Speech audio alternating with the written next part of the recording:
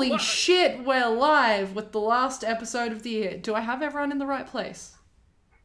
I was literally checking that. That's the first thing I was looking for. Guys, I did it! Holy shit! Holy shit, Nice. I did my Nice. one job! Whoa! Well done! Oh, You're so God. good at this, sweetie. Could Look you, at get your, you. could you get your Oh camera my out and be like, God. you're doing amazing, sweetie? Holding to think that I don't already have it out.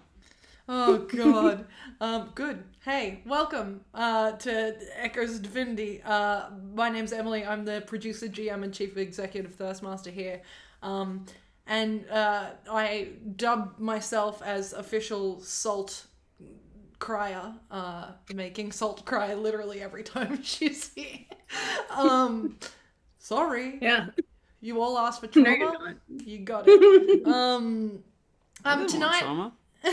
So, tonight is the final episode of Chapter 2 of Echoes of Divinity, and also the final episode of this year, of 2025. So, really quickly, thank you to every single person that has stopped by and tuned in and just given any form of attention to this group of absolute, as Piggles has put it, gremlins. Don't feed them after midnight. It only goes poorly. I appreciate the shit out of all of you. I was looking at my little Twitch recap the other day and I got a bit emo about it. Because a lot of that is courtesy of this group here and also of all of you in the chat at the moment. So very much appreciate you coming along to watch me play D&D with my friends. Because that's exactly what this is. So yeah, hey, I love you all. I love you all here, players. I appreciate the fuck out of all of you. This would not be X possible for doubt. without you guys and the characters and the stories that you've written and told. So appreciate the fuck out of you. But one more thing before I make these wonderful fucking human beings introduce themselves. For the month of December, I'm raising money for Starlight Stream Miss.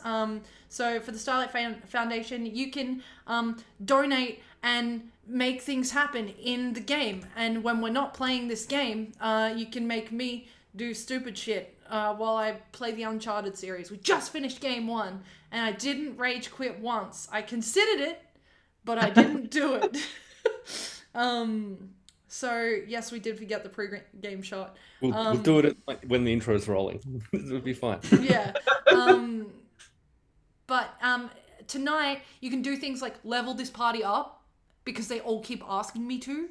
Or you can do advantage, or you can reroll hotness, or you can make me consume spicy hot sauce. Maybe even off these disgusting fairy floss chips that I still haven't tried. I opened them, but I haven't tried them. They're gonna be so stale. Probably. Please. Question. These level ups, are they permanent or are they just for the session? No, they're permanent.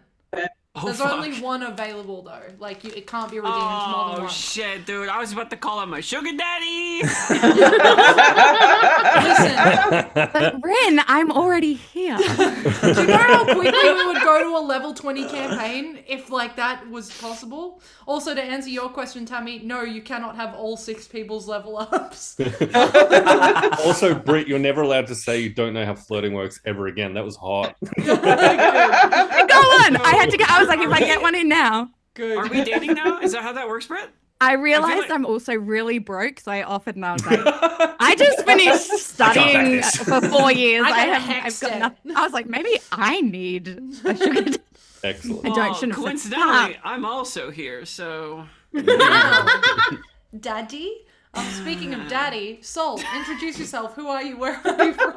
Where are you from? Nope. Who are you? What are you up to? Where can we find you? And if Of all the people to call daddy, I don't feel like I embody the daddiness. can you also let, just because it is the last episode of the year, could you also just give a little brief recap on who your character is as well, while I potter around behind me for no reason. Excellent. I am SaltQueenPlays, and you can find me hanging out here, getting absolutely bodied by Emily in the emotional turmoil. Hot. Yeah, You can also find me running my own baby campaign over at Enchanted Realms on Twitch, where we are telling the tales of the Feywild. The next episode of that is actually Sunday, and we have a new cast member, permanent cast member coming, who we haven't announced out loud yet. But it's gonna be great, so you should be there. Other than that, I play Delphine, who is the resident paladin druid who just clearly has no idea how the world works because she's from the Feywild and she's just kind of bamfed into here. Well, look, she's been here nearly 100 years and she still hasn't bothered to learn how social norms work. Which is it's me. She's just autistic. She's just a baby.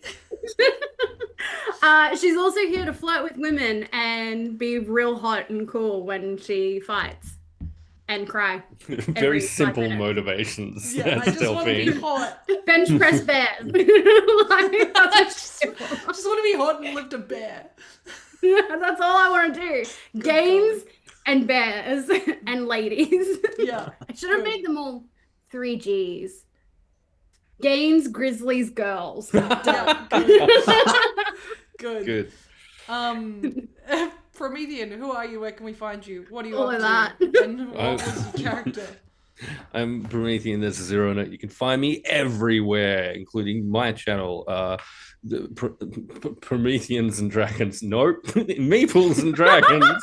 The aforementioned Enchanted Realms, and here, where I will be playing Velendar, which is not his real name. His real name is Javier, or however you would like to pronounce it. He has a million aliases.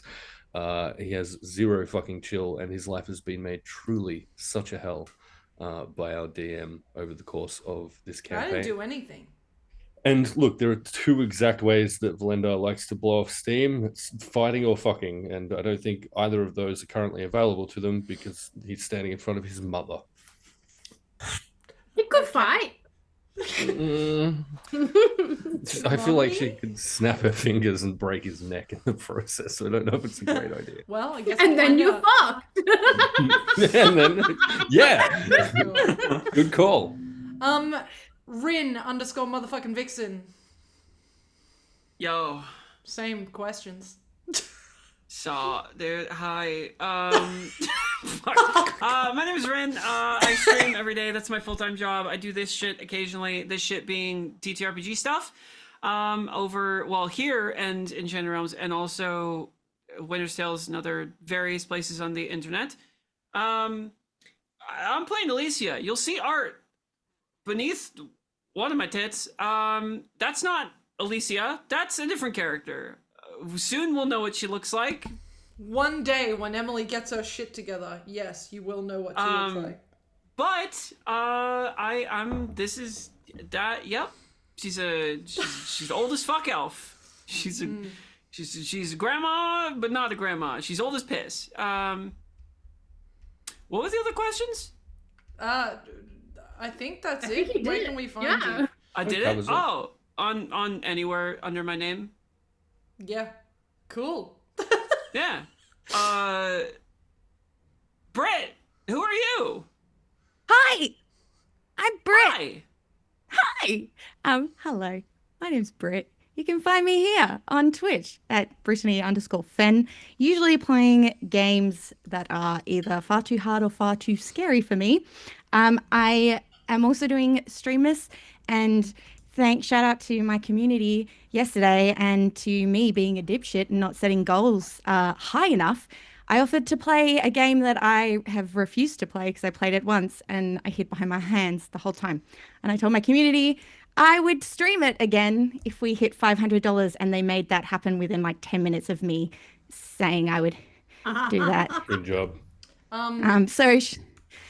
Shout out to I'm Erin. so sorry. I from- need to interrupt you for 30 seconds. Speaking of hitting $500, thank you to the anonymous donor who just donated $250 for a level up. We'll level it up! Can we do that now? No, you don't get to do Thank it you. now. You get to do it when I say you get to do it.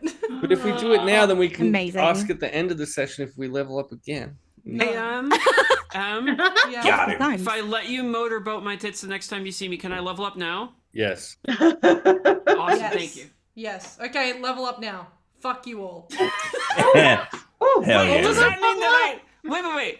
That wasn't part of the conditions here. Are you still motorboating me next time I see you, or Oh what? yeah. Absolutely. Oh, okay. Thank welcome, you everybody, to for whoever the donated tit level that. up. The name was Mummy. So thanks, Mummy. Thanks, I Mommy. wonder who it could be. Britt, finish your Hi. finish your intro. I don't even know. Who are you playing tonight? I'm playing Amber Drody. I'm a guest here. I am playing our dear Marcus's younger sister. Yeah, you can find me here on Twitch. I'll be playing Phasmophobia in a co-op stream with Erin from Let's Roll for Dragons soon because my community is great. And yeah, we've got some fun things happening where apparently I'm going to do my first DMing of a one-shot live on the internet. Hey, me. Cool. It's gonna be exciting. That's it. I'm sure this is fine. Y'all didn't trauma dump on my poor character last time at all. Awesome. Britt's been It's gonna be messaging so me all chill. day about all of the things that she's discovered that Amber learned last session. It's I was trying to great. separate what I knew and what she knew, and I was writing a list, and I gave up writing the Excellent. list when I got to like 12 things, and there was still like an hour of the episode left. Like, Yeah. holy shit. Okay, she knows a lot. It's great. Speaking of great, D20, who are you? Where can we find you? What are you up to? And tell us about your character. I'm currently drinking water. It's hot and I'm standing up. Hopefully that covers everything you're looking for. And I'm wearing mostly clothes. Mostly. Who are you playing? Dude. Marcus Atticus Drody at your service, ladies, gentlemen, and everyone else in Feywilds. Your fabulous bard, haven't died, won't die, possibly not this session anyway. Back to you, DM. No, There's over to clips of me Tammy. sobbing on the internet that beg to differ. Yeah, I'm true. sorry, I was too busy leveling my character and I have succeeded. Good. I knew exactly where I was going. Who are you? Where can we find you? What are you up to? And tell us about your character. I'm Talaris79. When I'm not here, you can find me on the Law Rights playing Hallowed Penumbra, Call of Cthulhu campaign, or across on Jen and Daggers playing a wonderful sorcerer in the Curse of Strahd campaign, Pangs and Fangs. And next year, which is sooner than we expected, given how it's already December, I will be popping up in other places, so stay tuned for that as well. I love that. Tell us about Scarlet. Well, I mean, there's many different opinions on Scarlet. Some people think she needs to add more value to the party.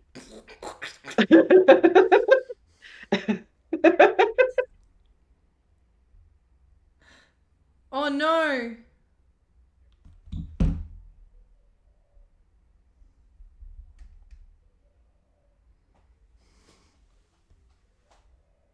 Shit. Oh and no. she doesn't like people Oh telling her what no. to do. Oh no. What? It nuked the stream for a second. When you Whoa. said about adding value, it killed the stream. Whoa. Let's do that again. Well, I was just repeating what Velendar said about her last game, so. Mm. Whoa! Wow. Excellent. Oh, yeah, Delphine missed that. Mm. Fucking rude. So that's the guy that killed the whole party. Yeah, that hasn't come out yet. Just, Hey, that's something Amber doesn't know yet. maybe that would have Why happened they died. if our barbarian had gotten in on the fight. Oh my god, Oh, moving along. Lockie, who are you? Brittany is Where gonna can we kill find you. you? Holy shit, what are you up to? Hey there. Good morning, good evening, or afternoon, whatever is applicable to you. My name is Lockie. I am from the MimicsDen. You can find me over on the socials at MimicsDen. I am a producer and DM for the podcast Tales for the Luckweavers Tavern, where we tell a story about a D&D party who are living out their not fantasy of running a business in the fantasy world. It's a little bit of Cozy Tavern Simulator, Slice of Life, and some Appalachian spookies. I play Hakari Zai here and get emotionally traumatized by Emily. I haven't been stabbed by Promethean's character yet, but I have been swaddled and cuddled by Mummy Delphine and Scarlet. Dreaming about it happening with Marcus, but who can say? He is a monk from the Five Winds Monastery in what fucking part of the world? I don't remember. It is Maluhia. Thank God I wrote my notes correctly. I will remove my level up for doing so. He's okay. No. I think that's fair. He's just learned about the passing of one of his closest friends and is rolling with the punches, as they say. And that's it, I guess. Back to you, DM. Hey, this time it is back to me with one last final thing that I totally forgot to shout out at the start of the session. And that is that we've got new merch. Hey, we've got brand new merch. We've got the Hello, my name is Obedient shirt. Which I made today. It's a little name tag and it basically says, hello, my name is Obedient. If you've seen the clip, you know. There's a pair of Hexes and Vexes socks. They're fully sustainable as well. They're real cute. They've got the little logo just over and over and over again. And also the Echoes of Character Name t-shirt, which has all of the characters' names. So it's Marcus and Scarlet and Velendar and Delphine and Hakari and Alicia. That's all available on the Fourth Wall store now. Anything that is purchased during the month of December, all of that money goes straight back into the Tiltify as well for Starlight Foundation. So, hey, if you're looking for some new stuff and you don't want to wear the Super Broth shirt, I got you, fam.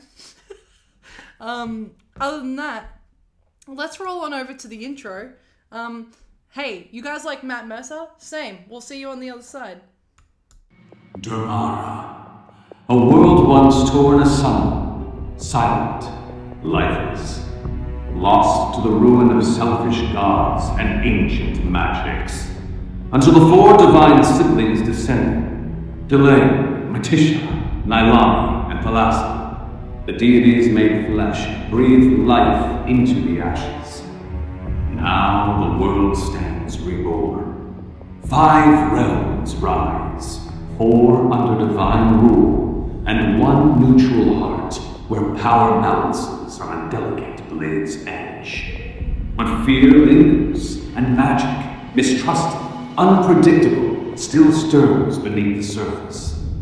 Something long forgotten always remembers. Welcome to Echoes of Divinity. Yeah, we're back. Hey, I'm not gonna have you guys recap this time. I will recap for you. Only a week ago, last we left off, the party awoke in a tavern, ungovernor Bills.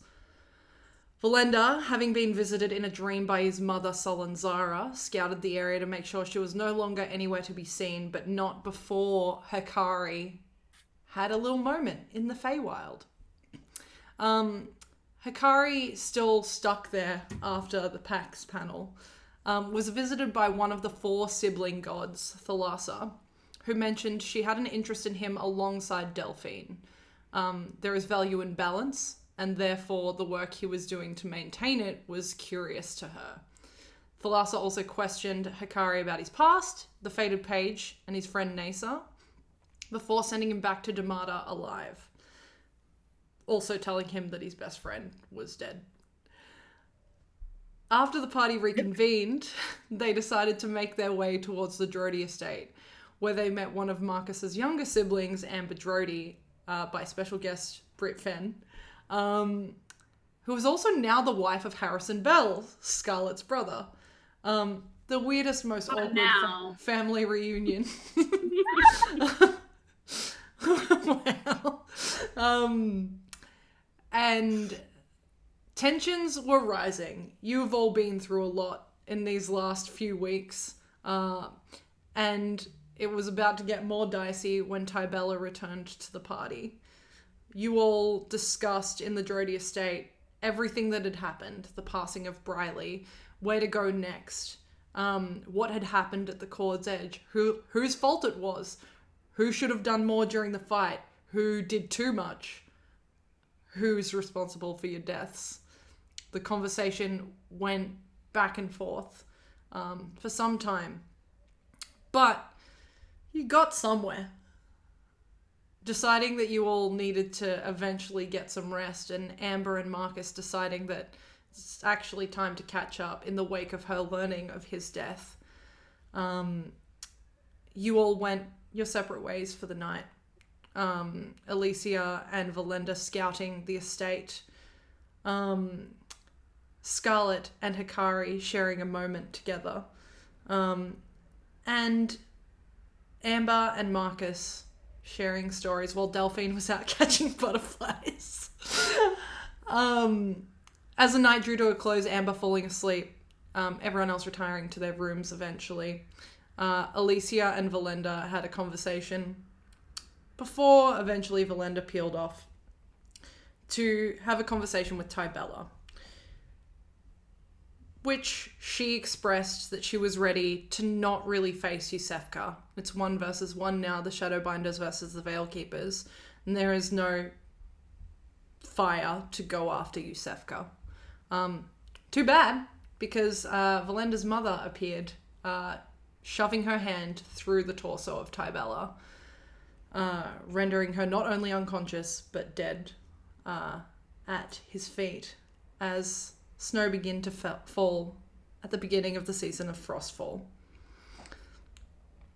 Where we pick back up, Velendar, you standing there watching as the body of Tybella hits the deck, snow beginning to fall. You subconsciously touch your face, and it's weird because you can feel the warmth of blood, but also now the cold of snow hitting your face. Your mother still standing there before you, her hand covered in blood. She's not looking at you, she's looking at her hand, having just said to you, I told you I would take one.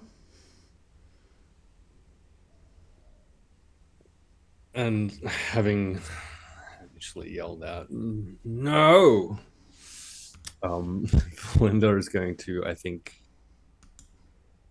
very deliberately take one knee, and from Tybella's hand, take the ring that he'd given her. From her neck. From her neck. She's wearing it on a necklace. Yeah. As blood and snow falls upon this deep, dark black stone on the ring, he'll take that back and then look up at his mother.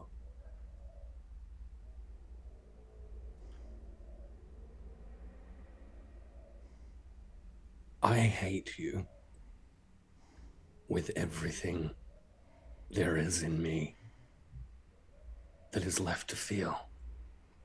Good. Why won't you die? And he will leap from the ground. We're on a balcony, right? Yeah. He's going to spear tackle her and try and take her off the balcony with him. Cool. I will get you... No. You don't get to make any checks. Because as you attempt to do this, her bloodied hand still raised, it's almost like you are running at her and you hit nothing. It's like an invisible fucking barrier has been put up between you. Mm-hmm. And you are just so close. You can almost touch her, but you're just not quite there as she looks at you. Havia. She was always mine. I was just taking her back. And fulfilling a debt. Here's the thing. I asked you for something very simple. Could have been anyone. And you couldn't give it to me. Instead, you spent all of your energy fighting, arguing, trying to talk your way out of it, when all it would have taken is someone on the street. And that, dear boy, is why you will never amount to anything. You don't have the guts.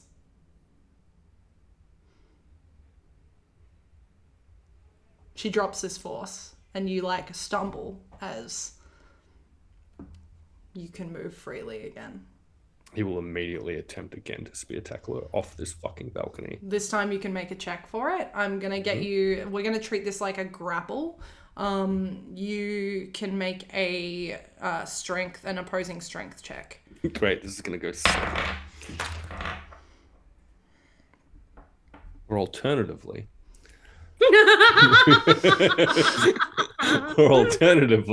I will roll a 3. Great. She rolls a 19. So as you like charge at her, you like attempt to spear tackle her, wrapping your arms around her body, and you like feel her kind of sway slightly, but she doesn't move anywhere, and she just looks down at you and she goes, "Really?"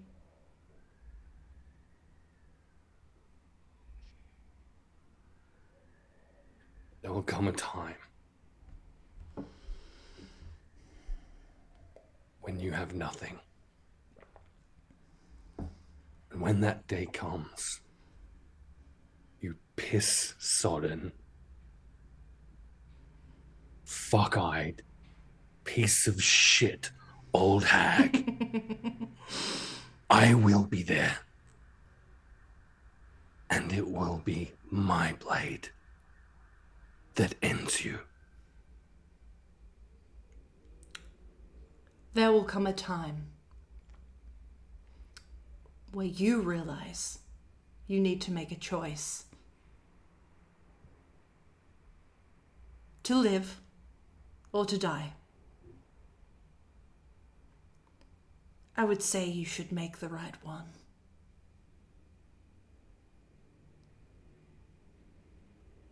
Meanwhile, what cool shit does she have in her pockets that I've been secretly stealing from her whilst this conversation's been happening? Make a sleight of hand check. I fucking will. That's better.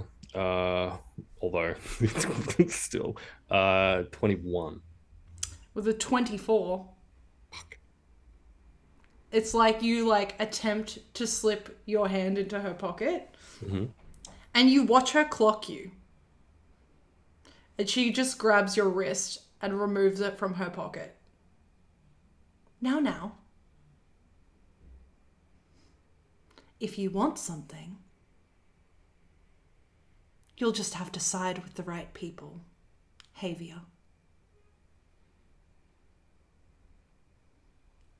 At which point then he'll straighten and take a couple of steps back. You know something? I believe I have.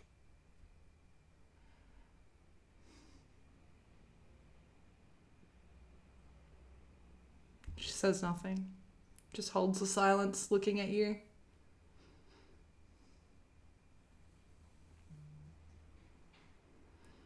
Moments pass. Oh, sorry. You're either going to kill me, or you're going to fuck off and enjoy a little victory. She looks down at Tybella. Have fun cleaning this up. I'll tell her father she says hi, and then she just disappears out of existence. And only then will he... You know what, he's not even going to hold Tybella's corpse. He will very calmly go about the process of cleaning up the area and taking her downstairs to start preparing. Are you taking her back to the room that you were in? Are you otherwise, like, you have entered through a bedroom, so you could alternatively lay her there. No, I think he's fairly immediately going. So he'll carry her dead princess carrier, I guess, down the stairs, and outside, and kind of as the snow falls, He'll make his way outside and he's going to start putting together like a funeral pyre. Do you want Delphine to do it? Because I still have ceremony prepared. Delphine, you are currently not there. So you wouldn't see this. No funeral rites for you. It will take some time. Like, he'll be pacing himself. He's not rushing this at all. It's very respectful and measured. She'll be placed somewhere carefully while he goes about the process of Are you going to finding wait some- for your friends, or are you just going to do it without them? Look, if they happen to show up, fine. Because, like, to be clear, it's late in the eve now. So Correct. Cool. So what we'll do then, as time passes, you get to the point of lighting this fire, right? Before you put the body on. And everyone will get to make perception checks for this. Because there are windows fucking everywhere. Now would be a great time for advantage if anyone in the chat wants to donate it. Oh, I get to I'm roll with asleep. advantage anyway. 23. It's a good fucking thing I get to roll with advantage. 15. I'm asleep. Yeah, you are. 18. What was that? Sorry, Delphine? 18. Yeah. Also 18. Anyone above a 17 will see the fire. Alicia, you are with Marcus and Amber. Hakari, you are with Scarlet. So theoretically, you can fill them in should you want to. But that is totally up to you. All of you will see Velendar, who is not one to draw attention to a place, particularly at night. You've all seen at this point in time after traveling with him that his nightly ritual is doing a scout and then going to meditate. Lighting a fire in the Drody Estate is a very out of character thing for Velendar to do. Full on funeral pyre in the front. Yeah, it's fucking yard. huge. He's starting a bonfire party out the front. Think the moment that I clock the flames, I am out the door and with bow in hand. Are you letting Amber and Marcus know before you go? No. Cool. Marcus, even with a natural one, you see Alicia leave, but you don't know why.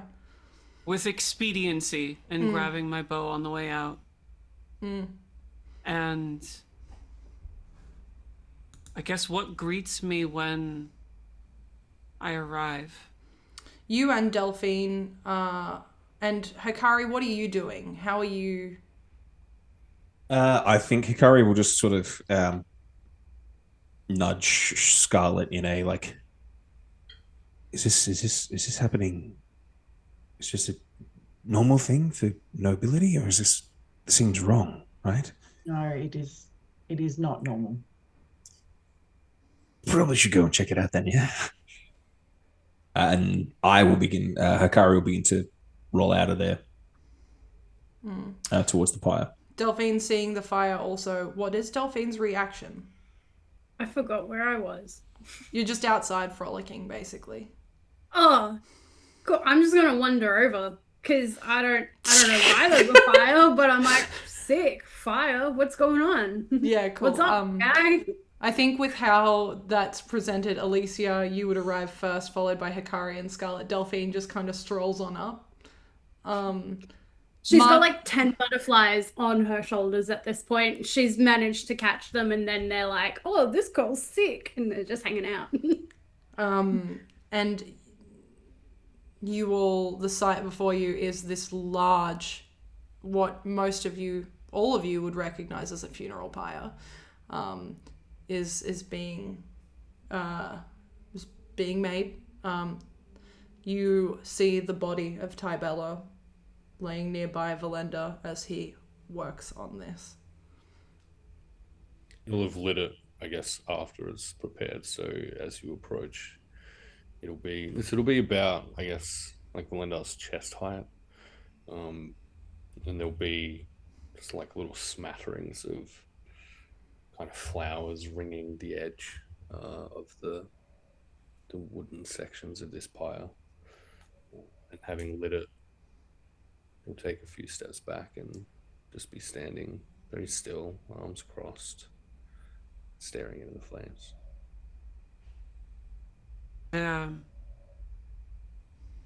Approach so that you could hear me, dropping the bow along the way. And then just, no words, hand on the shoulder, on the left shoulder. And just give a light squeeze. Delphine's probably gonna be like, what happened? Hakari and Scarlet, you are there also. I think she got her soul. Who got her?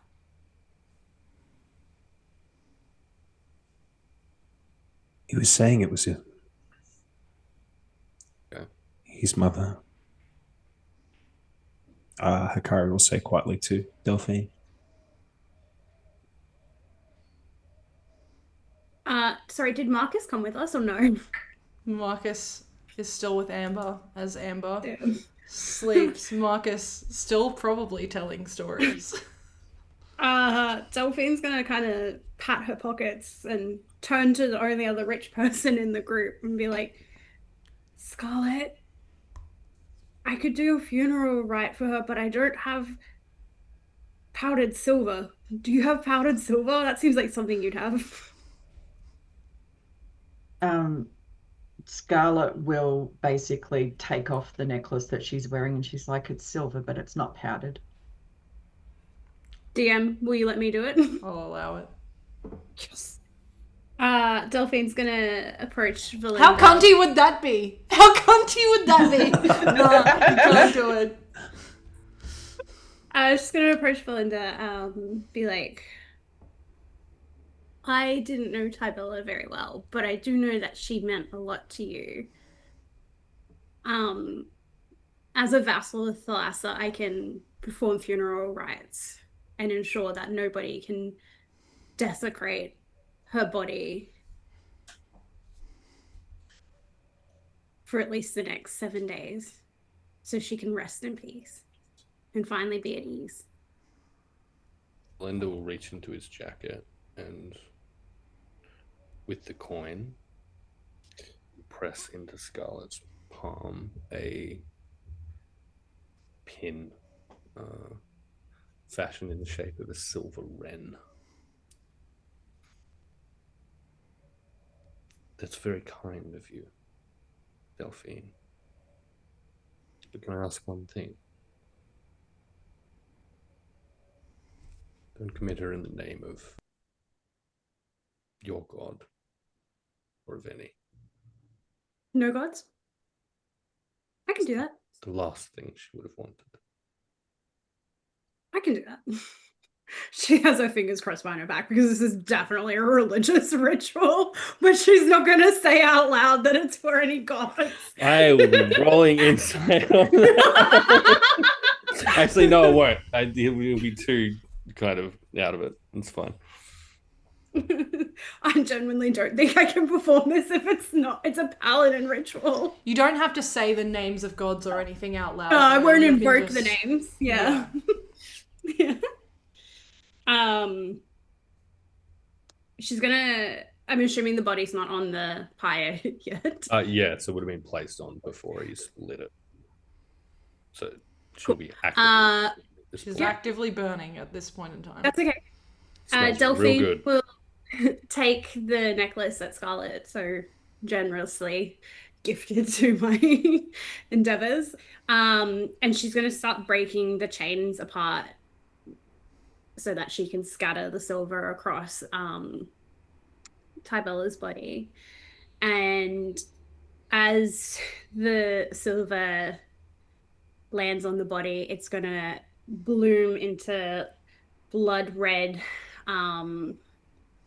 night lilies which aren't usually red, but because they're in the fire, they're gonna be bright red. And as this happens, she'll be muttering under her breath very quietly, providing blessings upon Tybella's body to protect her and to usher her into her version of what the afterlife would be.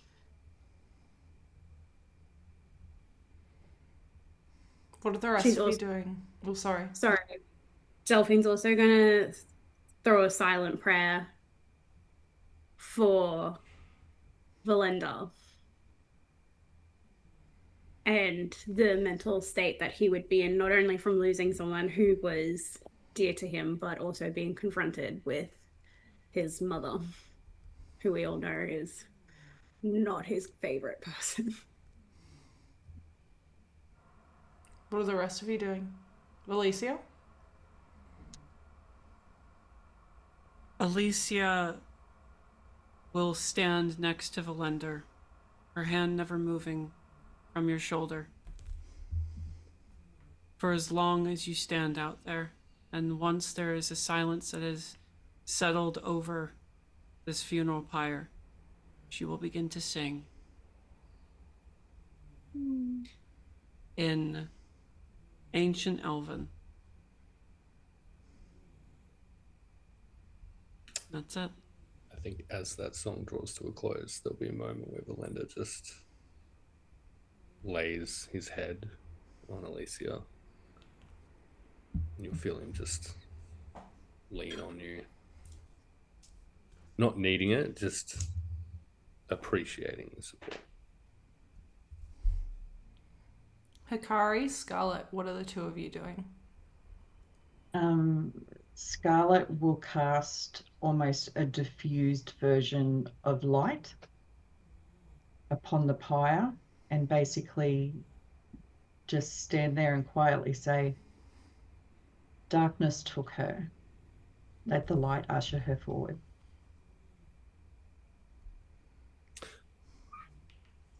Velendar will step forward. Scarlet, dim it down. That's why I said diffused. The only light she ever needed was that of the stars. I still don't exactly understand why, but And let the embers that rise meet the stars that she so often contemplated. That seems the most fitting end. Scarlet will pull the magic back and the light will carry with the sparks that go up into the air from the pyre.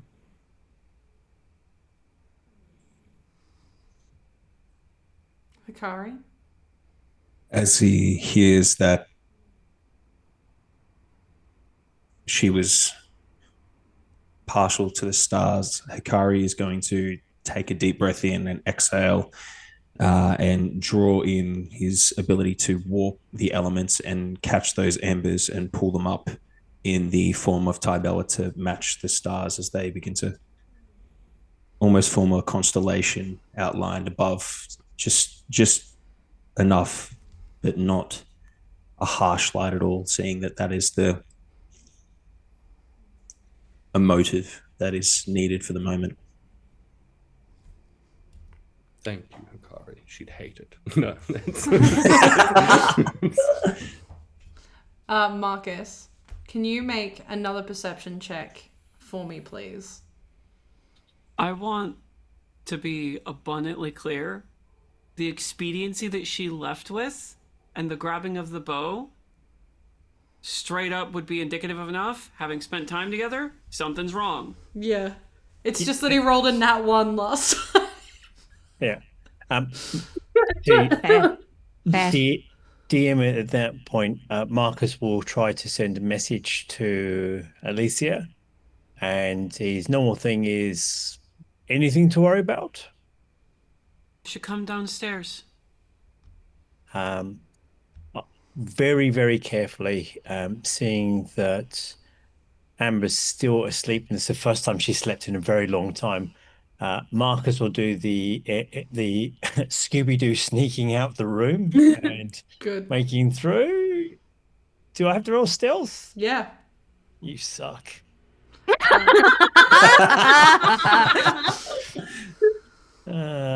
15. You know what? Let's make this fun. Amber, roll a perception check at disadvantage for me, please, because you are asleep. I'm sleeping. Is this Amber's first roll? No. Maybe? Of this session, No, yes. I did. Yes. Well, I don't think it's going to be any good because, yeah, nah. Okay, good. What did I roll? What is am I perceptive? I am quite perceptive, but no, that's a 9 at disadvantage. No, you don't hear him. I do have an inspect. No, I'm sorry. You could use it. No, I won't use it for that. Marcus, you kind of glance back and Amber doesn't seem to stir as you make your way downstairs. As you do, you see everyone outside standing around a giant burning fire. Constellation in the air, dimmed light. Given the scene, and I'm assuming it's reasonably easy to understand. It's a sad fucking sight. Yeah. Marcus stops where he is to regard the scene. Tybella had been remarkably clear about not wanting anything to do with gods and blocking gods, and seeing Delphine there kind of like, oh, that's going to be unfortunate. I told them there was no gods. However, It's an Well, they don't agnostic know where about ceremony. yeah, I know. It's just like, oh, gods. However, what he does do, DM, is very quietly. Alicia's going to be able to hear him from about 15 miles away. He very quietly casts Major Illusion in the sky above Velendar and makes a star shine for a bright moment. So the constellations we were on the night before just gleam ever so more brightly for a short moment. And then as the smoke takes the body, they'll slowly drift off.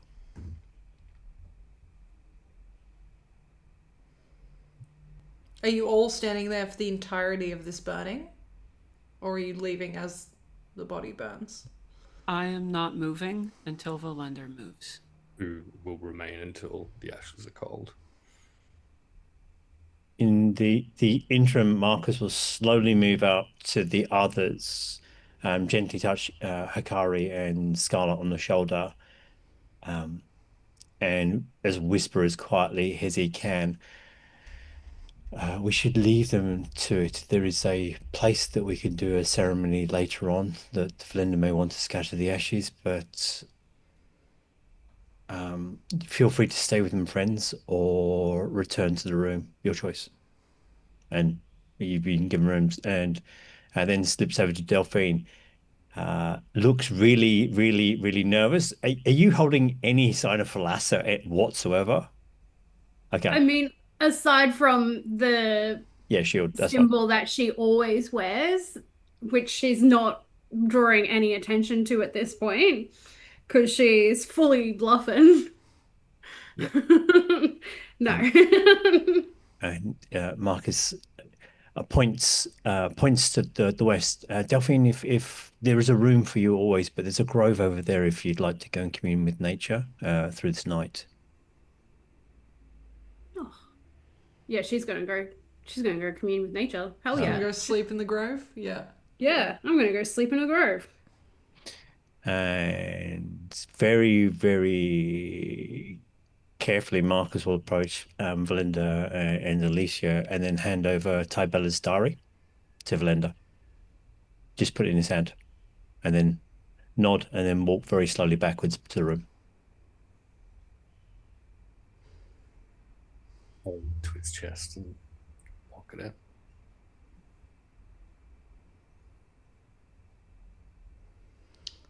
Hakari, Scarlet, either of you doing anything aside from, are you staying there? Are you going back to your room? Scarlet will approach Marcus before he leaves and just quietly, don't tell your sister this happened unless it's absolutely necessary. She doesn't need to know. Marcus nods.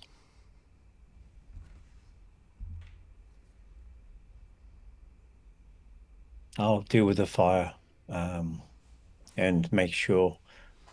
Please get Hakari to rest. He's strong, but not that strong. He really looks tired at this stage. Hakari will see Scarlet leave and not eavesdrop on the conversation, but briefly walk over, bow to Marcus, look over his shoulder back to the pyre and the group. And I think he'll just head off to bed. Leaving Alicia and Velendar standing by the pyre. Is there anything else that the two of you are doing while this burns, or are you just silent? Like Now just the two of you. Feel free to call me out if otherwise, but I feel like we're both going to just stand there until it's burned through. Yeah. At that point, Velendar will gather Tybella's ashes from the pyre, as close as he's able to estimate her ashes are, separately from the fuel, and put it into some kind of pouch, I guess, that he'll have emptied some stuff out of. You are one to have experimented with poisons before. It is reasonable to say that you would have some empty jars and vials that you could put these into. Noting that this does take some time. It takes a good fucking solid amount of hours. You are looking at, if resting, going to bed in the early hours of the morning. Yeah. Be helping with all of this as well.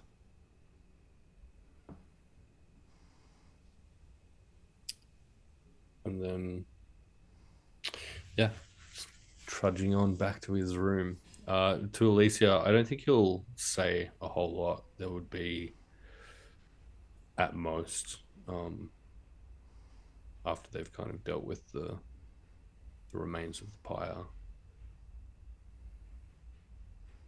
Thank you. The song was beautiful. She would have hated it, but it was beautiful nonetheless.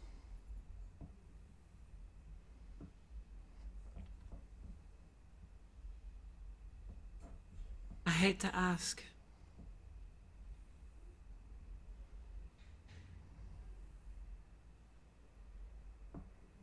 And I know it's painful. But I would like to prevent this from ever happening again. And I'm not asking for it now. But I need to know if you're okay with it in the first place. The ring that you have from the stones of Kaivala. Might I have it? I might be able to make sure that this never happens again. But Didn't I'll he give need it the to stone. Tybella? Yeah, but then took it back when she died. Okay. Yeah. I thought you burnt it with her body. No. No, and to wit, he will kind of pull the ring from a pocket and hold it in his hand, looking at Alicia. I'm going to close your hand around the ring before you have the option to give it to me. Only part with it when you're ready.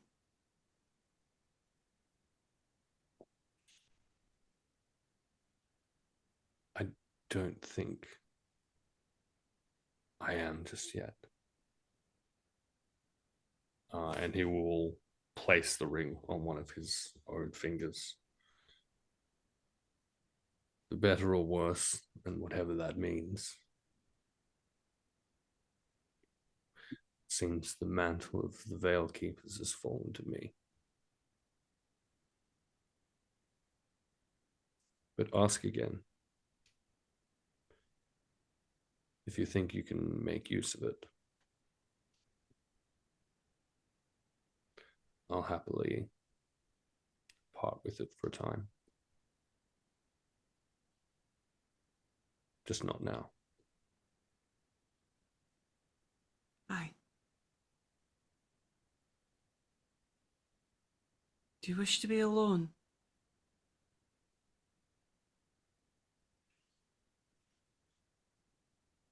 I do. 2 doors down. Knock twice. I'll walk away.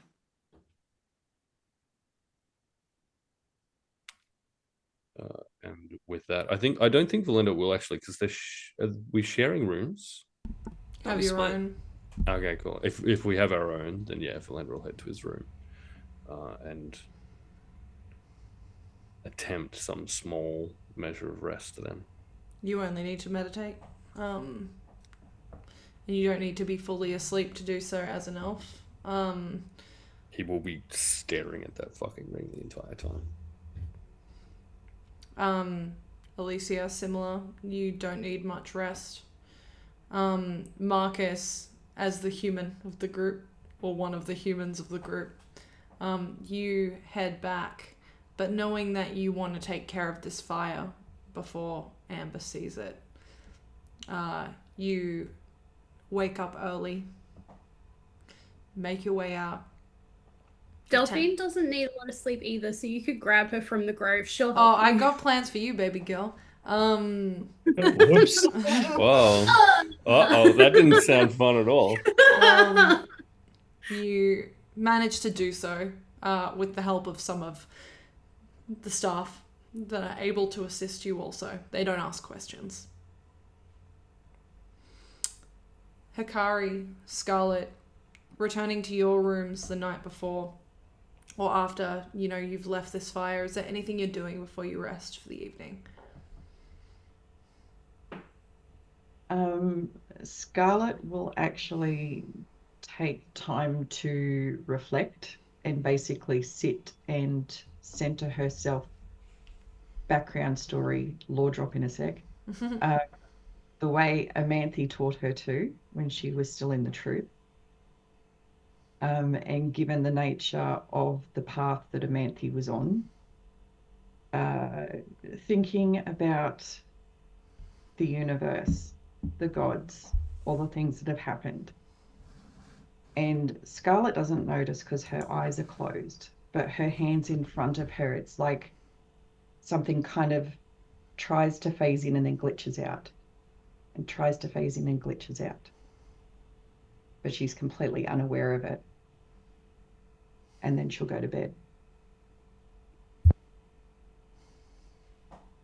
It's not an easy rest for any of you, but you find rest. And not even necessarily from this situation specifically, but from the fact that in the last 48 hours you realize that you died and came back to life in 2 weeks past. It's rough, Scarlet. Hakari, is there anything you're doing before you find rest? Yes. Hakari is going to look out the window that Amber had mentioned and take in the, I'm assuming, pretty stunning vista that lies before them. He will take off his monk robes and just be left in sort of the loose-fitting pants, and he's going to examine the scars that he's obtained since the beginning of this journey with the party, and then match them to the other ones that he's gotten over the years, the bruises, the not pockmarks, perhaps pockmarks on his hands from not quite mastering how to use fire just yet. Yeah.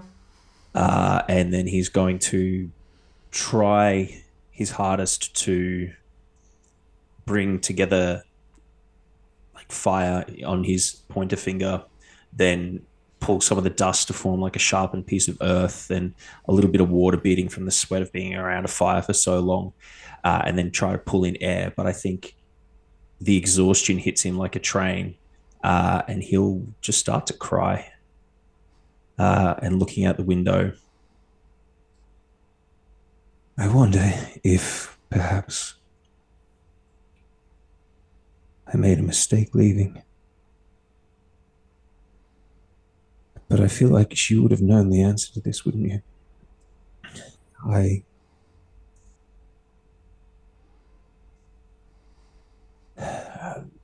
And I think he's going to try at first not try, but he will pick up the sending stone for Aris and consider perhaps trying to reach out to somebody else who understands the turmoil that might be boiling inside him at the second, before he just puts it down, and he will curl up and will cry himself to sleep. Hakari, you were thrown into this journey seeking a friend that's now gone. And there is so much to Briley and her story that is so unknown to you still. And not because she wasn't honest with you. She was very honest with you. But because of all the things you've learned about other people's experiences with her. And it's like there's this whole other second person that exists that you just never knew. That combined with your own mortality and everything you've been through with your friend and the faded page, it's like you've been speed running life without like a moment to breathe. You're exhausted. Sleep finds you, but it is restful, but it's not peaceful. Delphine, you find a place in this grove, and there is so much for you to think about because your entire home was portrayed to you in a way that you don't recall. And from your experience in being in Damata, this is the most out of balance anything has ever felt. Because there's no sense of control over anything. And that's not to say you've been in control your entire life. But it is one of those things where it feels like everything is just off-center. You prepare for your usual meditation, closing your eyes, trying to shrug off the memories of scorched earth and the voids that filled your home. Side note, she does not close her eyes. She's a dead stare.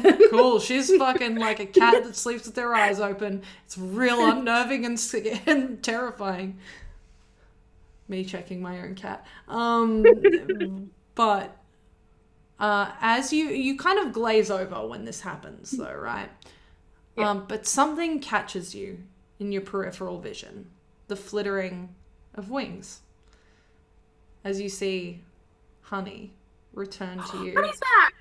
Oh, I was wondering where Honey was. A small folded page tucked under her chin. Are we finally hearing back from Abby as well? She takes purchase on your shoulder and drops this little bit of folded parchment in your lap. I'm gonna unroll it. Is there enough moonlight for me to read this out here? Yeah. Or is the fire still going? I'll just... It's Maluhia. And the stars are brightest in Maluhia. Yeah. That and your dark vision is enough. Oh yeah, shit, I have dark vision. You unwrap this letter. It has no seals of the Bell family or anything. It looks like this has been sent to you quite discreetly. It is handwritten in ink, and it reads, "Dearest Delphine, your letter stole every ounce of breath from my body. Though our time together was only brief, there was something about being with you, unlike anything I've ever felt, like my skin hummed with electricity. You brought a joy to life and a love of nature that I've never seen or experienced before. Thank you for making me remember what it is to be free and to love being alive. I hope your travels are keeping you safe. Know that you are on my mind both when I wake up and when the sun paints the sky in the evening. I look forward to seeing you one day soon. Please stay safe. Abby." Nobody tell Abby I fully died. That's the only thought going through her head right now. I feel like Delphine would say it out loud. To Yeah, she would. Looking at Honey and this note, it actually looks like she's been trying to find you for quite some time. That this note wasn't freshly written a couple of days ago. This has taken some time to deliver. That's right. It's been a while. I've been missing a while. Everyone hydrate, please. Tell me how that makes Delphine feel. I need to yell at my cat.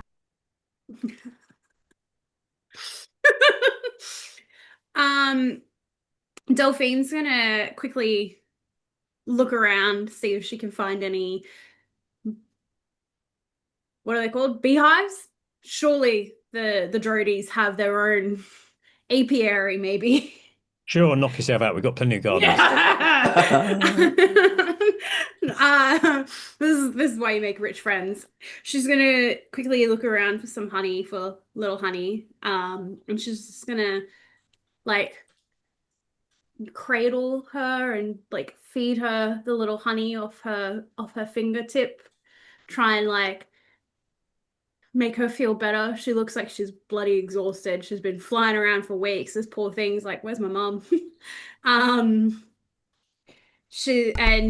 was stuck on the cat scratcher.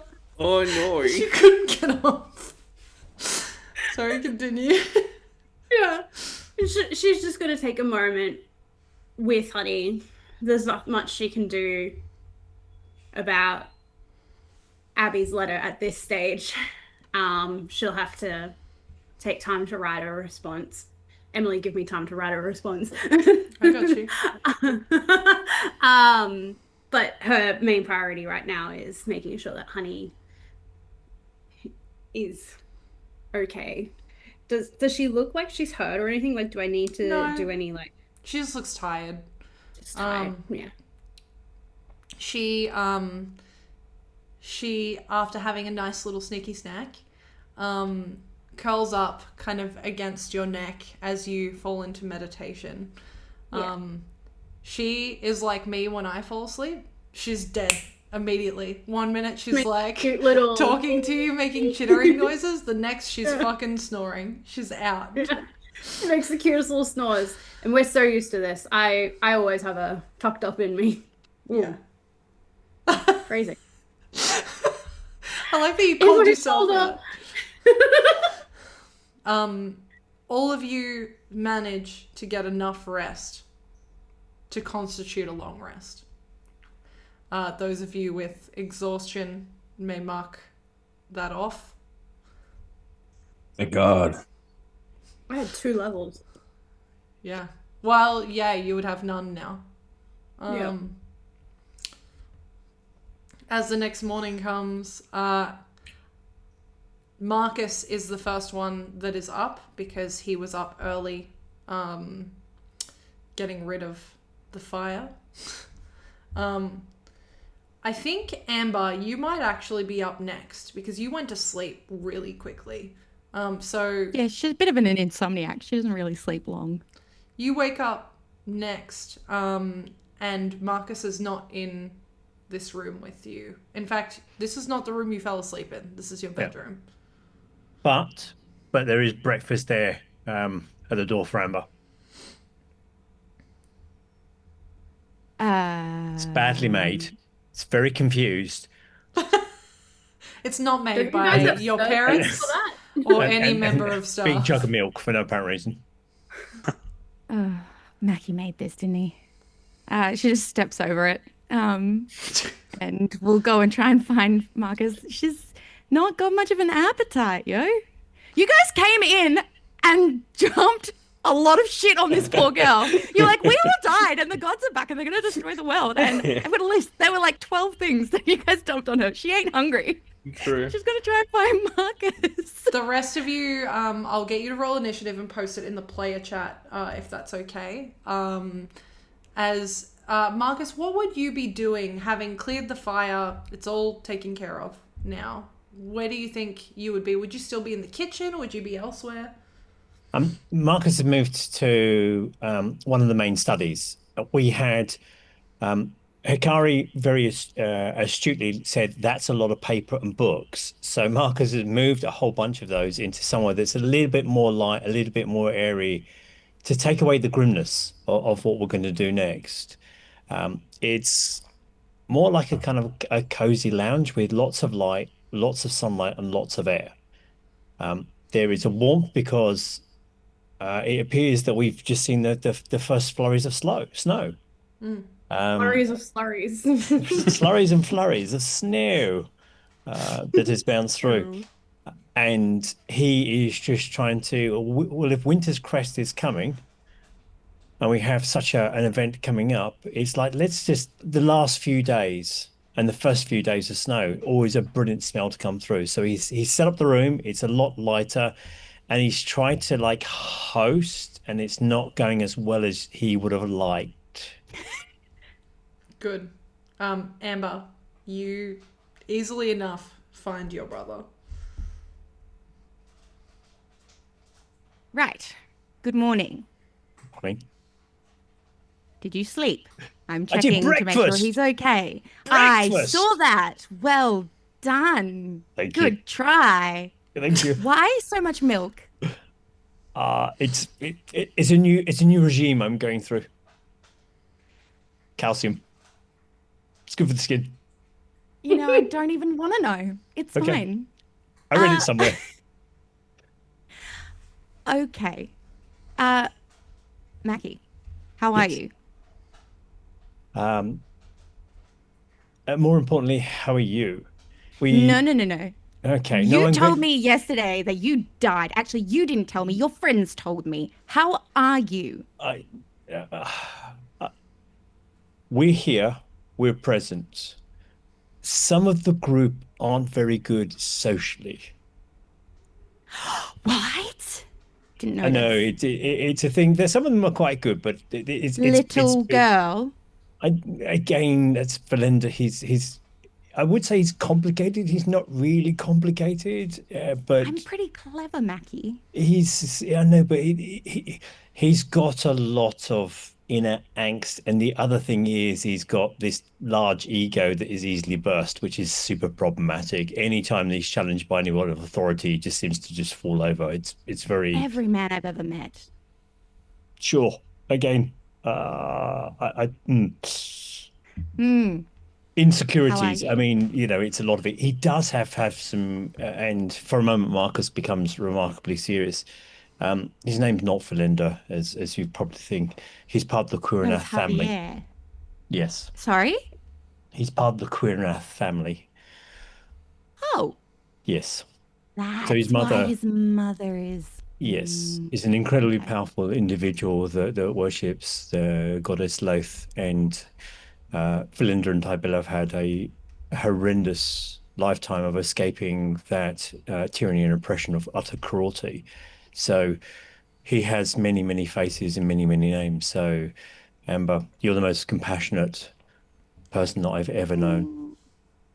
You are the most compassionate person I've ever known. Please just give him a bit of time. He's trying to understand what happened, and he blames himself for what happened in the event that I was going to break to in a much more gentle and loving sort of way, rather than that Alicia's kind of like just comes in. She's very old. She's like 600 years old. She has outlived several of the gods. Well, I she's know became Marcus, I've enforcer. met Alicia before. Have you? Where's Harrison? Yes. You're married. I didn't say congratulations, you're married. Where is your husband? Why are you avoiding the question? Because I'm Talking not about everyone but yourself. Yes, because I Are care you about okay? Are you okay? I'm getting better. Better for you. Better for seeing you. Better for being here. Better for these wonderful new trousers. Insight check. Go for it. Sure. You I'm good at You deception. can do it at an advantage because it's your brother. Yeah. Okay. Natural 20. Eat it, kids. Because I rolled really well. Yeah. Well, not that it matters, but that would have been a 24. That would have been 26. A hug, sis. What do you Your think shit. Amber would get out of that, if anything? Doesn't have to be anything. No. So, Marcus is being Marcus, clearly being deflective. He's not being deceptive. It's just like that's a chapter that he would have written in his books, and his thoughts would have been there. And he's trying to. Every time Marcus was ever bullied and beaten up, he'd try and stand up, dust himself, and get on with it, onto the next piece. Work out what happened, work out the bruises, and step through. This is slightly more complicated because he died. Not a statement that you often get to say, but hopefully, I'm saying that to the DM, but very, very keen to not. There was so much he wanted to find out from Amber, and we walked in and we just ruined the conversation, as far as he's concerned. And he's trying to make terrible amends. What do you need, Mackie? A couple of things. One is when the parents get back, if we can not talk about, I'm going to gently remind them that something happened to me and us. I'm going to reframe it somewhat so the parents don't know about it. We don't need to tell the family. I'm hoping to heart all the gods, old and new, that Alicia doesn't talk to Hakari's parents and mention he's dead or died. That's a terrible thing. So if we can just make this a little bit more welcome back. I want to find out about you. I want to find out what's going on. What I could do with your help is we've got all these notes. There is so much complexity, from world-ending events to things of gods to your new sister-in-law has divine connections with individuals. What? She somehow has celestial blood. She saved my, well, came close to saving my life by bringing down these celestial things. Marisol was some sort of celestial being or connected to it. It's very complicated, Amber. It's a story in itself, every one of them. Anyway, probably more importantly, new pocket squares would be great. So if you know where they're put in the house, would be fab. And I need Would be fab.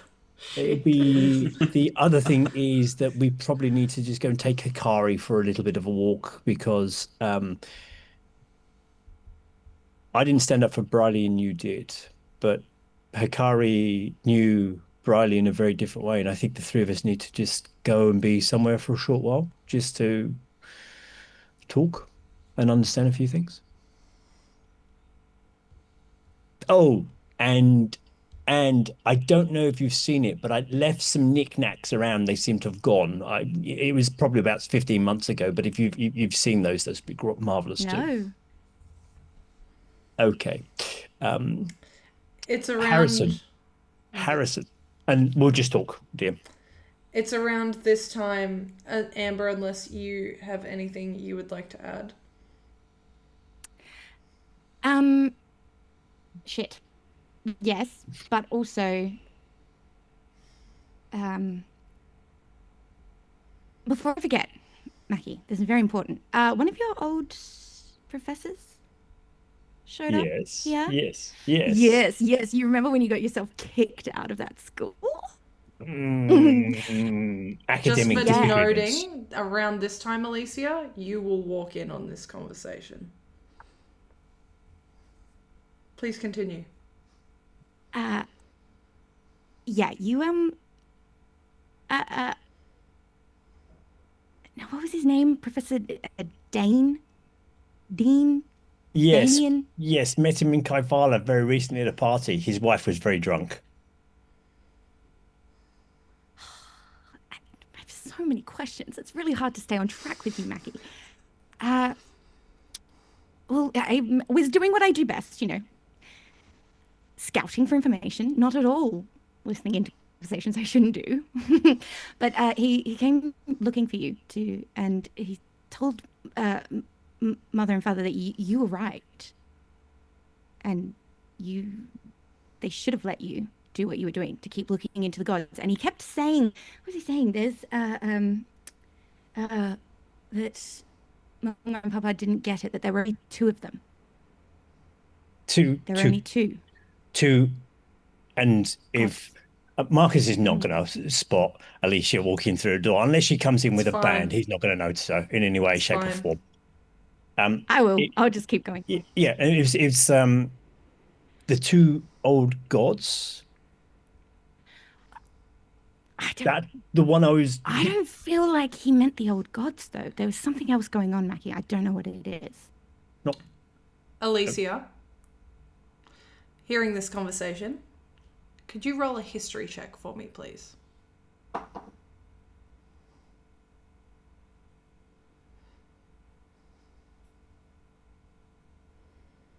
19.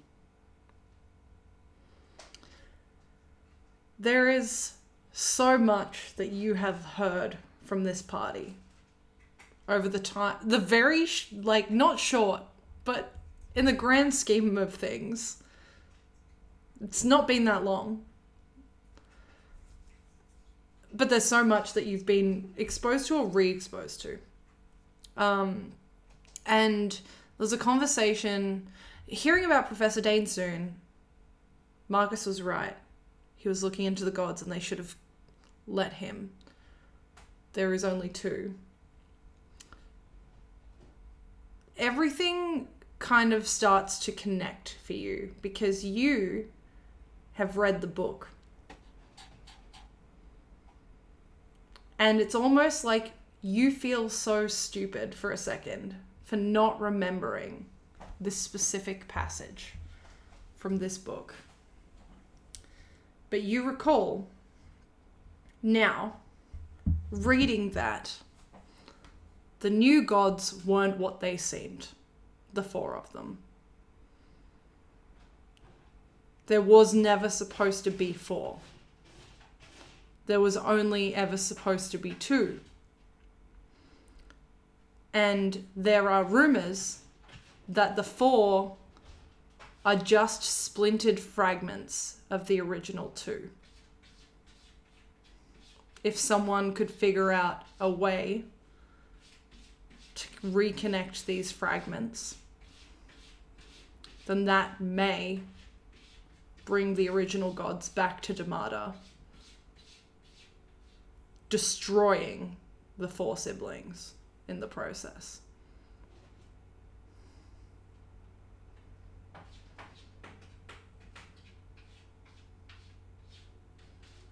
Alicia hasn't entered the room. She has overheard this and is perched just outside the doorframe, listening.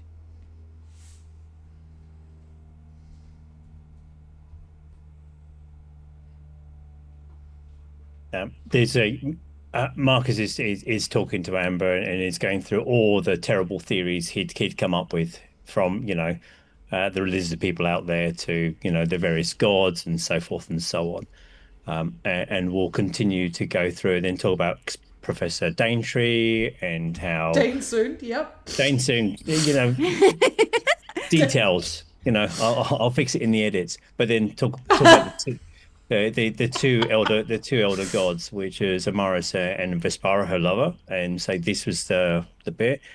And that was the ones that Scarlet was mentioning yesterday. She's actually seen Vespara as part of it. And there's just so much remarkable stuff that's happening. It's and I made some notes from the book. Scarlet helped me. Scarlet can read the language. I can't. I had to use magic to, well, a form of magic to read it, but Scarlet could understand it, and Alicia actually speaks that language because it's an old, dead, ancient Elvish language.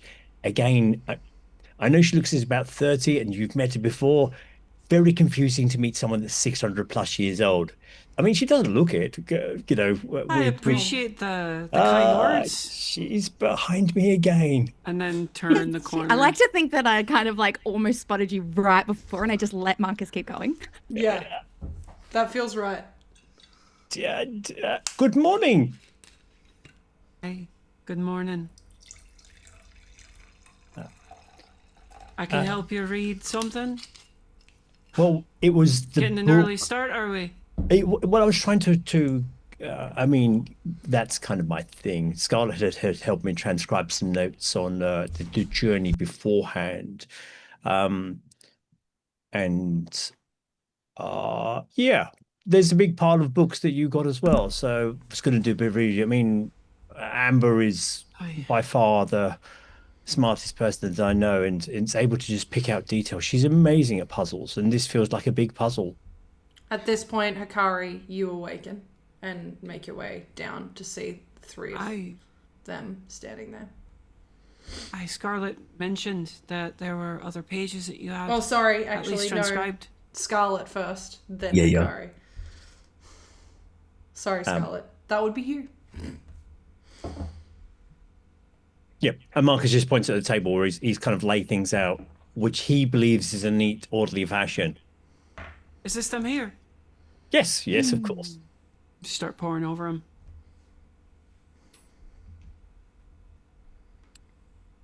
Amber doesn't want to look at it yet. She's still not satisfied with Yeah. the information that she's been given and not given. As I sit down, look up to you, Amber, if I could have a word later. There's some project that you might be able to help me with. Sure. Can someone give me some answers? Yes. What answers would you like? As to what? Well, Marcus here has been up since before me, which never happens this morning. Don't think I haven't that. Marcus, stop that. Scarlet, you walk in at that point where there's bickering. I'm always up early in the morning, especially with friends and guests, and you know how good I am at making breakfast. Oh, you're Okay. muted, Tammy. Really? He's usually up early in the morning. He's just wearing more clothes this time. I mean, it is Well, winter. I guess you've all spent a lot more time together than I have lately. So, learning new habits, hey, Marcus? Not really. I mean, by that, I mean, I'm probably wearing more clothes with this lot than I do normally after laundry day. So Yes, it's because that's what I was talking about. yes. I'm going to summon my little cat. The black cat is going to come in and jump up on my shoulders. I'm just going to, hey, pretty. What were your questions? Exactly. Oh, right. I wrote a list. Give me a second. Okay. There was a lot of information dropped last night. I didn't want to miss any. I kind of gave up around point 13. Yes. So I have questions. Let's just shoot through really quickly. Just the categories, not the questions themselves, just the categories that were dropped last night, as I was continually told to be quiet and listen by multiple people. That was lovely. Thank you. I have 1. Briley's not just dead, executed. 2. There are 2 Brileys? Okay. 3. Marcus, you brought someone back to life and it wasn't Briley. 4. Nearly everyone died. 5. Back, and last time they destroyed the world. 6. Velendar's mother serves lots. Stop. Should we start breaking these down before I keep going? If it helps you, I put them into what I put into world-ending events. Oh, I'm going to Divine events that are mainly caused by Velendar's excellent choices. And then there's the political intrigue ones we've got, and I thought they were quite nicely grouped. And look around for Velendar all of a sudden because he's not standing behind me again, is he? He's like, good, okay, good. Simple part is, there are two groups we found out. So there's the Shadowbinders that wanted to bring the old gods back, which Alicia is part of, and then Hakari, you enter at this point. and then there's the other group, which didn't want the gods to come back, which were killed off by the Shadowbinders to stop that. And they had these powerful rings, and there was this book of the divine. We call it that. It's probably got different names. It's been bounced around a number of hands. It's currently held by someone called Yusefka, who is a Shadowbinder, who doesn't like any of us, especially Velendar and the very lovely Alicia here. So that seems to be the first point. Second point is Yusefka seems to want to get godhood because she's apparently more part of this mortal coil type stuff. Very dramatic. Does that make sense so far? Just a question. Sure. On that, if Yusefka is a Shadowbinder and the Shadowbinders are all gone, why is Yusefka still here? Velendar, great question. You enter at that point. We don't Great know. question. I would accept that Velendar will be... Well, Velendar will head down, hear this conversation, head back up into his room. Cool. Scarlet's just totally wolfing down food at the table. Yeah. I'll What's walk in Hakari holding a jug. Someone left this perfectly good jug of milk in your hallway. Is that like, is that an offering of peace after like there was a bit of tension yesterday? Or Always That's Hakari. Marcus's idea of a breakfast. I'll just start drinking it and unbreathing, just whole hogging that bad boy. The unfortunate reality is there aren't many answers to those questions that you have. That's what we're trying to sort.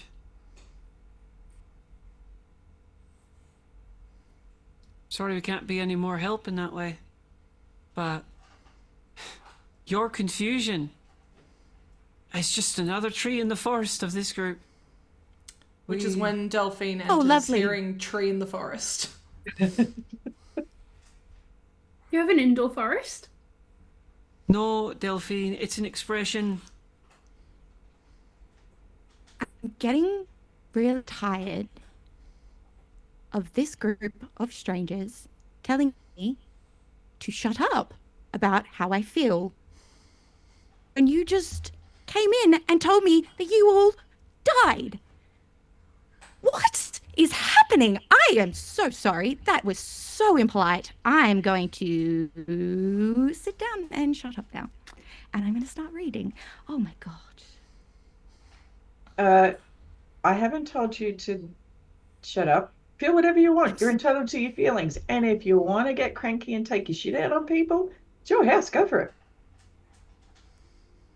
Are we taking our shit out on people? You lot sound like you've had No. months from hell. I don't know. Just be careful when you... I apologize for our companion for being so cross. Tends to Where are they? think. Don't know.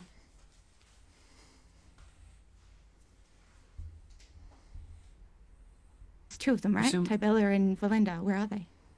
Presumably, Velendar is in his room.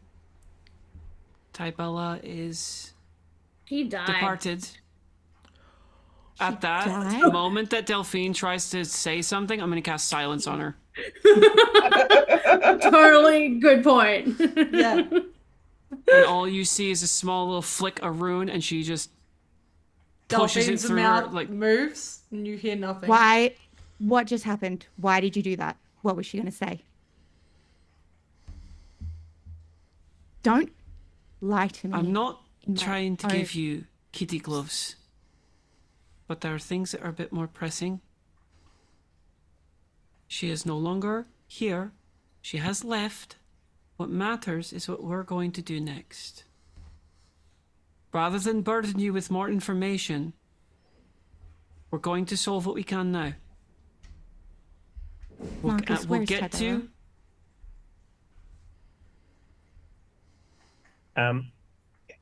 Seeing the look on Amber's face and the way that Alicia stepped into grandmother mode again, Marcus sighs, steps up to his sister, and to the group says, "We'll be back soon." And with that, Dimensions door with Amber out of there, so we can have a conversation. I'll drop the silence. Delphine, a little bit decorum. I was just. No, there is a point where you do not just blurt out whatever the fuck you want to say. You got to be more aware of your words. You need to be kinder with that. You are a beautiful ray of sunshine. But just opening that straight out the gate in a home that we have just entered.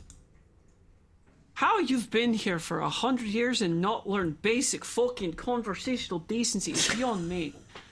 But it's just nature. It's die. just nature to you.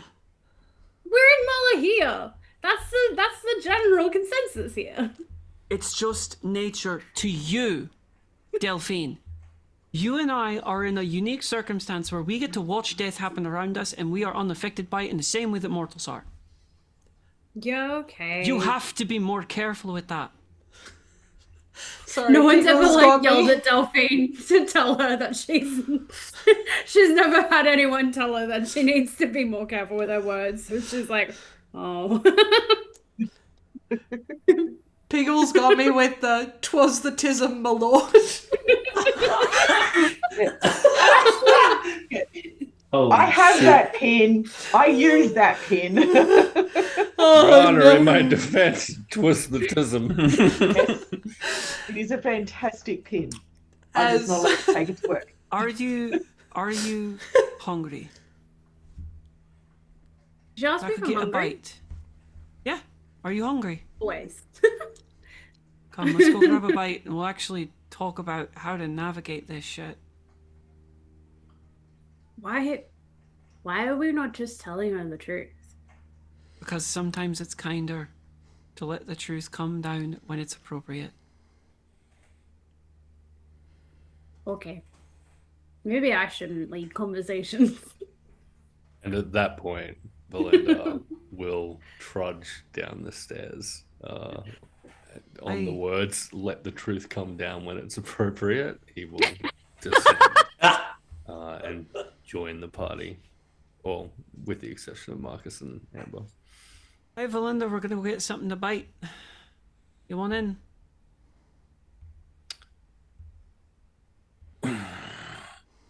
Oh, don't fucking say. You're hungry. Let's go. If you insist. And he'll immediately hone in on the And I do. whiskey, on the whiskey that had been poured the night before, and pour himself a breakfast whiskey to go with whatever Did you food say is going breakfast? to be offered. I said breakfast. breakfast whiskey to go with whatever food is going to be offered to him. At that, I'll grab all the papers from the transcribed book and anything else that was on that table that Marcus left behind and march off to the kitchen to go get some treats. At which point, you all find some treats. Yay! Whiskey! Yay! And as you do, it's all nice and yummy, and that's when we're gonna take a really quick 10-minute break. We will be right back. Hold on to your pants, or don't. I'm not your mum. And we will see you back here in like 10 minutes or so. Don't die. Bye. I have heard this song and I have opinions. Give me. I think Salt goes Give first. me your opinion, Salt.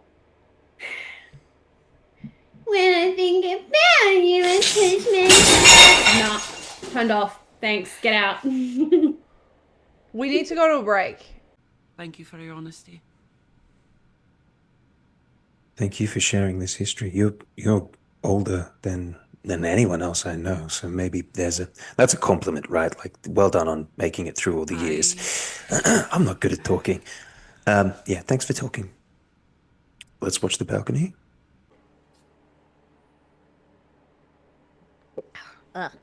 Rose. Jenna needing like a lead up to hers is so fun. I have so much down this possible. Okay. With cat hair in the shoe, so that's Fucking outstanding. I'm not gonna lie.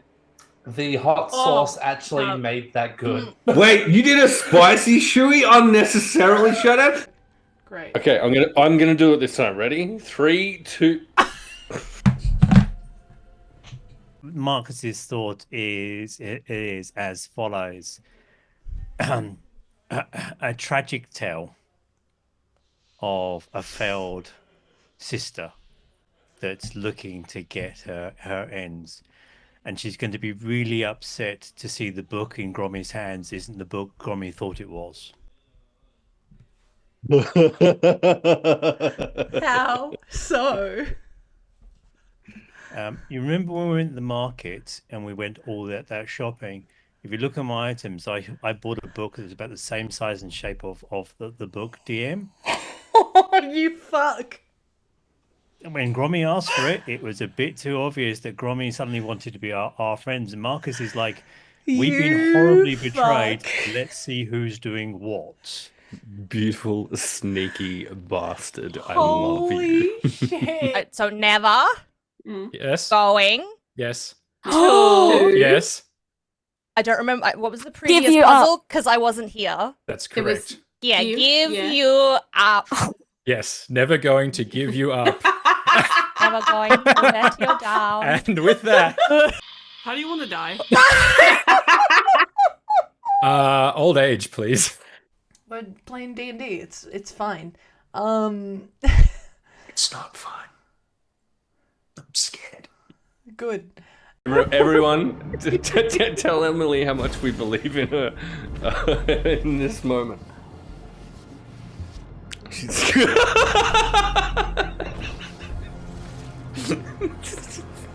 it's the outright giving up. I'm just gonna let this happen a few times before anything else happens.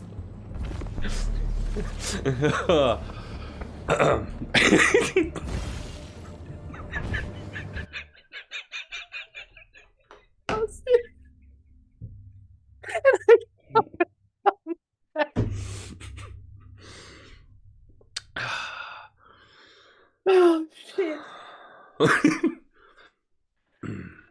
You're embarrassing, Percy.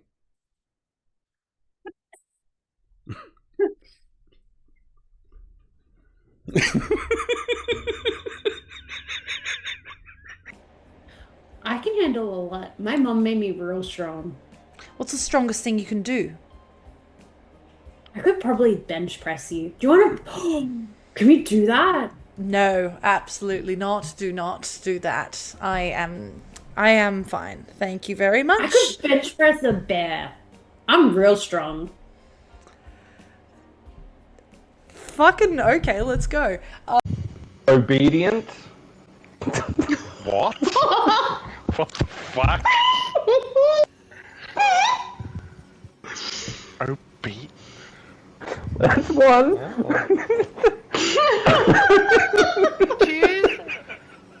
Choose your next two so fucking wisely.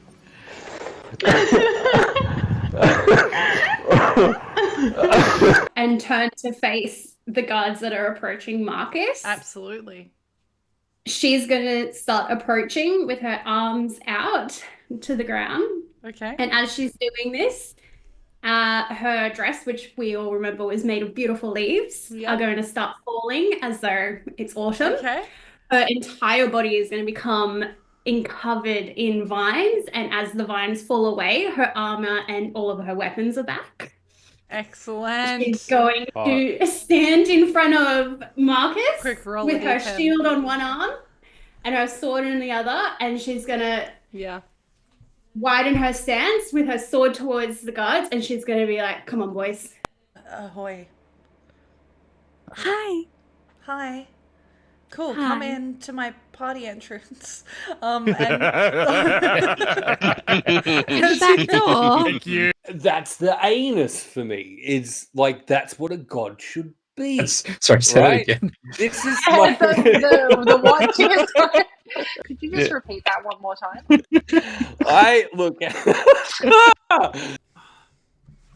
Lady Bell, who is this company that you keep? I kind of just found him in a tavern one day.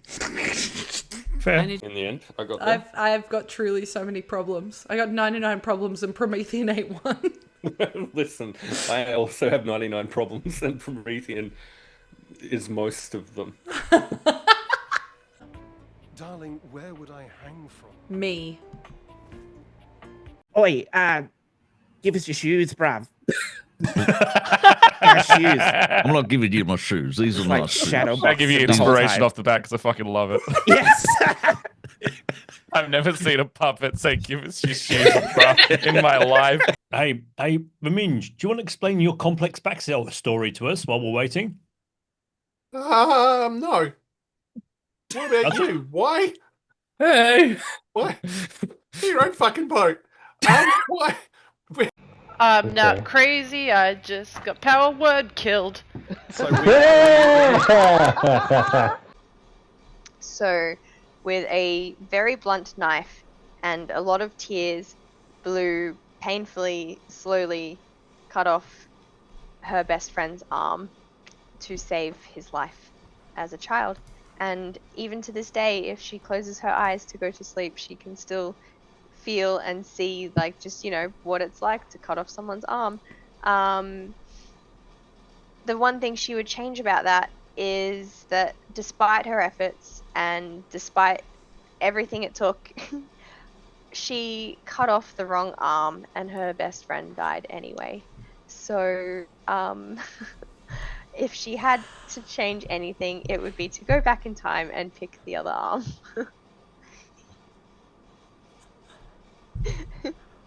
You're welcome. Talk about burying the fucking lead.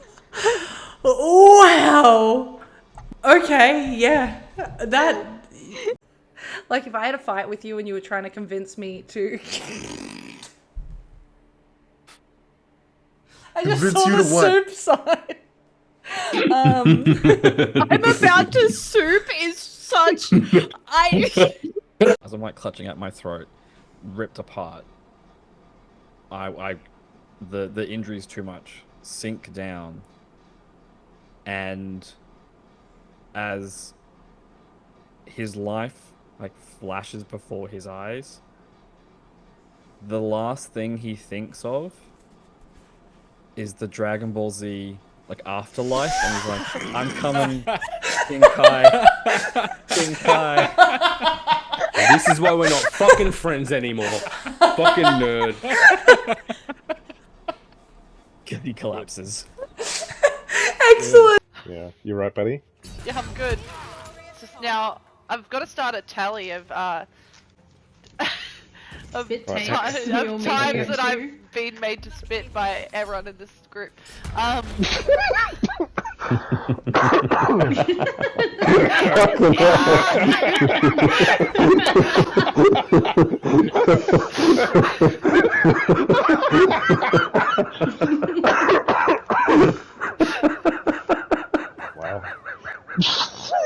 Stop it.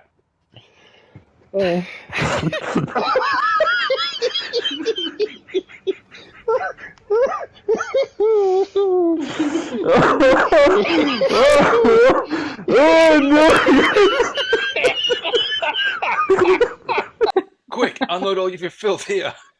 Which I feel like is a very fitting end to the quotes. Well, you know, there's always time and there's always Emily's man. Hey.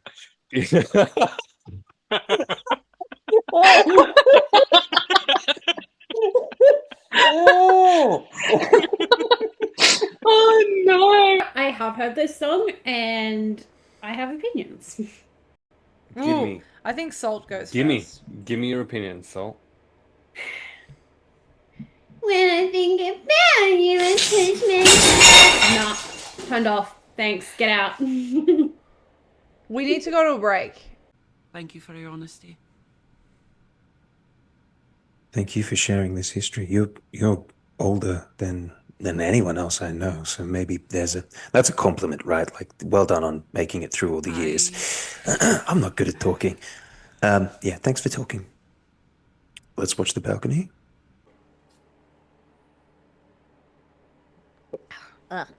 Gross. Jenna needing like a lead up to hers is so fun. I have so much down this personal. Okay. With cat hair in the shoe, so that's Fucking outstanding. I'm not gonna lie. The hot sauce actually made that good. Wait, you did a spicy shoey unnecessarily? Shut up. Great. Okay, I'm gonna do it this time. Ready? 3, 2. Marcus's thought is as follows: a tragic tale of a failed sister that's looking to get her ends, and she's going to be really upset to see the book in Grommy's hands isn't the book Grommy thought it was. How so? You remember when we went to the market and we went all that shopping? If you look at my items, I bought a book that was about the same size and shape of the book DM. Oh, you fuck. And when Grommy asked for it, it was a bit too obvious that Grommy suddenly wanted to be our friends. And Marcus is like, we've been horribly betrayed. Let's see who's doing what. Beautiful, sneaky bastard. I Holy love you. shit. So never Yes. going Yes. to. Yes. I don't remember what was the previous you puzzle because I wasn't here. That's It was correct. Yeah, give yeah. you up. Yes. Never going to give you up. Never going to let you down. And with that, How do you want to die? old age, please. We're playing D&D. It's fine. It's not fun. I'm scared. Good. Everyone, tell Emily how much we believe in her in this moment. She's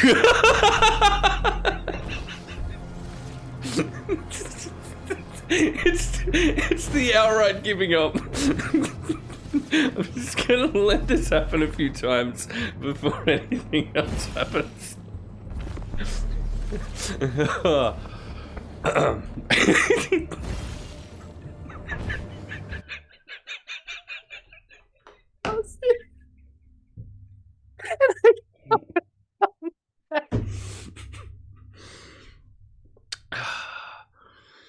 Oh shit. You're embarrassing, Percy.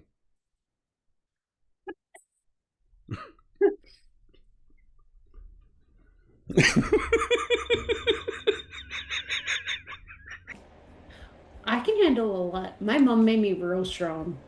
What's the strongest thing you can do? I could probably bench press you. Do you want to? Can we do that? No, absolutely not. Do not do that. I am fine. Thank you very much. I could bench press a bear. I'm real strong. Fucking okay, let's go. Obedient? What? What the fuck? Obedient. That's one.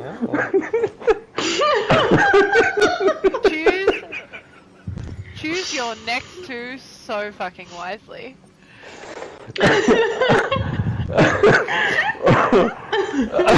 And turn to face the guards that are approaching Marcus. Absolutely. She's going to start approaching with her arms out to the ground. Okay. And as she's doing this, her dress, which we all remember was made of beautiful leaves, are going to start falling as though it's autumn. Okay. Her entire body is going to become covered in vines, and as the vines fall away, her armor and all of her weapons are back. Excellent. She's going to stand in front of Marcus Quick roll with a her D10. shield on one arm and her sword in the other, and she's going to widen her stance with her sword towards the guards, and she's going to be like, come on, boys. Ahoy. Hi. Hi. Cool, Hi. come in to my party entrance. And Back door. Thank you. That's the anus for me. Is like that's what a god should be? Sorry, say Right? that again. This is And like the what? Could you just Yeah. repeat that one more time? I look at Lady Bell, who is this company that you keep? I kind of just found him in a tavern one day.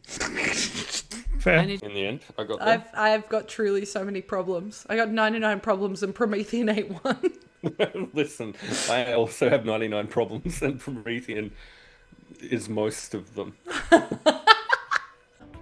Darling, where would I hang from? Me. Oi, give us your shoes, bruv. Our shoes. I'm not giving you my shoes. These are Like not shoes. shadow I give you boxing the whole inspiration time. off the bat because I fucking love it. Holy shit, we're back.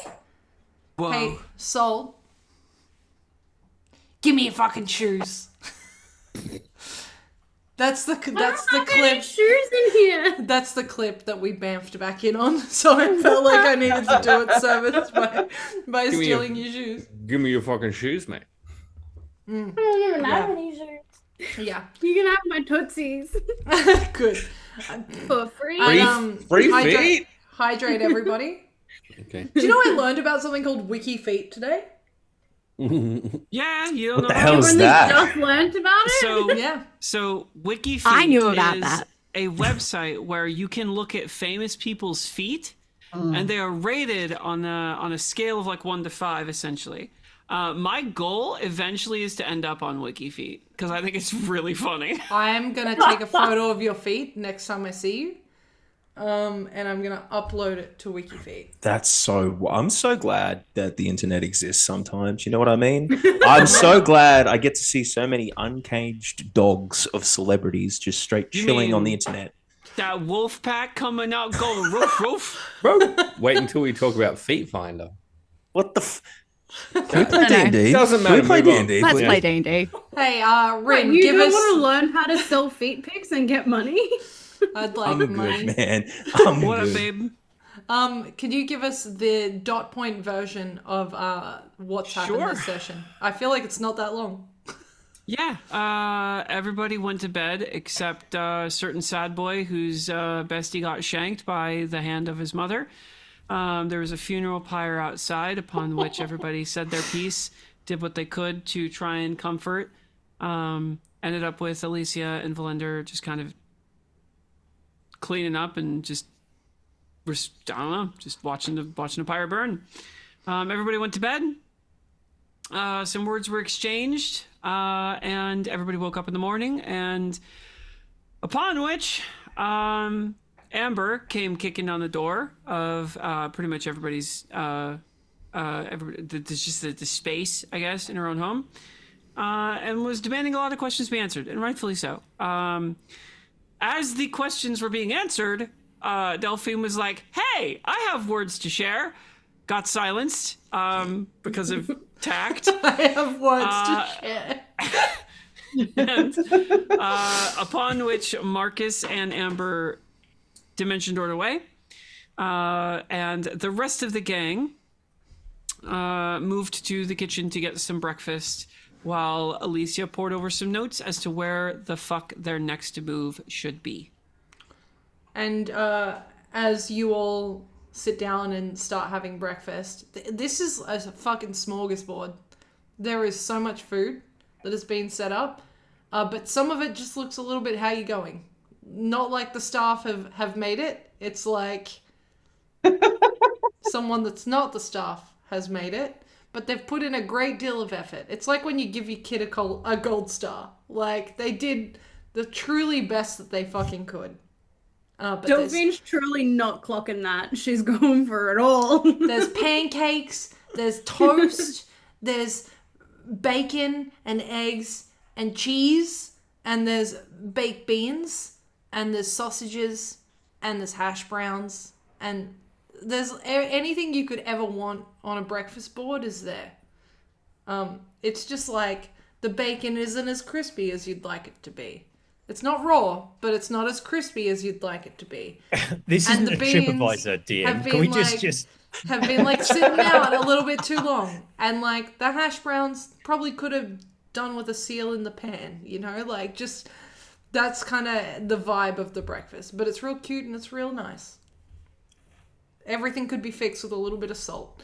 I'm just grabbing like the butt end of a baguette and just like picking at it slowly as I read over everything that was given to me, which includes some just general stuff of the estate, the pages of the book. Specifically, I want to know what's on them, and what else I can glean from them, given my history, and information on the rings and the stone. Okay, noted. We will come to that shortly. I will cross over to Amber and Marcus, who dimension dooring out. Where do you dimension door into, Marcus? The treehouse, which is a place of refuge for Marcus and some of the Drody themselves. Marcus lands just next to the giant beanbag thing that he has, and stands there looking at Amber as apologetically as humanly possible at this stage, and just has that look that he's just waiting to be beaten by sister.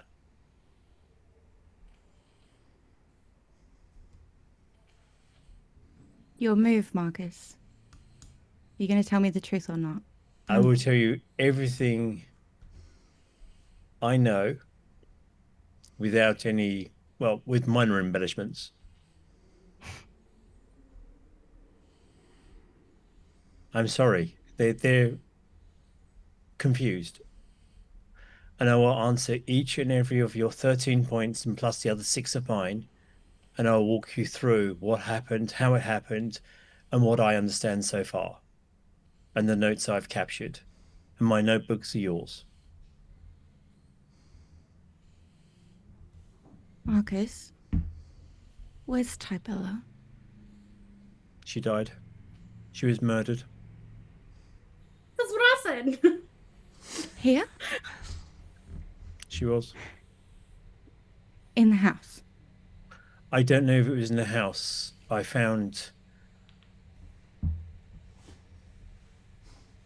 don't know if it was in the house. She was murdered here. You should... I could have helped. I could have done something. Were you really not going to tell me? No, I was going to tell you. But not at breakfast after we just finished dumping all the disasters. We have horror story after horror story. And I needed a respite. Not just for you, but for me too. I'm not trying to hide anything from you. I'm just trying to slow down the pace of horror. And it is horror. It is horror after horror after horror. But I think we've turned a horrific tide of horror and got to a point of slightly less horror. And I'm trying to be funny about it because it's just been so tiring. And Tybella's appearance in sudden death is more to do with Velendar's mother, who is making a horrible, horrible point to him about how he can be found and how anything he loves can still be killed.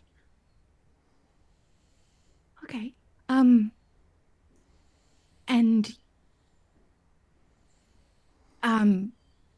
So she follows Lolth? She's the high priestess of Lolth, yes. Oh, and you turned down Lolth? Twice, technically, yes. And now she knows where we live. And she can get in and out while we're all here.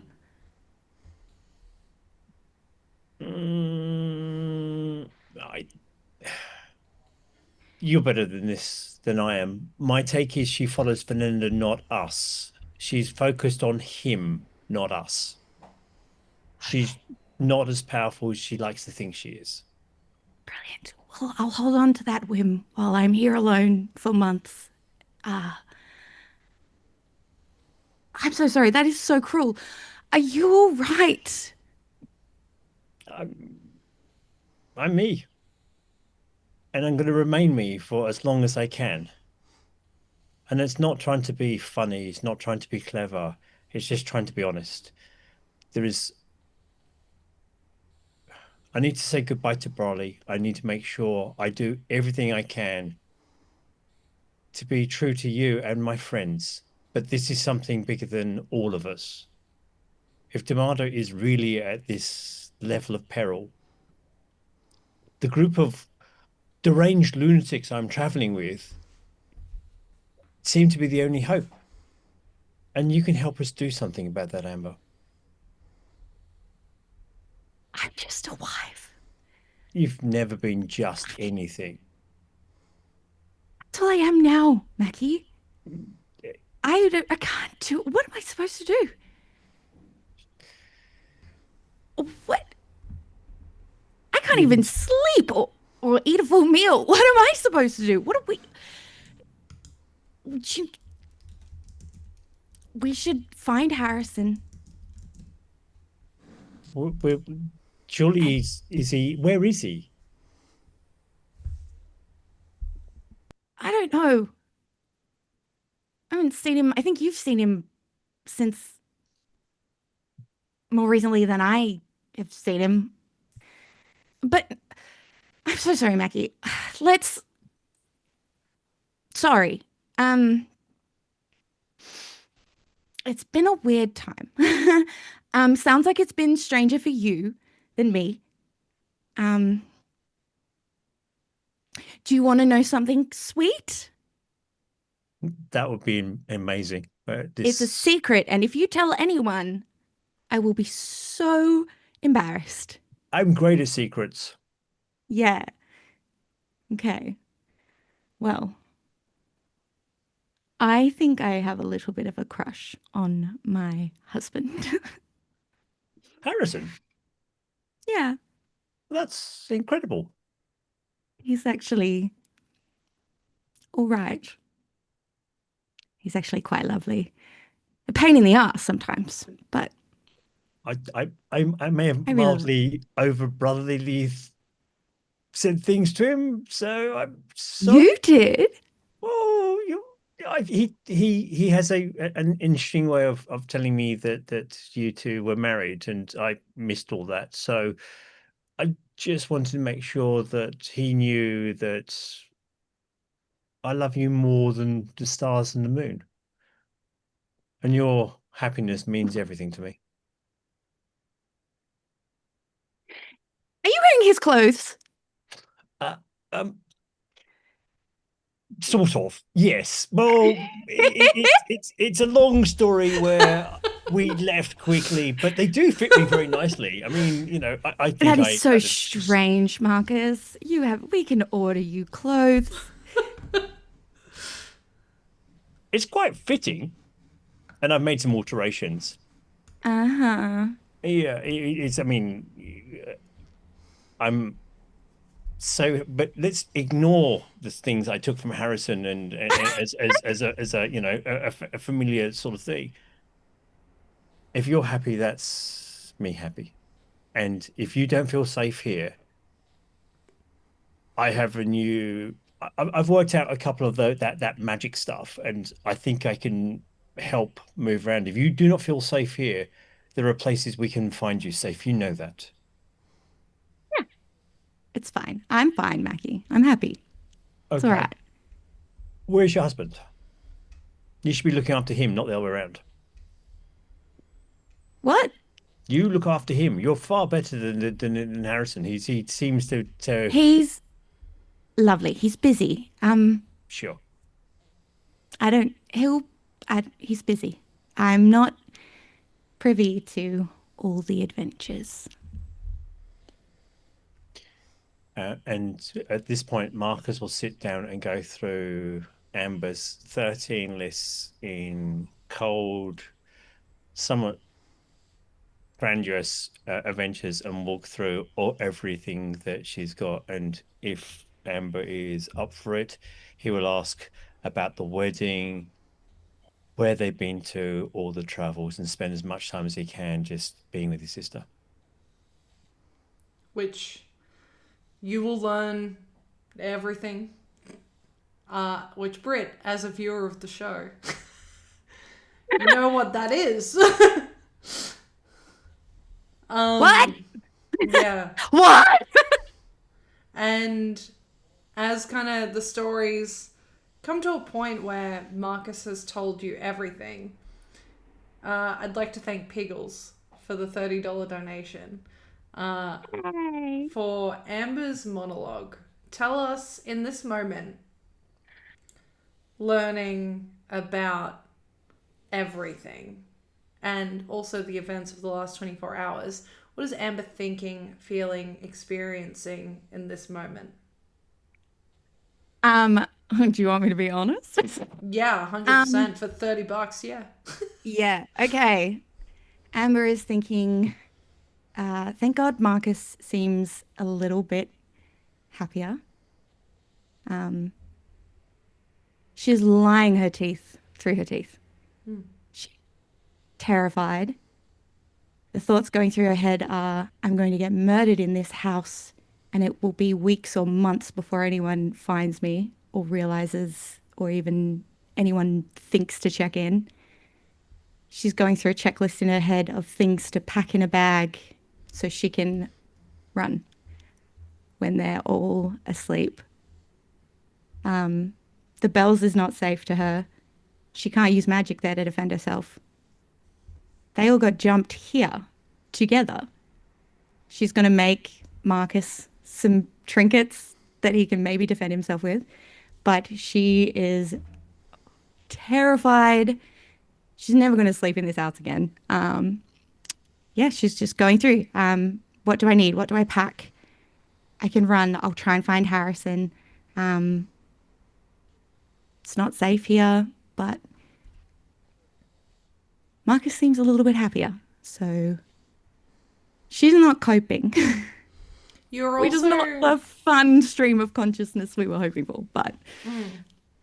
You're also aware that the last time you and Harrison spoke, he was heading back to the Bell Estate, and hasn't returned since, but it's normal to not hear from him when he's at the Bell Estate. It's not that you're not invited, it's just that for this particular trip, it was something he expected to be quick and seems to have been drawn out for a little bit longer. But again, this has happened before. So it's one of those things where it's just like, grin and bear it. She's aware that people will believe what they want to believe to help themselves feel a little bit better. So she says what people want to hear. And she's just going through her head. She's going through what does she need to pack? Where does she get it? How quickly can she get out? She knows the secrets halls through the Drody Estate. She's thinking about Hawk. I need to go and check on Hawk. I need to go and check on Hawk. What if they know about Hawk? Yeah.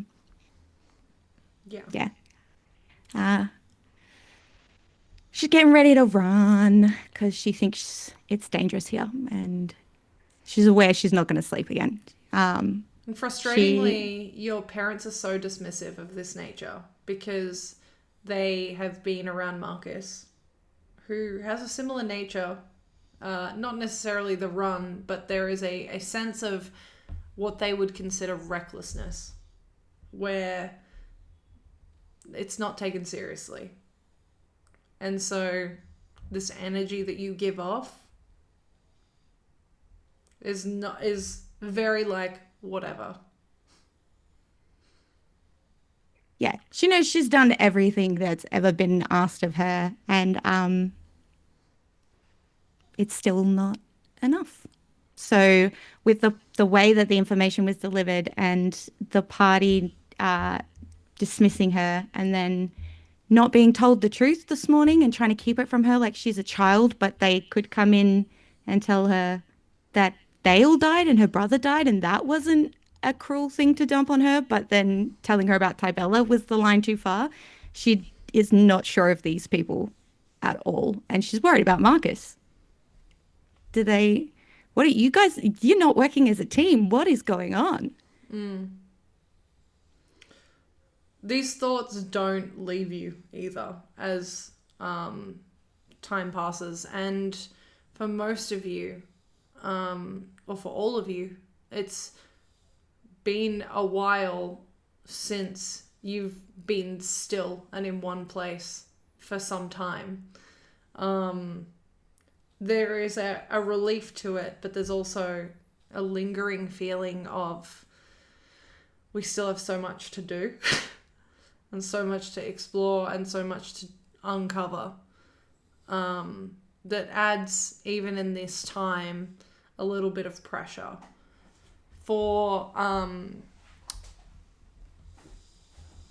the audience at home, we're about to do 4 days of the passage of time in which to recuperate, to prepare yourselves for what's next, and to tie any loose ends. And there's so many, but to tie up some of the loose ends that can be tied. And we're going to do so in initiative order, starting with Alicia with Hakari on deck. Alicia, as this day passes, the most stressful day, the day after you've been pouring through these notes, this pages laid before you of the Book of the Divine, of the estate, of everything that you could discover. You, with your, because the passage of time hasn't happened yet, with the history roll that you have, looking through these pages, you read of the downfall of Damada from the perspective of the people that were facing Amaryllis. You read that there were a number of heroes. Carlos Sandras, Gideon Sandras, Blue, Nimble, Barnabas. I feel like there was one more. Maybe I'm wrong. There was 6. Whoa. Guys, help Third me. one is smudged Who's she out. forgetting? The final one is smudged out. and there's Guys, a bit help of me with ink my smudge. perception check in my own stream. I've done so good. You did so well, Emily. That was excellent. The 6th one is smudged out. Yep.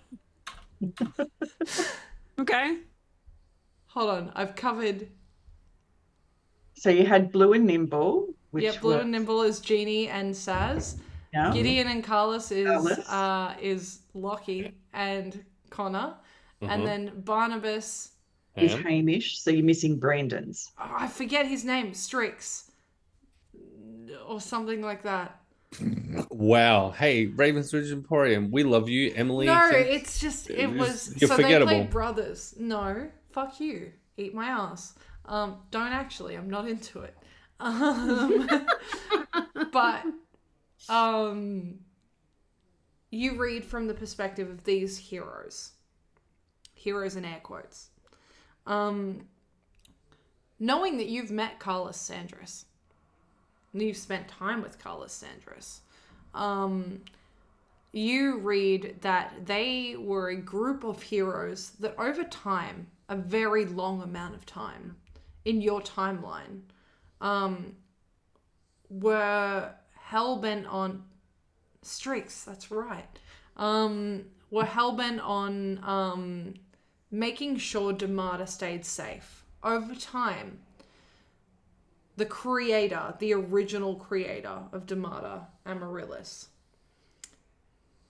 decided that her creation was no longer worthy of her attention and that she was bored.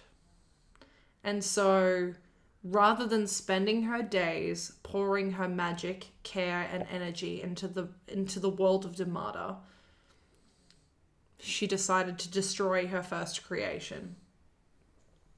The problem was that in this period of time, she had met Vespera, the god of rest, the second god of Damada,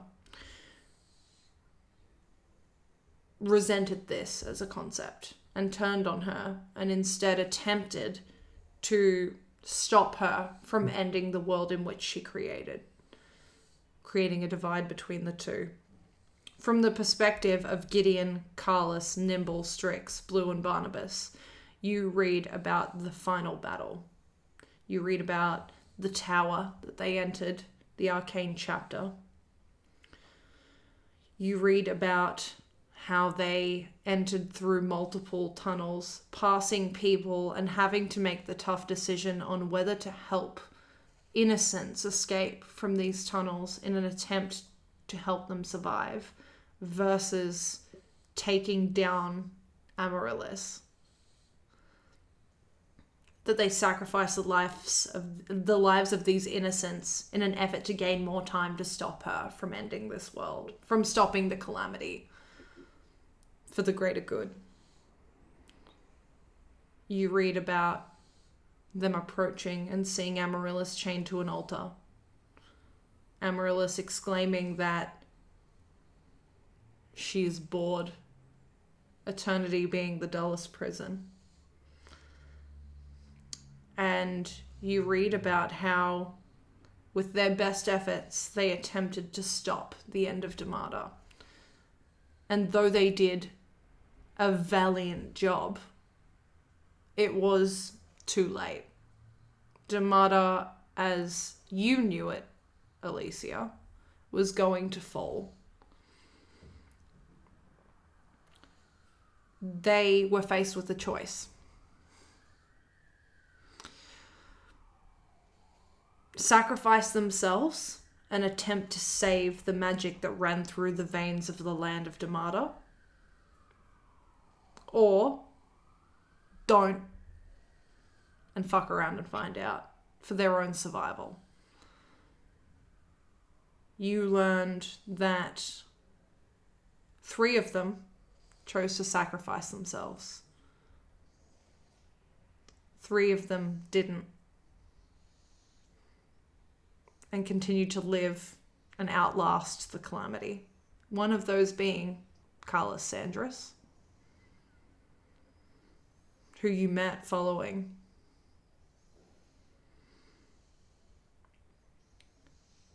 You think about that with the information that you recalled earlier, the splintering of gods.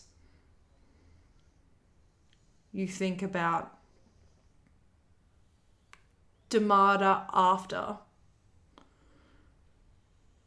it fell in your eyes, and how you went from a god-filled, blessed world full of magic. The earth was literally, everyone was basically magic back before Damada fell, to this, where there is an entire country that outlaws it and executes people for the use of magic. And there are dots that further connect. It is not a far-fetched thing to consider that the sacrifice that these people made, combined with Vespera's decision to cross her lover, created some sort of a magical interference, destroying or parting both her own soul and the soul of Amaryllis, the god of creation, therefore creating 4 different entities, 4 different gods, with no recollection of what happened before. Delane, Martisha, Nailani, and Thalassa.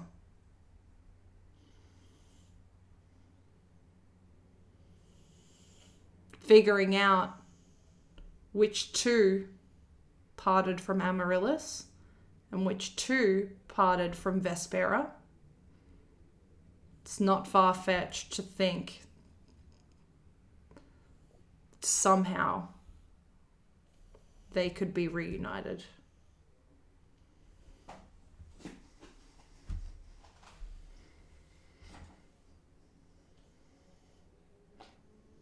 Knowing that, and knowing you have 4 days, what would you like to do? Guess reading all of that in that morning. I've been holding on to that for so long. That has been my brain for so long. I would get up silently, gather all of the paper, and just leave. And the following day, or if approached, I would go to Amber. Approaching Amber, what would you like to do? What would you like to say? Prior to going to Amber, run that back, knock on Velendar's door.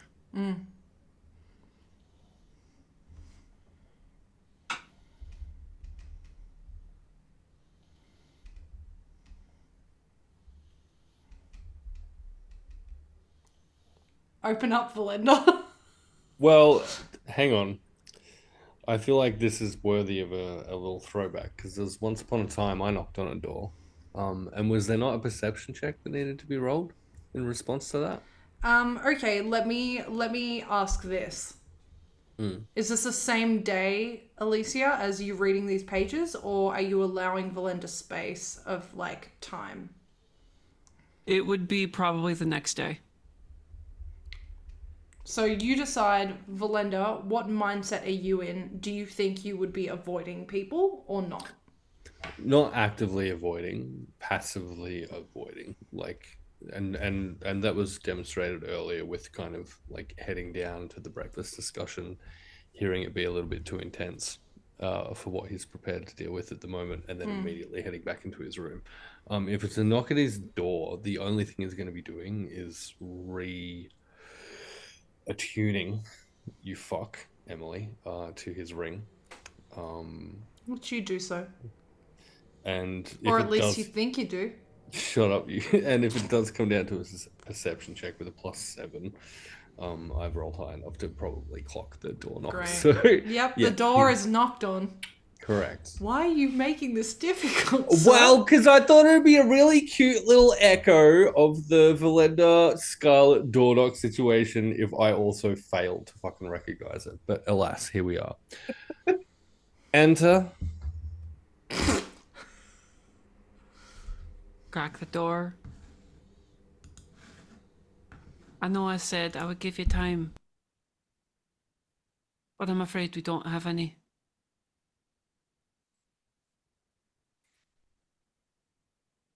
If you'd like to protect those of us who travel with you, I need that ring. He will take the other ring, the Veil Keeper ring,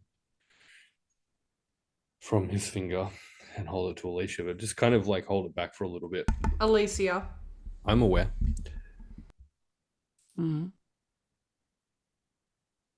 This is the last and most important thing I have of her. Do not let anything happen to it. I beg you. I'll take it without removing it from your hand. Know that the only way to protect you and us is to remake it.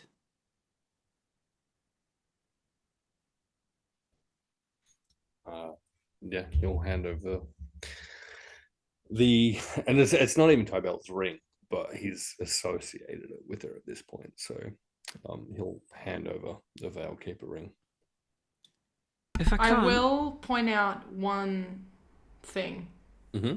with this ring. It's not Tybella's,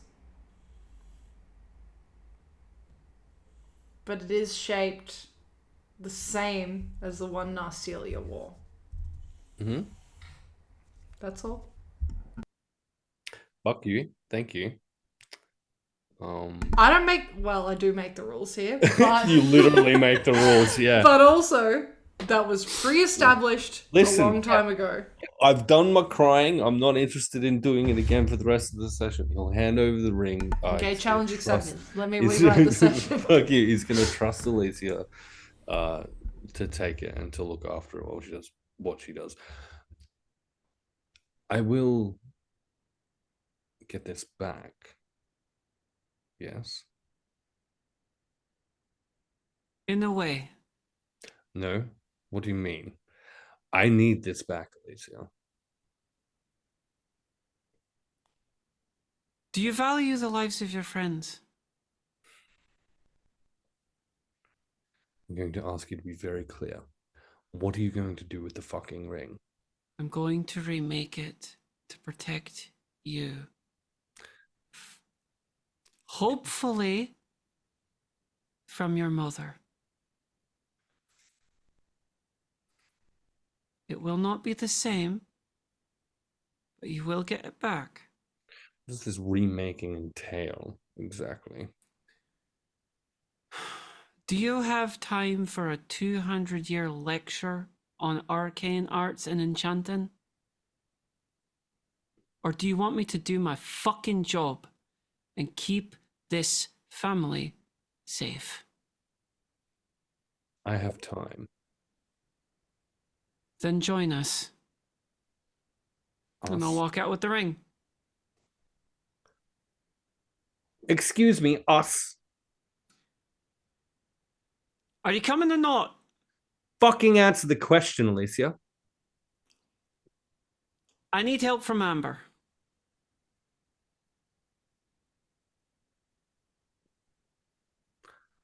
His curiosity piqued. He will follow.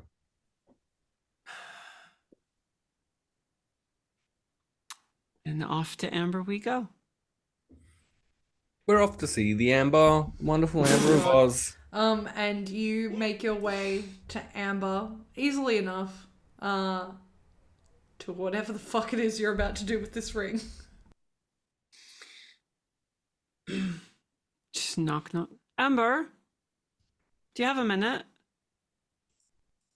Yes. Hello. How can I help? Can I come in? Yes. Just crack the door. Come in. I have a small request. I asked you earlier yesterday if you would help me in endeavor. Yes. How proficient are you in crafting things of magical nature?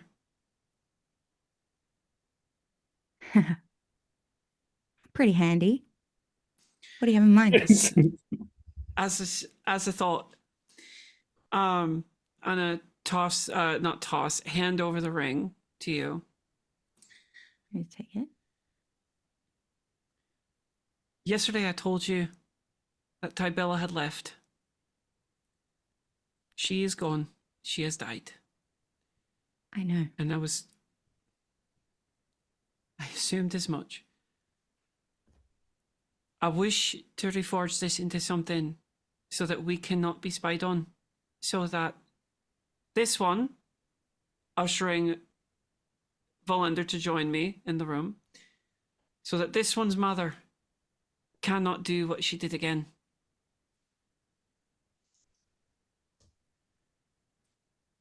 Walk me through this, Alicia. What exactly do you think it's going to do?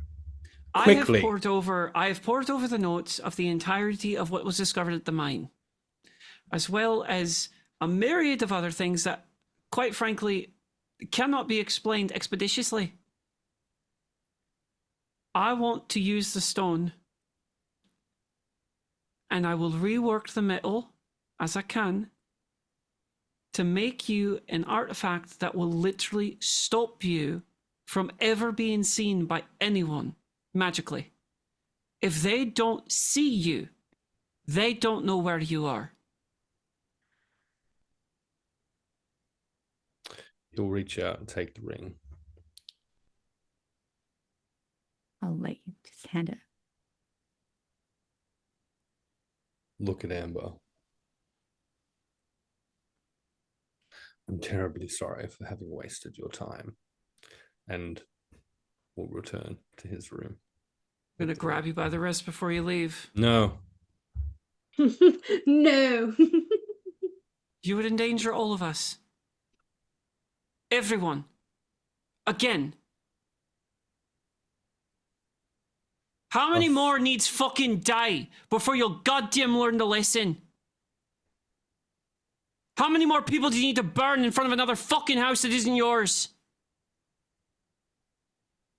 I told you that I would give you time. But I'm sorry, there is no time. You either do this and protect everybody in this fucking house, or you damn us all to a fucking death. I'm tired of fucking pussyfooting around your goddamn mummy issues. Do you care about us or not? And here I thought we'd already had our discussion about your ill-placed moral high ground. And Velendar will leave and return to his room with the ring. Do you put it in a pocket? He will continue holding it in his hand as he leaves.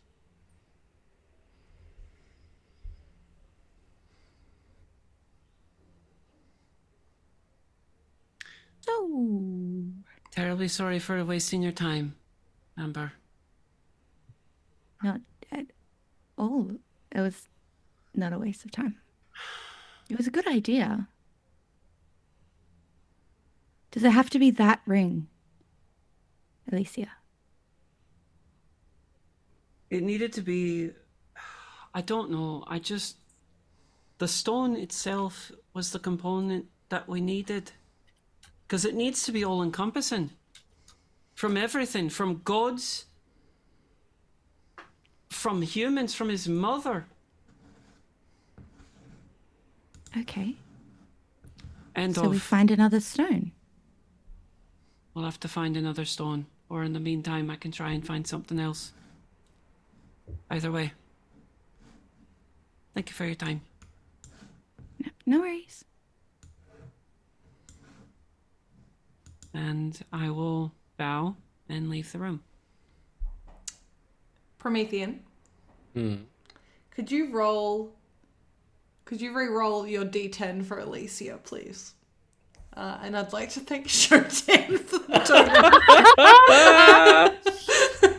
Here we are. And I will point out that Now almost... you get to choose which roll, because if this is worse and you don't want it to be, I'm not taking your player agency away. You do get to choose. Here's the thing. Consistently, for the longest time, I rolled very poorly for Alicia on Correct. the D10 of hotness. Correct. Until recently, at which point it went over 5. Okay. Where are we at now? That's a 1. Do you think Velendar feels like a 1 or a 5? I think, genuinely, I think that the proposed plan to fuck with the Veilkeeper's ring in any way is enough to roll that back to a 1. Oh, fucking brutal, by the way. I rolled a 5 for Velendar and an 8 for Alicia. Alicia's hot. Just saying. Yeah. Canonically, everyone in Damata is hot. Correct. It's just a matter of how hot. It's about perspective, is what it is, not about how hot. Cool. We have another redemption, but we're gonna leave that for now.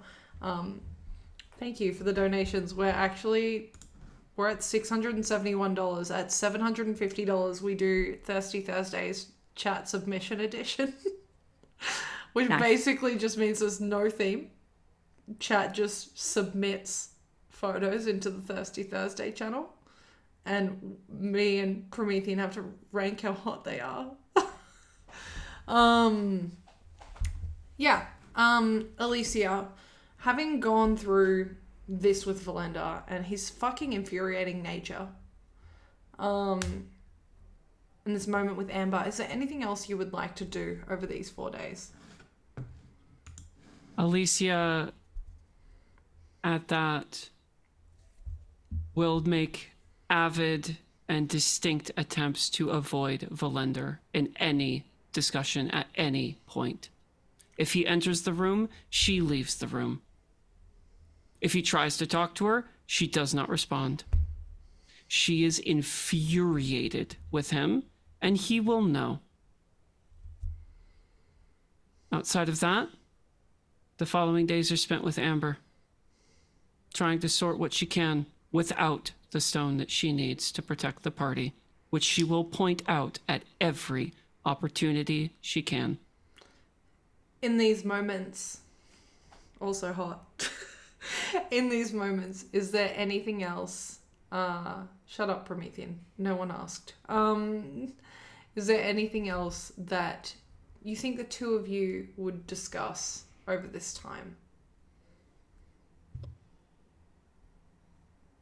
Just casual reminiscing about the times that maybe Amber visited the Bell Estate, the few moments of time they had where maybe Harris and her went on a date and Alicia had to chaperone. Nothing major, just sort of getting to actually know one another outside of that dynamic. It's one of those things as well, Alicia, where you are the only person in this group of people that saw the dynamic between Harrison and Amber before they were married, during their setup. And it's clear that this was a strategic marriage. It was not the choice of Amber or Harrison.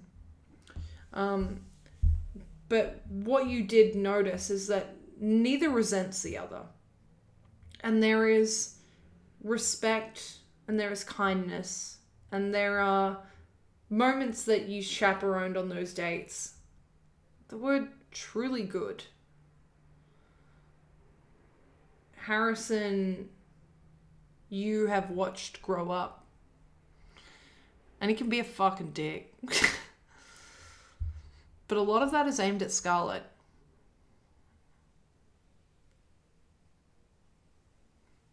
Certainly not at Amber.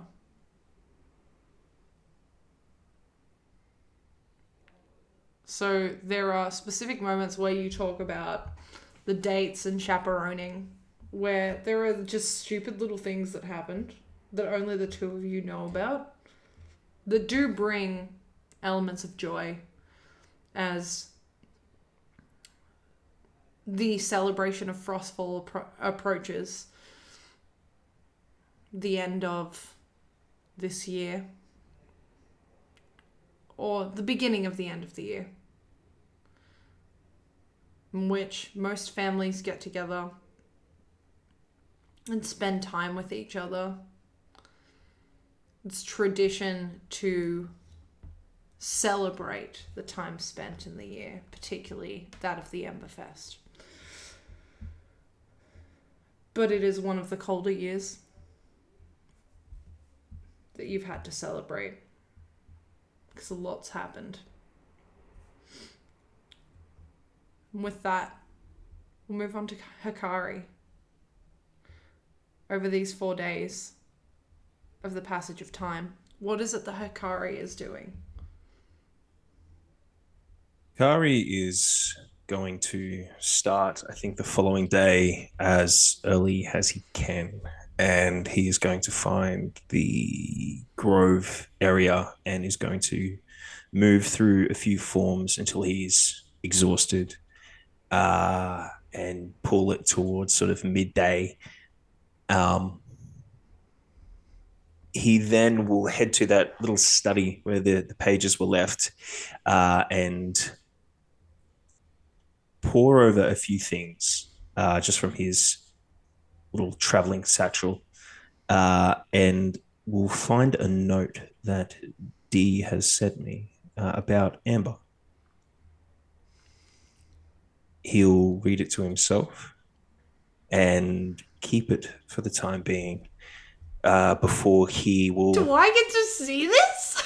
I'll read it for you soon. Don't look at me. This is payback. This is payback, right? This is teamwork. Sorry, I'm having to pour myself another glass of Sangiovese. I'm scared. But he will then grab the sending stone for Ares and try and reach out to him. What are you saying? You agreed you'd find a way to learn more on your own and perhaps even head towards my monastery. I want to know what you've seen, what you've learned, and if you've felt imbalances. And anything about her. You do get a reply, and fairly instantly. I've made my way to your monastery. Your parents are safe. They are kind. I've learned what I can. Of her, I know nothing. Nothing more than what I've told you. But the search remains.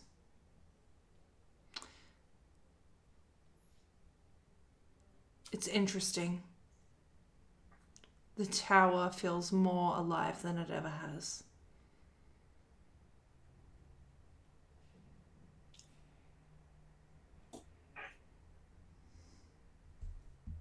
Interesting. If I respond to this, does it use another charge of this or no? Oh, yeah. Shit. Well, I might leave that be because these are limited, boy. They certainly are. Hakari will make a note of that, and sort of rolling into the next evening, he will, or into the evening, eat with the group as much as he possibly can before heading outside on his own, and he's going to try some of the not forbidden techniques from the monastery, but more of the things that are for closed door lessons that, you know, you're not teaching the large groups of students, specifically the one to become light and free and try and learn flight is the hard one he wants to sort of pull under his belt here.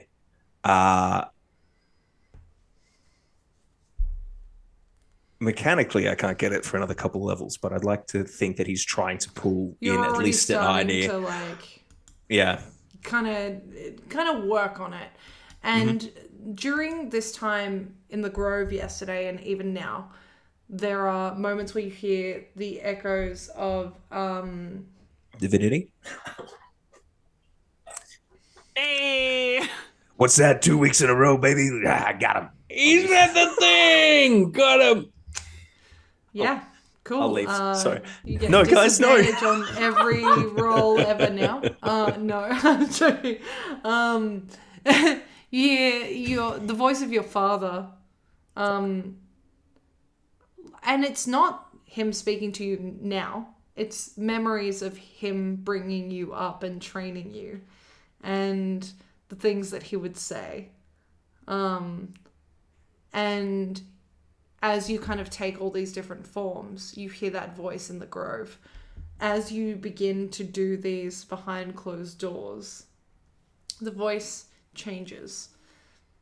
And it is that of your mentor from the Faded Page that kind of steps into place. And it doesn't feel ominous or it doesn't feel evil. It doesn't feel like inherently someone is standing over your shoulder and but it is a knowledge of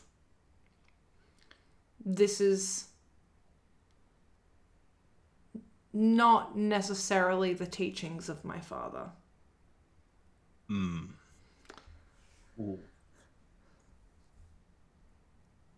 But being rested and being in one place and seeing, kind of looking back at this absolutely fucking breathtaking building and estate that the Drodys live in, combined with the fact that you are able to travel out to a grove and do all of these things, it reminds you of Maluhia, which you're still in Maluhia, but it reminds you of your home, where you could be in a tower or in your home, and then the next you could be in a secluded nature practicing the teachings of your monastery. And there's a sense of comfort and calm to it that just feel familiar. I love that. He will wrap that lesson, and then he will go and try and find Amber, if he may. Easy enough to do. He'll walk up to the door and knock. Open it. Hakari. He'll bow low in the monk form, the hands up, deep bow. This is Miss Drody Bell. Amber is fine, please. Okay. I don't have to come in, but I would like to just have a brief conversation with you about a couple things, if I may. Yes. You can come in, or we can. I'm in the we have a hallway. treehouse. Treehouse sounds good. Can we go there? We can just go. Come on. Okay. Treehouse. I'll take you to the treehouse. And you'll just see like lots of little drawings that are still like there from kids, and it's like just terrible stick figure things of like Amber and Hawk, and it's like then there's things that says like Amber is the best, and then it's scratched down, it says no, Hawk is, and then there's like drawings of Marcus and stuff, and it's just reminiscent of just a place that kids are allowed to mess up. This is nice. I don't have any siblings, but it's kind of nice to see the other side of the Maluhia isn't too different from mine, where we can make mistakes and not be too reprimanded for it. Which one is Marcus? This one, and it's drawn like way out of proportion. Like Amber is 5'5" and a lot shorter than Marcus, but she's like way taller than him in the drawings and stuff. Why is he holding a giant sword and like slaying something? Is that embellishment on his part? No, that's what heroes do. Yeah. Listen, there's a few things I want to talk about. Firstly, I just want to apologize for the state of which we entered, and anything that we said that was misconstrued as subterfuge or deception was, I guess, intended as some form of protection. But in my opinion, and this might not be shared with most of the party, that honesty is generally the best policy. So please accept my humble apologies on behalf of those who intend to be pleasant in your abode. It's very sweet. It's kind of strange coming from you because, well, you seemed to be the nicest of the bunch, but I haven't really hung out with you yet, Delphine. You are picking flowers. I mean, I've done nothing. Hey man, I'm just the opening act. Delphine's up next. She'll come in and knock you. Wow, this is about who can fucking romance Amber the Bard. Yeah, you're a sister of a noble. I'm not. It's fine. I just want I'm into sisters of nobility.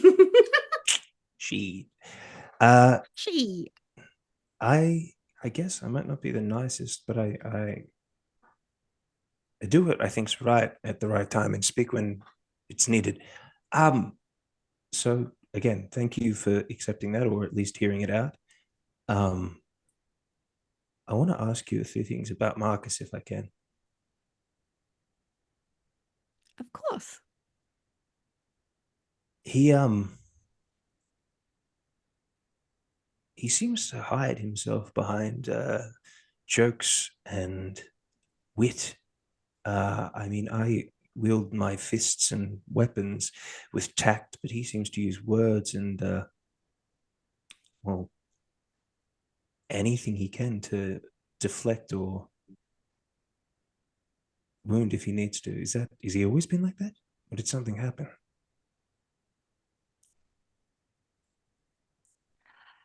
Is he? How much of? It's hard to say.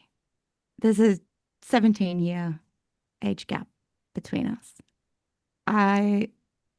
He was a young man when I was born, so I've only ever seen him. He's always been my hero.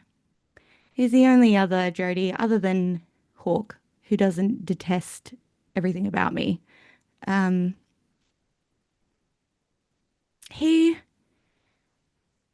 Yes, he's always been like that.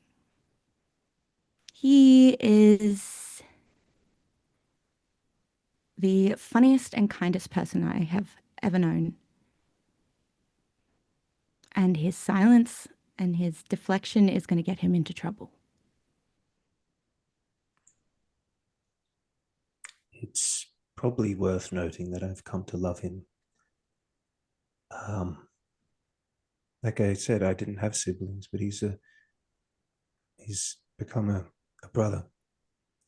And perhaps this, and I will produce the letter, maybe we use that tactful omission of truth if I read this to you and it wasn't intended for it. So this is a letter of his that I found. And it reads, Amber Bell, nee Drody, is my sister in a way. A sunrise is a sibling to the morning's chorus. She arrives brilliant, purposeful, and entirely unaware that the world itself is rearranged furniture to make room for her confidence. I used to think she learned her poise from mother, but no. Amber forged her poise the way a jeweler cuts stone, with vision, pressure, and stubborn refusal to accept anything less than brilliance. I loved her long before I understood her. When she was small, she would chase me with ink on her hands and 1,000 questions about stories that didn't yet exist. She believed every tale I spun about storm spirits and wandering heroes. She believed I could do anything, that faith was a warmth I carried through dark corridors that she will never know. She grew into a woman sharper than any of us expected, a negotiator of impossible rooms, a wife to a man she thinks she can steer like a carriage on a well-paved road, a political force with the delicate touch of velvet gloves and steel intentions. Yet she still looks at me with the same brightness she had as a girl, the one that says, Marcus, surely you haven't gotten yourself into too much trouble today. I worry that she sees me as softer than I am, or perhaps truer than I pretend to be. Her gaze makes me feel both elder and child, protector and protected. I would break worlds to shield her, yet she seems to walk into storms without fear, utterly convinced they will part for her. When I died, yes, died, such a peculiar verb to attach to oneself.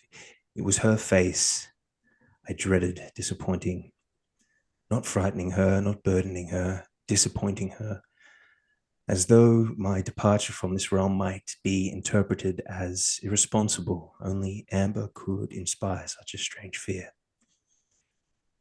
She does not yet know does not know what it feels like to return, fingers still tingling from borrowed fire and a phoenix etched into my skin like a divine reprimand. I imagine her scolding me for the spectacle of all of it, then hugging me tightly, so tightly that my ribs protest, then scolding me again. Amber is my compass, my reminder that our family is more than ambitious or legacy. She is proof that kindness and power coexist and can coexist. She is the bell that rings in the fog to guide lost sailors home, and no matter how many realms I wander, she will always be one of the truest reasons I turn back. If the gods themselves ask me why I chose to step into life again, I will not tell them the whole truth. But here, in the ink of my own hand, I admit it. Part of me came back because I could not bear to leave her with the silence. Hakari will fold it up and place it in your hand. She'll just try not to cry. I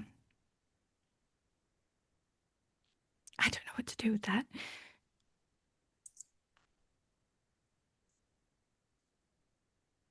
Feelings are allowed to be felt, Amber. You don't need to hide them away.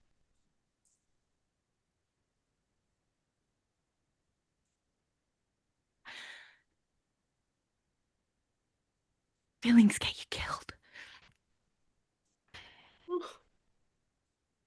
Not always. Marcus said in his own words, his feelings brought him back. This is a thing I've learned through loss is your feelings are not a crutch, but you can wear them like armor. A passion can pull you from a flame, or it can whisk you away on a wind. And your tears can cleanse the hurt that you feel because of the lies.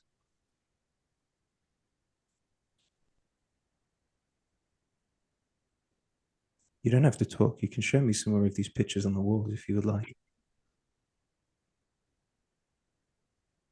Thanks, Hakari. That's okay.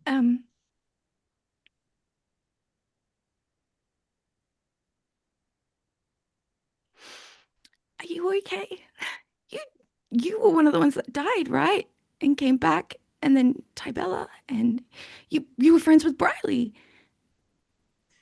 Yeah, I'm hurting, but there'll be some words for her when the time is right. And I have aligned that which I need to be able to move forward. I'm okay.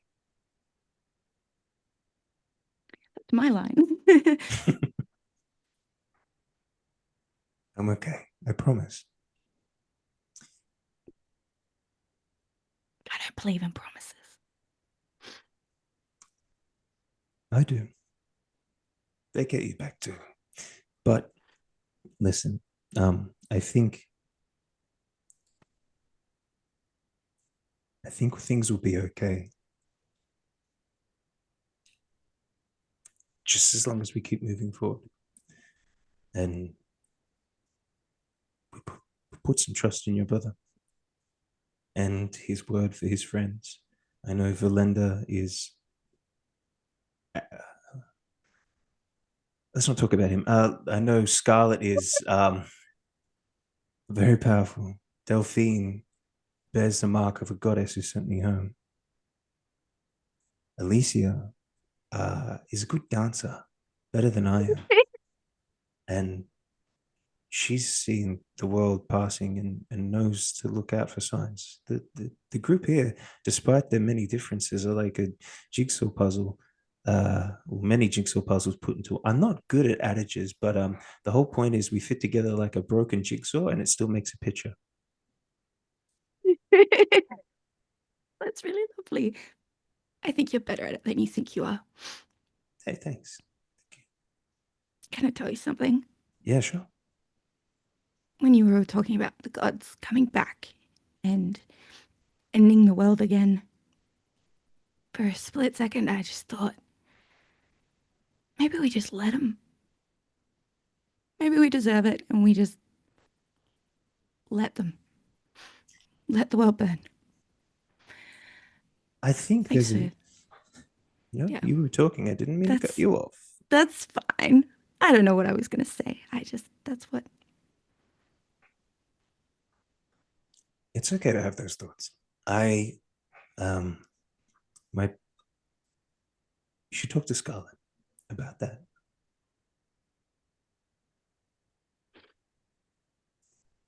She knows more.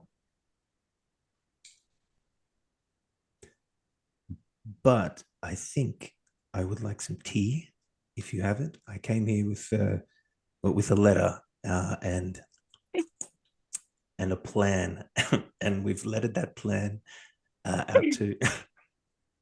Yeah, let's go get some tea, shall we? Do you play Dragon Chess?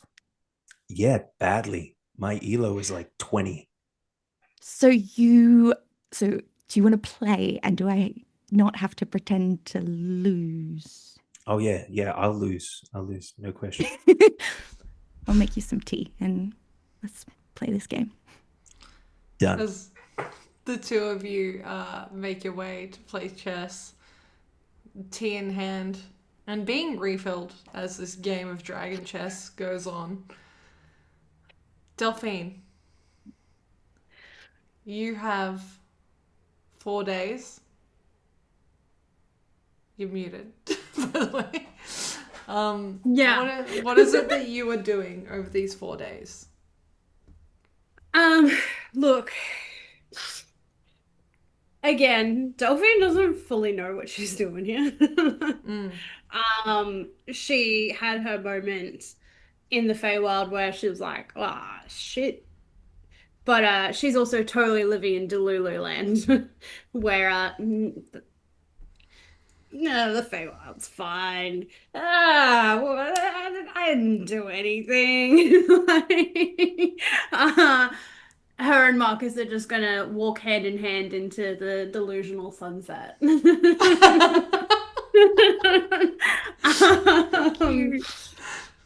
I guess she's gonna kind of spend the next 4 days trying to figure out what to write to Abby. I feel like you have all of these scrunched up letters just kind of like strewn aside. This is what I've been doing the whole time while everyone else is doing stuff, trying to like write half abandoned letters. Cause it was mentioned to Delphine at some point that they were gone for 2 weeks. Mm-hmm. Delphine has no idea if Abby knows what happened because Scarlet was also gone, so surely Scarlet's not told her. But Alicia wasn't gone, so maybe she did tell her. It's like this never-ending existential crisis that just keeps kind of like spinning around on a hamster wheel. Yeah. In between trying to figure out what to write to Abby, she's probably going to be... It's heading into winter. She's going to be trying to help the gardeners of the estate do what they can to get the gardens ready for the next season. Because she doesn't... This is a rich person house. I don't belong here. I want to be outdoors. You do so quite easily, and anyone who at any point in time over these 4 days looks outside ever would see that this garden of different blooming flowers and plants almost has this light layer of, it's not snow, but it's something that just preserves it, like it is frozen in time. And it's almost like everything turns to glass. There is an iridescence to it that makes you all realize it's magical in nature. And Marcus and Amber, you've seen the garden attempt to be kind of kept, but not like this before. It's not just kept, it's preserved. It's not dealing with it. It's halting its growth and waiting until the time is right. It's really quite beautiful. Thanks.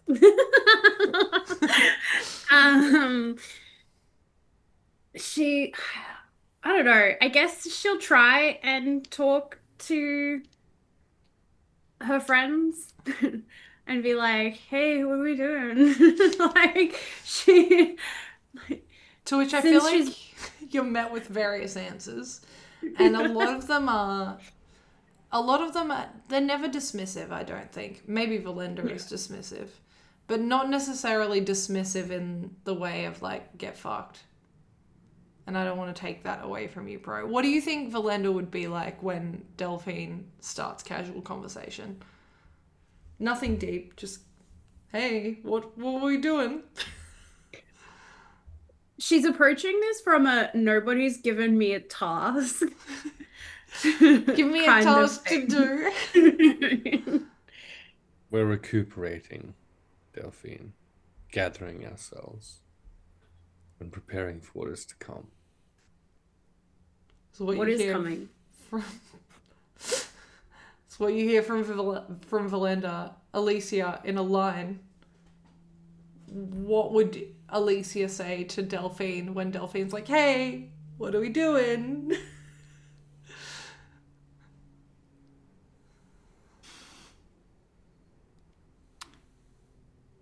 I think her response would be, I'm ensuring that we don't die. And if it was like a knock on the door to see what was up, it would be that, and the door would immediately shut again. Delphine will be like, "Yep, that's a cool. That's a good thing. Don't want to do that again. It wasn't great the first time." I fucking love Delphine. Amber, if you were to run into Delphine and Delphine were to say, "Hey, what's everyone doing?" What would Amber's response be?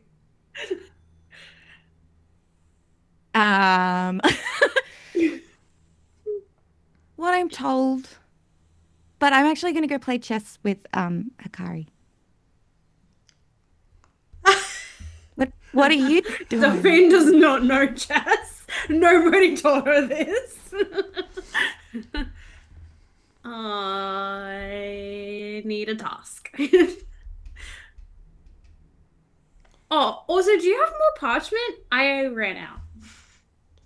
Yes. So much in this house. Honestly, go.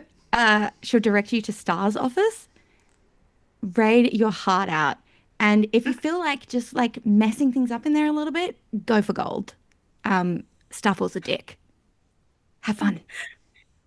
When Delphine's looking for paper in there, she fully accidentally knocks over an ink well. No, definitely accidentally. She forgets that she's a big girl sometimes. Kind of looks at it and goes, "Amber said it was okay," and then leaves. Good. Marcus. Covered in ink. So if anyone is like, "Who did this?" It's so obvious. There's like an ink trail back to your room. Yeah. Marcus, with the same question, what would Marcus's one-line response be? Delphine, could you collect the flowers before winter falls? Just so we've got a record in that beautiful book that you have. So Marcus is going to ask that Delphine not only sees the plants, but the animals around nearby. Just easy enough to do. Yeah. She's gonna be like, "Look, I don't think the flowers will die. I kind of took care of that one. So they'll be there. You can look at them later. What? Do you guys not put your animals in barns during the winter? What? I thought we were rich here."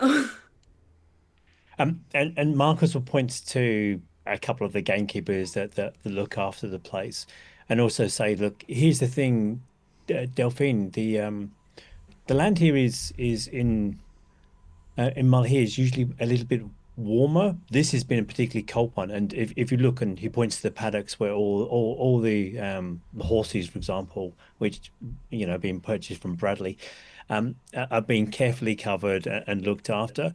Plus, there's plenty of goats and other creatures out there that are being looked after properly.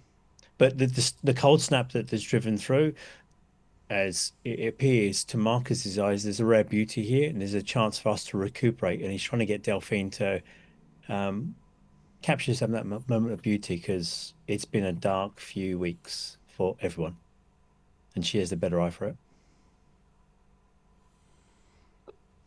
I guess she'll be like, okay.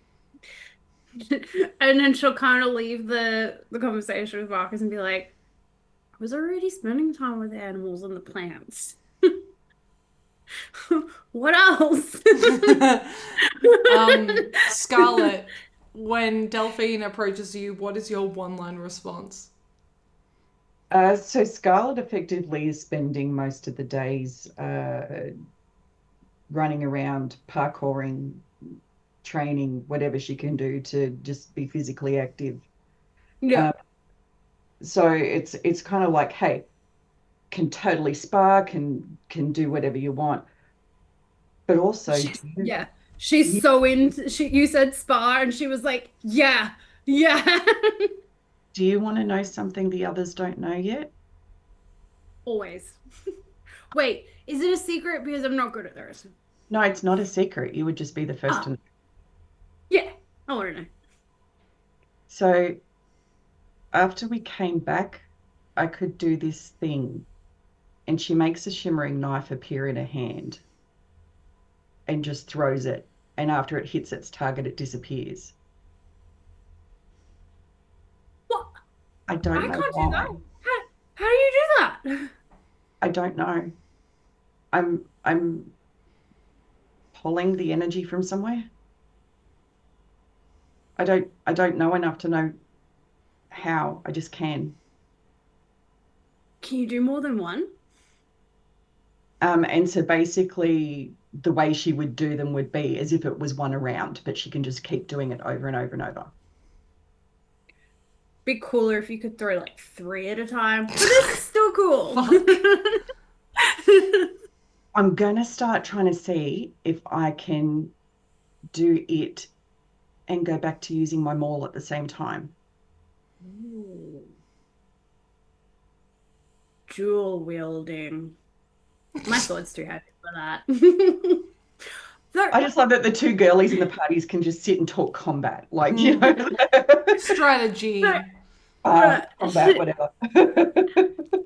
She'll be excited about the idea that you want to be able to throw things and then switch back to your main weapon, because you will have noticed that she's constantly carrying around some javelins, which she hasn't used yet.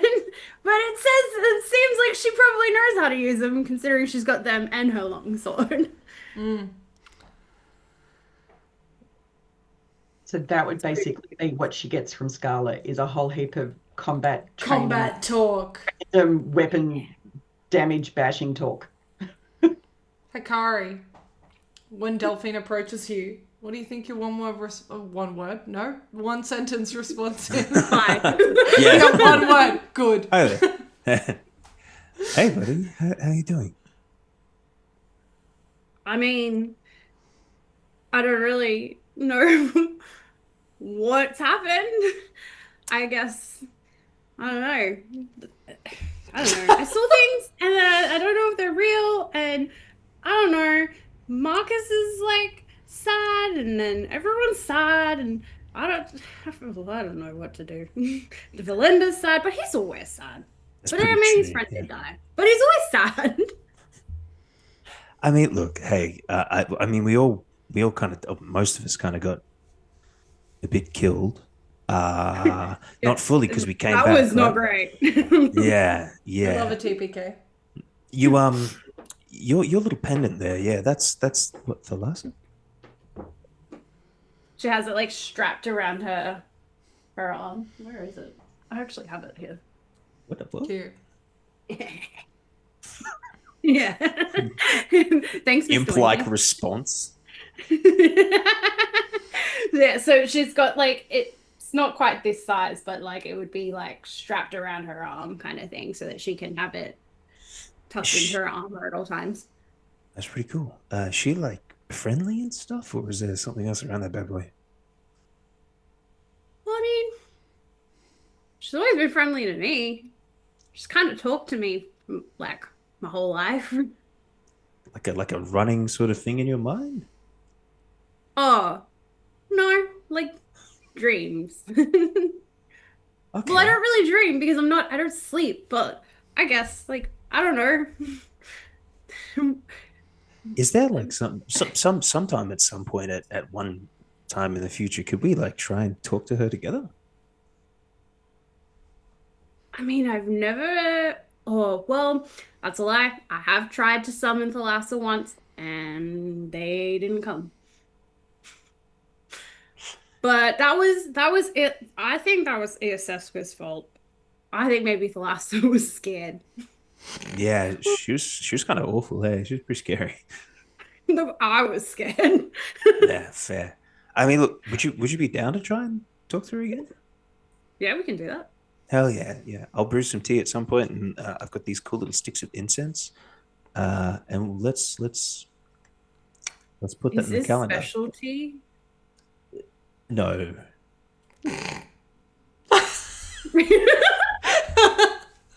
Excellent. No, it doesn't have to be.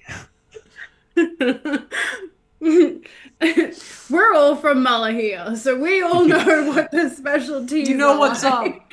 You know what's up. Look, I grew up in a tavern called the Singing Tea Leaf, so like, what do you think we were doing? I grew up on a farm.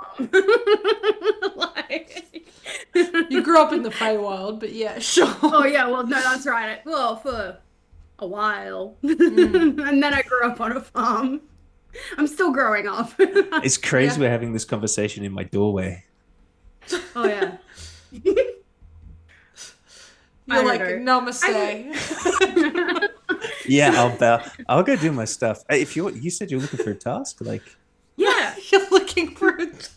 Yeah, look, I What can is be this taskmaster? What's happening? I can be a quest giver for this session. Hey, look, for Frostfell, we're in Maluhia. Like, we usually make like garlands and stuff, but I'm like wicked out of like cherry blossom and that sort of thing. Could you, I don't know, borrow some? I could grow you some. That also works. Yeah. Yeah, I'll do that. I'll get that for you. Hell yeah. What do you want? And she's gonna like write down everything that you want on her hand, and it'll totally be smudged within 5 minutes. But you know what? She's trying. Yeah, I'll grab cherry blossom, some like orange, oranges. I'm gonna cut them up and dry them, and then apples, please. Cool. I thought You're we'd for established sure that getting these two cranberries. specifically are not allowed to do any form of commerce ever again. Like, was that not the rule? It's not commerce if she's growing it herself. Yes, I'm gonna grow it. Yeah, okay, fair. Also, I am the highest charisma, so if I needed to go buy it, I could. I just want to. My first session of the year was in this interaction. The last session of this year, we're basically doing the same thing. The same thing, yeah. Yeah, can you spit a gem into my hand again, please? I'll have to find one. Okay, write that on your hand. Into his hand. And she's gonna be like, transform into a cat and bite someone's ankles. Good. Oh, do you know if they have bears around here? Yeah, maybe. I mean, Yeah. like the groundskeeper was kind of big and hairy. Oh. I don't know. I don't know. I met grizzly bears. Hey, kind of look mad. Weren't yuck your yum. I need to practice bench pressing them. I saw this weird lady once upon a time. It feels like so long ago, but yeah, I tried to bench press a bear. I can do it, but it didn't happen. Okay. So I'm gonna go practice. I gotta prove it. I believe in you. Yeah. Okay. Cool. This She's just gonna walk away. conversation, Hakari, goes from hinged to unhinged so quickly. Delphine, you wander off to your grove and begin growing flowers, oranges. In between writing abandoned letters to Abby. In between writing abandoned letters and also searching for a bear. Do you want a little glimpse at some of the abandoned writing that she has? Go on. Yeah. My sweet Abigail, I received your letter weeks ago. No. I should have answered sooner. That's true, but it isn't enough. I am safe now. Mostly. Please don't worry. I shouldn't lie to you like this. I'll try again. Good. Love it. As you kind of continue scrawling on these pieces of paper, throwing them to the side in Star's office, Marcus, over the 4 days, what are you doing?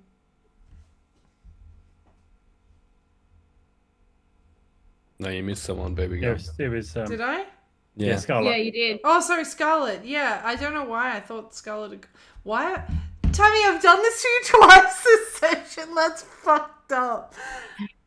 I need to wear my glasses. Someone redeem Good Girl. Because I can't see. Hey, fuck you, Marcus. Eat shit. Go to the end. So Scarlet will also seek out Amber, but not to flirt with her like the rest of the party. To actually I actually didn't flirt. Thank you very much. I'm proud of you. Who flirted? I flirted. trolled myself. And it'll be at night time. Mm-hmm. And there's some light snow falling. Mm-hmm. And Scarlet will take Amber outside. I know you've heard a lot of horrible things since we've been here. But you need to know it's not all bad. There's been some really amazing and beautiful and fantastic things that we have seen and found along the way. And I'm going to tell you to keep your eyes open. And Scarlet will put her arms around Amber, but from behind so Amber can look forward. And Scarlet will release her wings and fly Amber upwards so she can see the estate from above. Cool. You just catch a glimpse of But Delphine not chasing a flirting, bear. by the way. Not flirting. Platonic She just flying. screams. She's afraid of heights. I've got hold of you, it's okay. But you've never seen your estate from here before, have you? No, I haven't. No. And she will slowly lower you back down. It was really pretty. It's new and it's scary, but it's also beautiful and a different way to see things. And not just because it's high, but because it's different.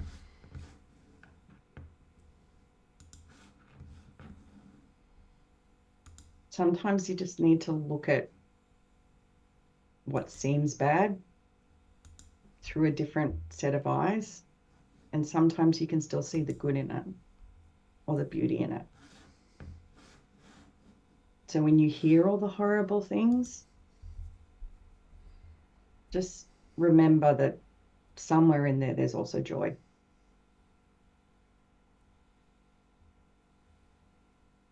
You're And I much still think wiser than you're Harrison's- giving credit for. What was that, sorry? You are much wiser than I think you give yourself credit for. Just different.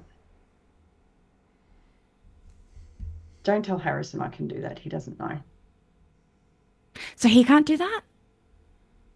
Oh, no. No. Oh, No. that would have been romantic. No. Just me. A little bit different to the siblings. So, you know something that he doesn't. I know lots of things he doesn't. Yes, but he grew up with me.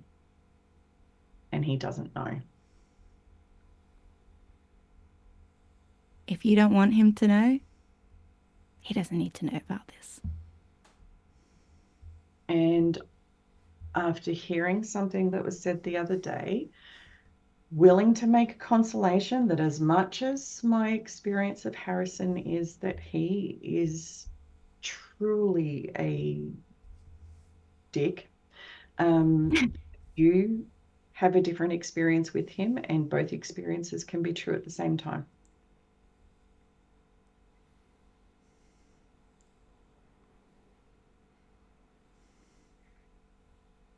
He can be a jerk, okay? Don't tell anyone I said that. To be But fair, everyone fawned over him, so, you know, ego.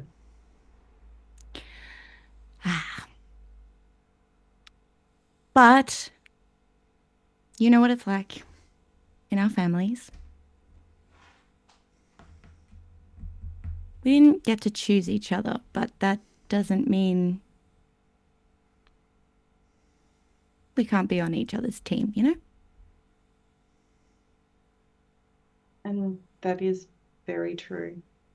But you also need to keep in mind, dear sister, that you are not just what they've molded you to be.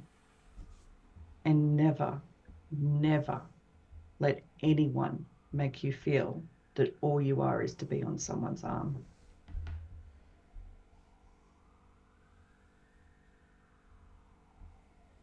And Scarlet will walk away. What else are you doing in these 4 days? On another night, she will actually disappear from the estate. And she will go into town, and she will go to where she knows that there are some exhibition fights occurring, and she will participate in them. One, it's been a while and she has a reputation up. But two, she will go to one where she knows there are people who know Antara. Mm-hmm. And she will start asking if anyone can find where he has gone to or where he is now, and to send word to the Drody Estate that she is there for a few more days. But she needs to find him. Okay. Can I get you to roll just a strength check for me, please? Oh, if I'm raging, it's advantage. Come on. This is during a fight, so if you would be raging, you may have the advantage. We're going to see how you fare in this fight. Dirty 20. Oh, yeah. Okay. You do better than the 17 I rolled. In which you would win and weave. You would weave the place. No. You would leave the place with 20 pieces of gold as your reward. In terms of asking around for Antara, it's interesting because there are people that definitely have recognition when you say his name. But the common running thread is that no one has really seen him for quite some time. There's no air necessarily of concern to this. He disappears in the off-season. He disappears in the off-season. And Frostfall is the last season before the troop gets back together and begins preparing for Amber again.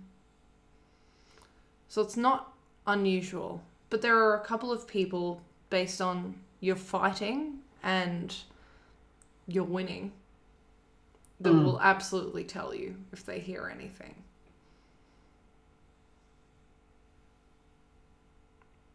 The third thing that she will definitely be doing is going to be almost like a beach episode thing. Because Scarlet is not all doom and gloom. Hot. And on one of the evenings, there'll be like a bang, bang, bang on Hakari's door. Hello? Get comfy clothes on. Okay, all right.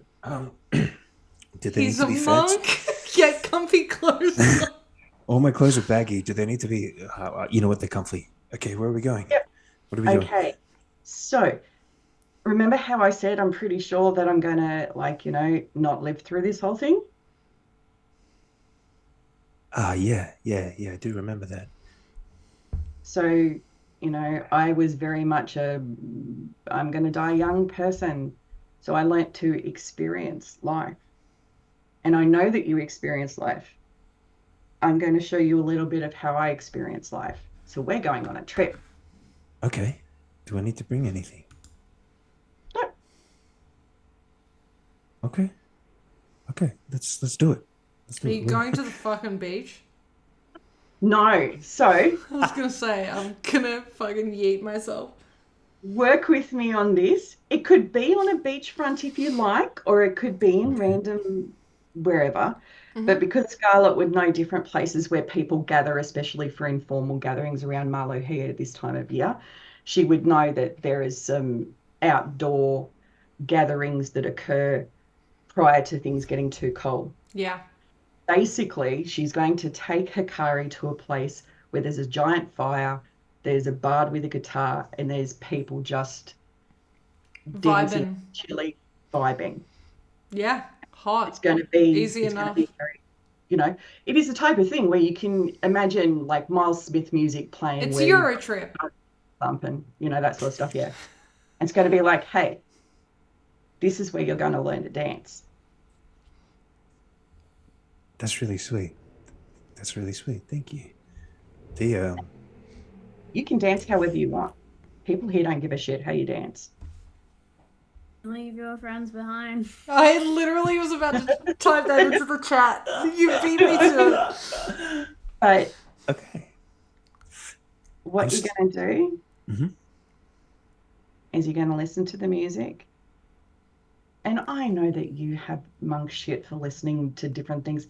Listen to the universe and start to feel how you can move in sync with the universe. And she'll basically go through how Danella taught her to Yeah. dance in a way that contributed energy back into the weave and the universe. Mm. You feel like you get a groove? This is a different feeling. Where did you learn this? Is this from you being noble? Oh God, no. No, that's like if you want to learn fancy dancing, I can teach you that too. That sounds awful. Yeah, it is. No, this was so that bard that Yeah. yeah, I learned how to do this from her.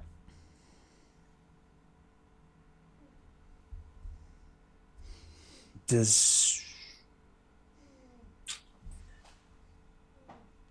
feels is there magic to this? Is this something that you push? Okay. She can use magic and all that kind of stuff, but I mean, we take energy from the universe. We can give energy back to the universe.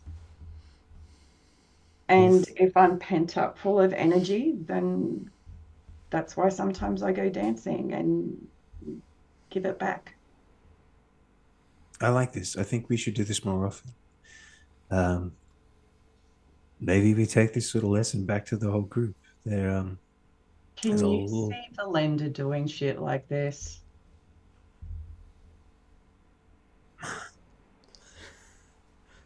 I'm picturing it. Excuse me, didn't Velendar and Delphine have a cute little dance moment? Yeah. Not this type of dance, but yes. I am picturing it. I like the image. Maybe we could, I don't know, maybe, no, he will hate this. But basically, Scarlet will spend the evening filling it full of, like, I know there's stuff that's happened. I know you're currently grieving, but you also need to keep living. And basically try and make it full of joy and movement and laughter and fun. You do so to the early hours of the next morning before you kind of drag yourselves back to the Drody Estate. Speaking of the Drodies, Marcus, what are you doing? Over the 4 days, Marcus has tried to keep as many of his friends sane as he can. No, as sane as he can. So for Velendar, he leaves a bottle outside his door, 2 glasses, a note, and when the time is ready, when the time is right, come find me. That's He what it is. knows me. Yeah. Just leaves that there. To Alicia, he has provided as many maps as he can and other documents that he's got. So he's just got a steady stream of research stuff. Depending if Amber's shared anything about the stones, then in Marcus's notes, he's talked about all the people he knew had rings as one point, and in the notes there was about rings too. There was also a conversation about Yusefka with this chain around her neck and that stone, which potentially goes back to the conversation about it being in the mines, which may help Alicia make some decisions about where these stones come from, because she seemed to have a lot adorned from when we encountered her in the Mings, and Marcus has drawn them out and left them as there. He can't find Scarlet. She never seems to be around. It's like the bed's kind of half made, and it's like, oh, that's kind of weird. And he leaves her a note and says, would love to chat, but ... And for, I would say, for the very wonderful Delphine, when she talks about bears, he is going to go to off and then find one of the some of the circus people nearby and introduce them and then introduce them to Delphine, because why not? Hell yeah! Can Yeah. do I get to roll to bench press bears? Roll strength for me.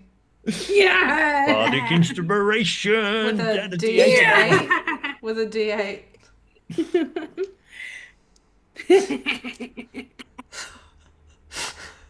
So Guys, this is what? happening. She's bench pressing bears. I'm not sure that's what you're supposed to be doing, Delph. Okay, that's fine. I'll leave you there. Bye. I got it 24. The last image you see is Delphine bench pressing a bear as you walk away. Just walk at a faster pace, just there. And She's never been happier. and Marcus goes to find Amber and Hakari.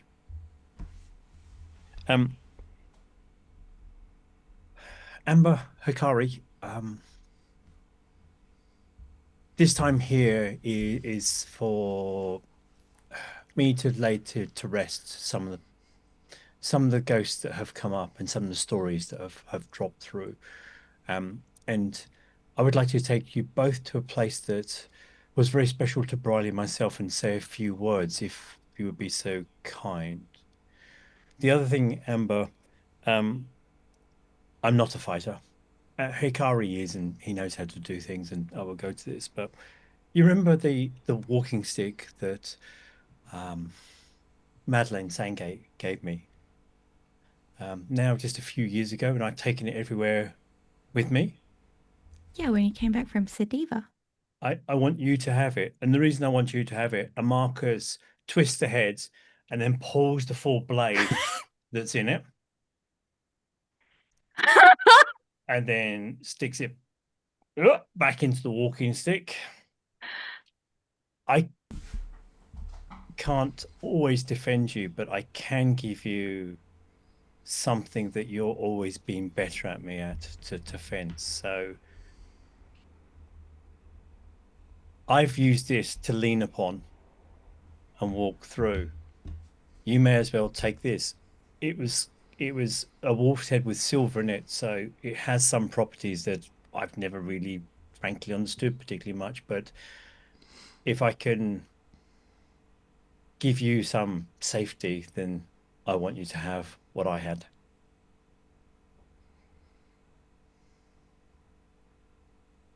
Marcus, why does this feel like goodbye? It's never goodbye for me, dear. You should know that by now. It's more a confused disappearing then coming back again. I will be back, but I want you to have something that has supported me through it, and I haven't let go of this through thick and thin. And technically, I've when I was talking to the gods, I was hanging on to this too. So hold on to it for me. I'll come back for it. And you know as I'll come back for all the things that are owed to me in the first place.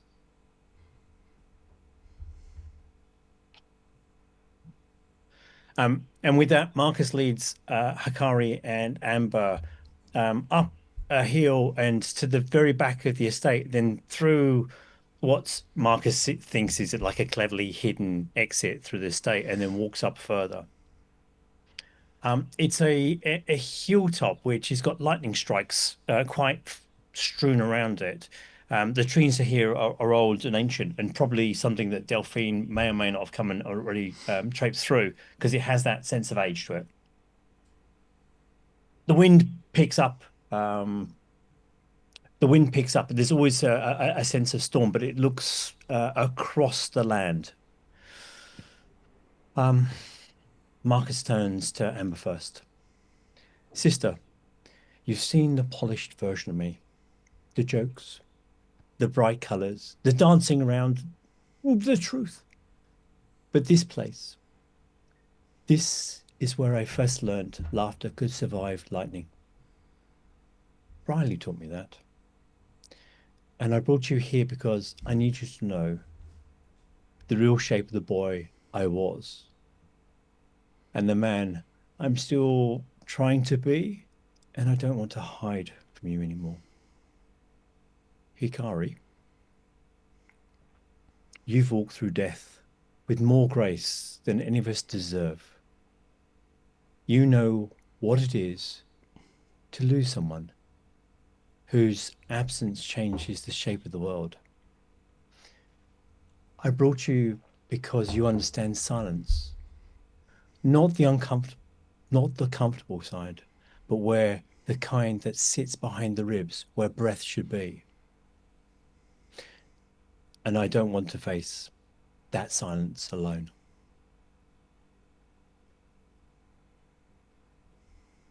This is where, and then the kind of wind picks up because he's casting wind spells just to make it a little bit more dramatic. He's a boss. Of course he is. You pump it. Yeah, hair's going at this point in time. You've got a cloak of billowing, don't you? It's like, shh, silence, it's magic. I don't need... I just need you to walk with me for a little bit so we can say one final goodbye to Briley. And then stand close to the memories where if I start to shiver and then I fall apart, I'd like to pretend it was dignified as part of this. And I want you to hear this moment.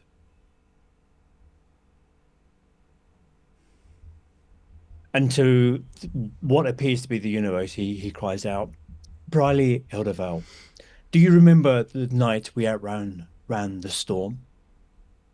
When the night sky tore itself open and we laughed like fools because we thought the world couldn't touch us? Gods, you looked alive that night. Alive in a way I've always been chasing since. They say you died a traitor. They say Shadowbinder like it's something filthy. But I, and he pauses, we knew you. I knew the courage, your brilliance, and your defiance. And if that makes you a traitor, then perhaps the word should reconsider the word loyalty. I should have been there. I should have been there to stand next to you when the blades come. I should have listened, really listened, before everything fell apart.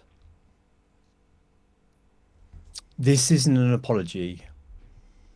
It's a promise to both of you as well as Briley. Briley gave me the wonder when I forgot how to hold it. She helped give me stories when I only had questions. And even now, Briley, even now, you give me courage to keep going. Rest, Stormheart. Your laughter will still echo here, and I will carry it. We will carry it, not as a weight, but as lightning. And he turns round, and there's a distant roll of thunder. And he hugs both of you, like, fiercely. Those are my words. And I just wanted you to take a moment to hear it. Is there anything you would want to say to Briley in this place?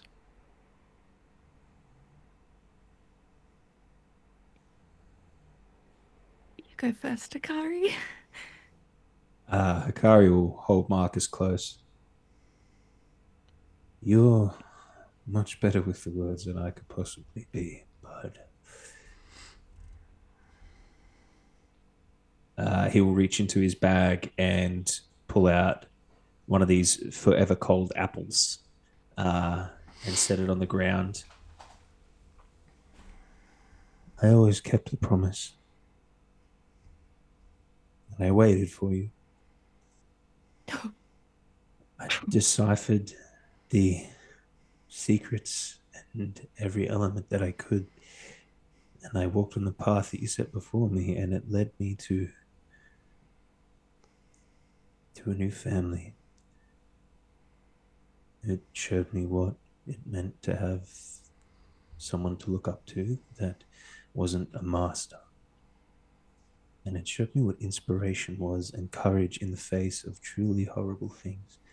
And I will keep that promise to you. And I have left you a little gift on the other side.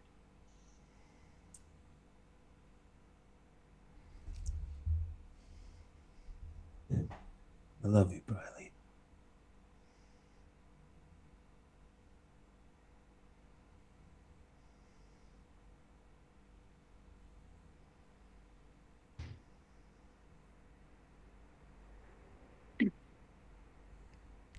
You guys are breaking my heart. Jesus. Whew. Amber is gonna pull something out of her pocket, and you see this little mechanical bird, and she's gonna set it on the ground, and she takes off her necklace, and there's this weird looking little contraption on the end, almost like a key, and she slots it into this little mechanical bird and winds it up, twists and twists, and then lets it play. And the song that plays is a song that the best to her recollection she can hold on to is one that Briley used to sing to her when she was a little girl in the tune, and it plays like a little music box. And she just kind of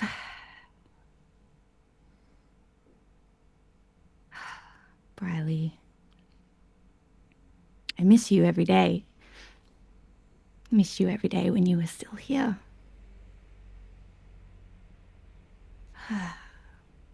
Thank you for being. You were what? I wish we knew your actual last name, that we could say a proper goodbye, not this elder veil. You were the brightest. I love you so much, and you know I hate promises, but I promise to defend your name, because I know You were wonderful. I miss you, Bradley. You can rest now.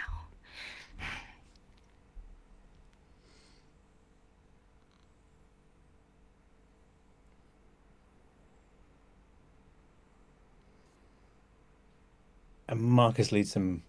Let's actually, Marcus is going to do two things. First off, he's going to try not to give his sister a look that I just had there when she says that, and he'd be he tends to both of them. Have a moment here together. I'm just going to walk down the hill. I left Delphine with the bear. And he walks down the hill. Time of her life. Bench pressing for days. She's got a group of girls around, and she's got the 3 Gs: the games, the grizzlies, the girls. Good. What else is Marcus doing? And then eventually, hopefully, he catches up with Scarlet. Yeah, 100%. And hopefully Marcus catches Scarlet coming back from an event. He's just going to sit there. Best day of her life, yeah. Yeah, Absolutely. she's and She's it just glowing. regards, yeah, just regards that the Dauntless Deb, and looks at Scarlet, and for a moment says, "This is going to seem presumptuous, and I'm risking the punches that you normally give Velendar. I've always found people that have been able to give me answers by different skills and different abilities. But when I look at you, I see something burning within you, Scarlet. And I don't know why, but you'd like to keep your mouth closed. And my sister is going through that at the moment, and I hate every second of every breath seeing that within you.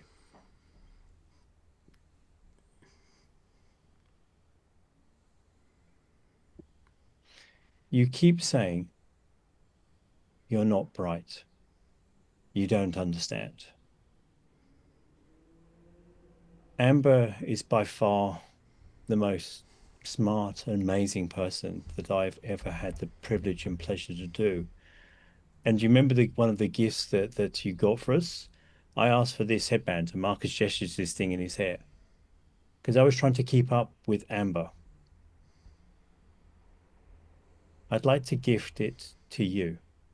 I don't think it will change you, but it might give you some of the clarity that you've always talked about and seem to be missing. Take it as being part of the family, Scarlet. Are you sure? I'm never really sure, Scarlet, but in this case, I think I'm right.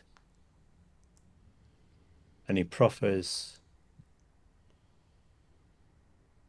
this headband. Maybe Amber can help you make it a bit, safer. Because I kept mine. I don't have my head battered quite as much as you do. Oh, I know how to Wow.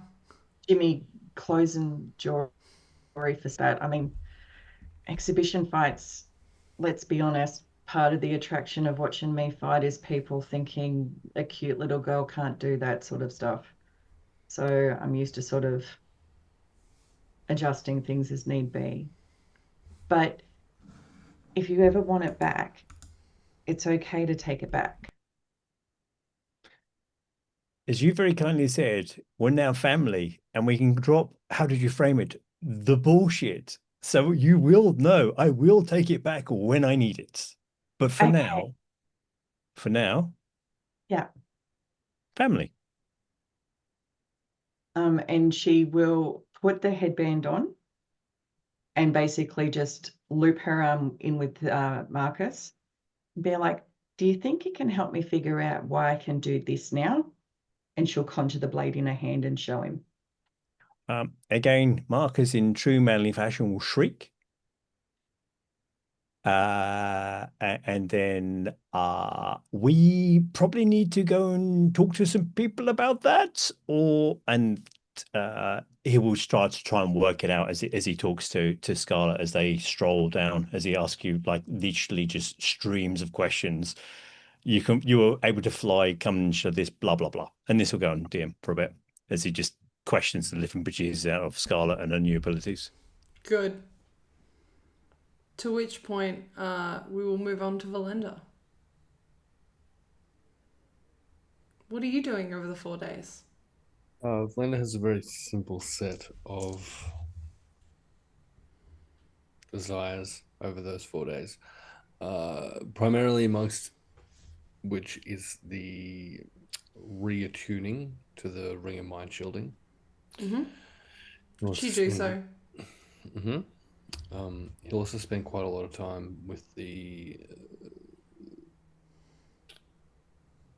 obsidian ring, just looking at it, crying over it a little bit, having a little couple of sad moments, having a little joyful moments. He'll just be doing, he'll just be looking at the Veilkeeper ring and being real into it in case it's a thing that can be attuned with.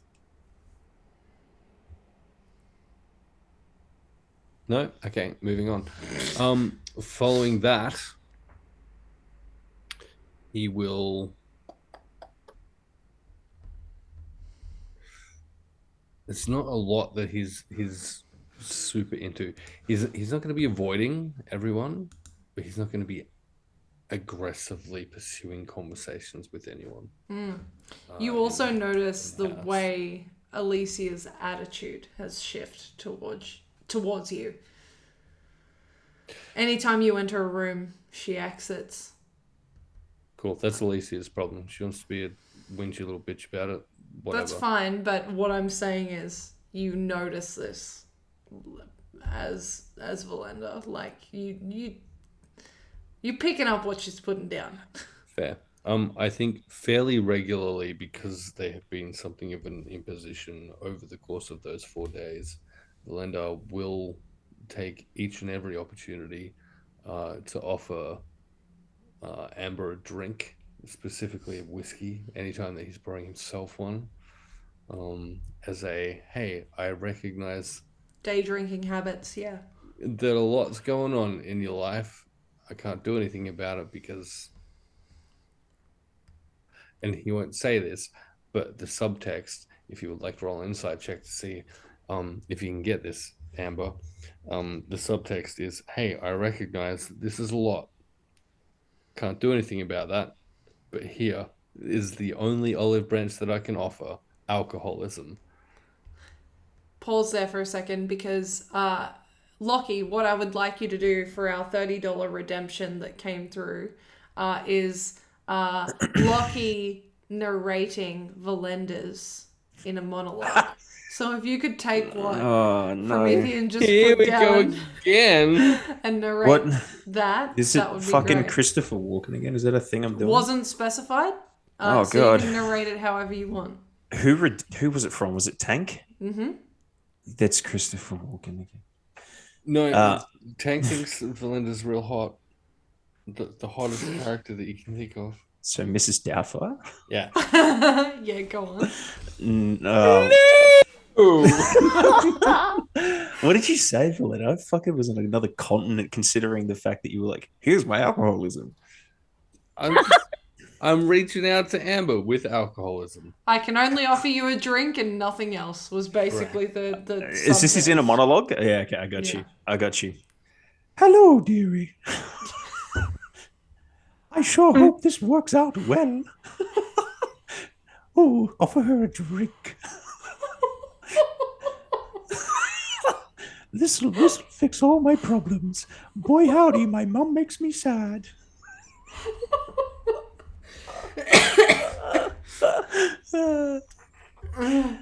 Well, this isn't working. Better pout a bit. There you go. Was That's that 30 bucks the worth of most it? accurate Velendar I've ever seen in my life. That was beautiful. Wow, incredible. I just want you Oh to know my you God. appear a lot cooler to me, but it's funnier if I choose the alternate path, man. I'm going to give Britt the opportunity to respond as Amber to being just genuinely Handed drinks consistently. without words, just being handed drinks. Yeah, exactly right. Like, Are you taking them? Are you pouring them down the sink? What's the vibe? Now she's drinking them. I rolled a 17, by the way. Well, I actually You rolled clocked this. a 12, but I had a flash of genius, Yeah. which allows me to add 5 to my roll when I want to. Well, You 5 clock times. that this sad So- boy is trying to offer you some form of an olive branch, but this is the only way that he can do it. Yeah, she'll take the drink. I think she can. I don't want to speak on your behalf. Would I be picking up that you're not really interested in conversation? It's just kind of like company-ish. For the first couple of days, probably, and company also no. Okay. It would be more of a he is here, and Everyone hydrate, please. and that's making it your problem, which he feels is a bit of an imposition. And so he's not going to reject conversation, but he's also not super open to it. I think that works well for her. She's not. She probably she's not doing great, so she's probably feeling similar, not having to be polite and. Especially as like the days go on, she's looking increasingly like, "Have you slept at all, girly?" Type vibes. So she'll have a drink. She'll love it. Okay, great. I think that they're just in a fairly toxic cycle of enabling each other. Then, Yeah. Brilliant. The final thing over the course of that 4 days that Velendar would like to do is murder an entirely innocent random person. So he will go wandering outside of the grounds. He Easy will, enough. over Yeah, the there's a course- bearkeeper just wandering around. You can Just- find it's random fine. townsfolk, 100%, and you can murder them. Sure. Excellent. Over the course of 2 to 3 days, we'll kind of hunt a person down and we'll absolutely kill the fuck out of this person. Mm-hmm. Great. Yeah, cool. The end. We will get to that at a different point in time because you and I have discussed this in advance. Excellent. At the end of these 4 My days... husband. Yeah, Harrison's dead. Oops! Accidentally killed Harrison. Sorry about it. On the 5th day of Frostfall, you all know that the Drody's tradition is to put on a huge dinner. Everyone to dress to the nines. Everyone to just forget everything bad and try and find the good in the year that was. You all get ready. You all make your way down to dinner where you see this exquisite table set out before you. Amber being one of the people assisting, not necessarily in a capacity of actually like cooking or anything like that, but like in making yourself useful and busy. You're kind of pottering around. And you notice first that your husband, Harrison, joins you. And when he does, there is an embrace that he gives you that is just slightly longer than what he would usually give you. And there is a softness to his posture that you wouldn't usually experience.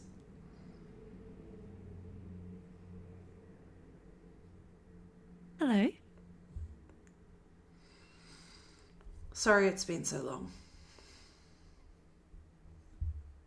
You all right? Scarlet and everyone came home. And everything that followed was stressful, horrifying.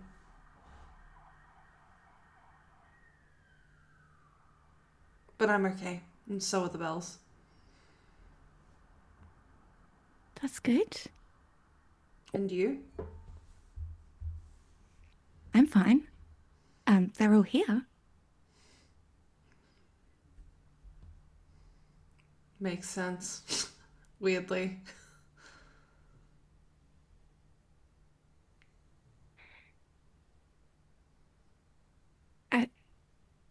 Are you gonna stay for a while this time? Yes.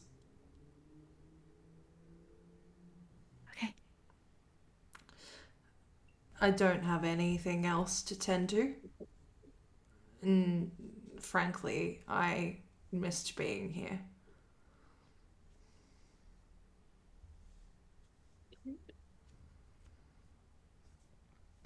It's been a chaotic few days. Weeks. If they're here, then I can imagine it was. They left in a hurry. One of their, and I'm sure there's been events that have followed, but one of their mothers was making their way to Kaivala, and we had to get them out as quickly as possible. I believe that mother made an appearance here. She's gone. I don't know where. Kind of like looks you up and down to make sure that you're 100% safe. There's no scars or any new kind of abrasions to your skin physically that he would be able to spot. Before he kind of notably relaxes. You're okay. So that's good. Everyone else is okay. One of their friends didn't make it. Tybella. The dark elf. She stayed with us. Friend. Yes. She stayed with us. Unfortunate. But selfishly, I'm glad it wasn't you or any of the Drodies.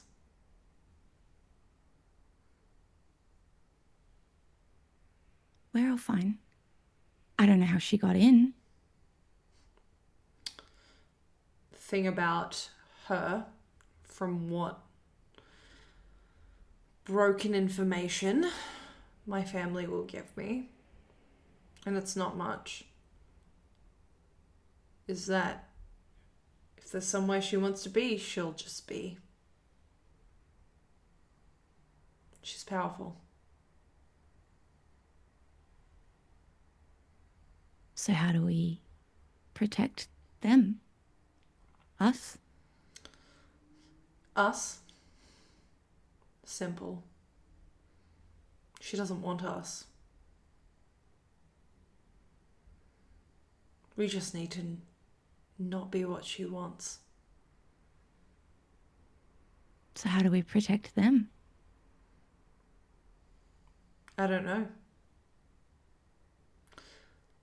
But if by them you mean your brother,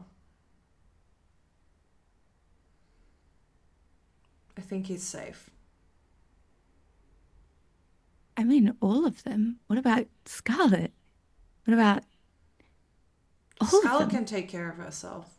She's done so for the last couple of months, almost year. I think you should talk to Scarlet.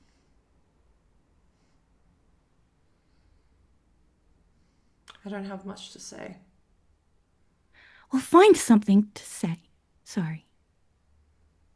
Don't apologize. She's family, Harrison. I know. She's more family to you than she is to me.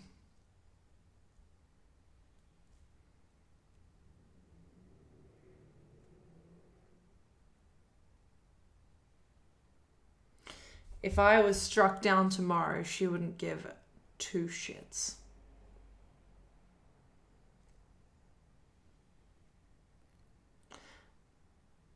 And that's fine. Sometimes neither would I. But we have that in common. Do you mean? I mean, I'm tired, and I'm looking forward to a good meal. The last couple of weeks have been nothing but hiding from ghosts. I'm sick of Your hiding ghosts? from ghosts. No. Velendar's. Lolth and a Lolth high priestess invading a town sends it into chaos. A god being in a world it was never meant to be in makes the whole world mad. I have an idea. It's a terrible idea, but I have an idea. If it involves you putting yourself in danger, I'd rather you didn't. We're already in danger. She came into this house and killed someone. So, Amber. I'm a great spy, Harrison. I can be useful. I know you can. Let me But- be useful. And I need you to not take offense to what I'm about to say to you. But the two of us are insignificant in this battle. I'd like to keep it that way. So they'll never expect me. I join. I'm a good spy. We make Lol think I'm on her team. We get the information. We get out. You know I could do it. I know.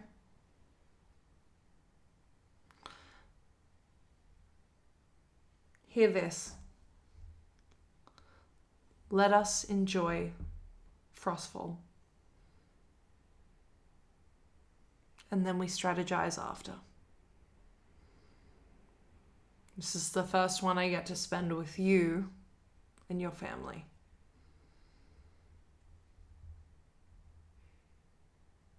I'll try not to punch Star in the face this year. I'll do it for you if you like.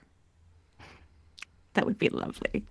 Perfect. But I think this group has seen enough family feuds for a little while. Can you hear Ricky having a sneezing fit in the background? He just sneezed like fucked. This guy, he looks like he's about to fucking live he's ascending to another plane of existence right now. Holy shit. As you, the both of you continue to prepare for dinner, the rest of you kind of beginning to make your way down. A couple of things happen. D, stop that. Making your way down to Frostfall dinner. Marcus, you traversing down the stairs to meet your sister, hear a voice echo in your mind.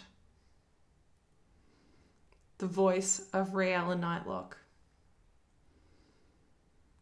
You hear her Forgot say, about her. Yeah. Well, Marcus, it's been some time. And you know I must be desperate if I am reaching out to you. Well, desperate I am not. I will point out that you made a grave mistake taking that book from me. You know not whose hands it lays within. You will wish it was mine.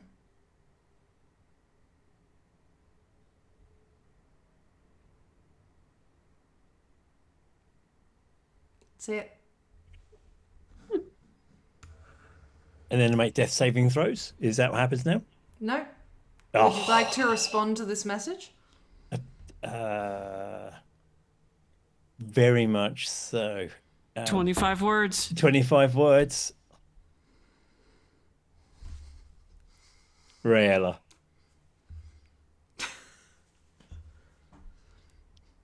Always a delight. When can we meet and where?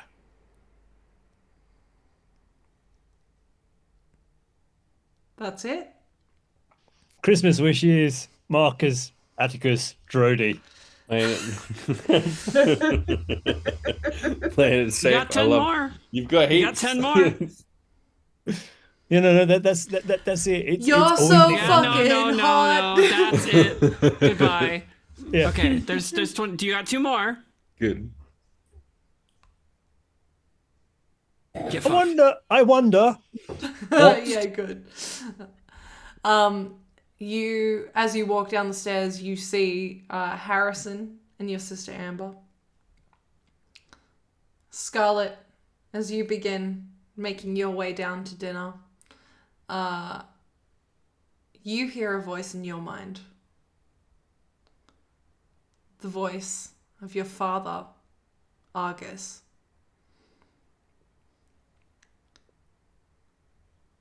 Scarlet, I don't have much time.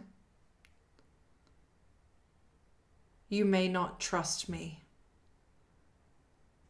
but a recent boating trip past Ascendus showed me we're in danger. The land is dying.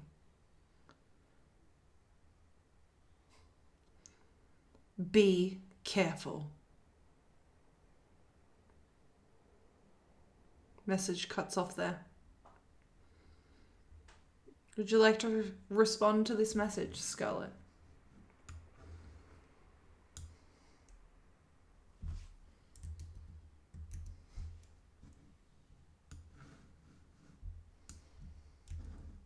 I am aware the land is dying. I feel that magic is being pulled from the earth to create other divinity.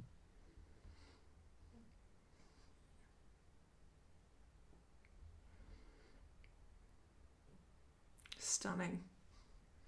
And then I get 2 more words. Mm-hmm. Meet tomorrow.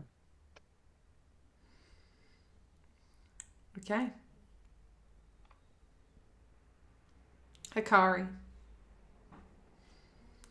as you begin your way towards dinner, you hear a voice that you haven't heard in quite some time. The voice of Naza in your mind. Hakari, I've heard my name whispered. I'm safe. But know that I will restore the faded page. It was wrong to try and stop it. Understand, there is no balance. There is only us. Would you like to respond to this message?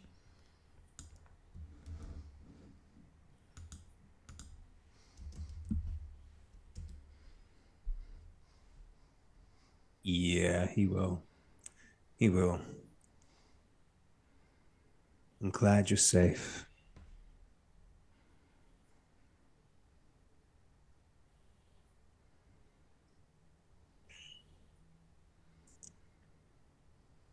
Is Master Corm alive?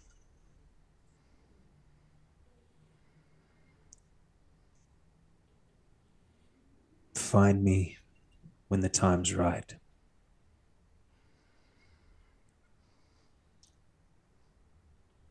I miss you. Hello.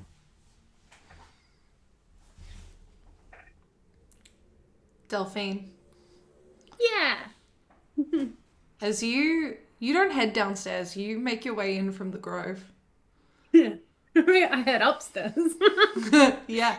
You hear the voice of your mother, Sorelia. Okay. I'm alive. And I'm well. But home is in danger. Something happened after you left. Like a dark fog engulfing whatever was in its path. Delphine, listen to your intuition. You will know if you're on the right path. And not everything we taught you is right. Make your own choices. Forge your own path. Trust only you and those you care for. They will guide you better than anyone else.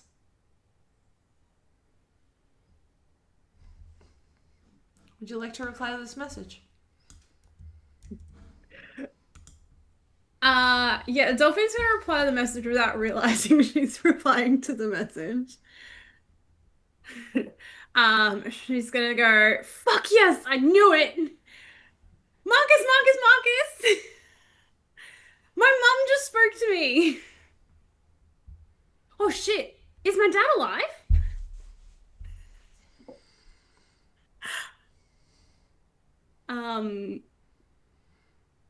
You have 4 words. Trying to make them count.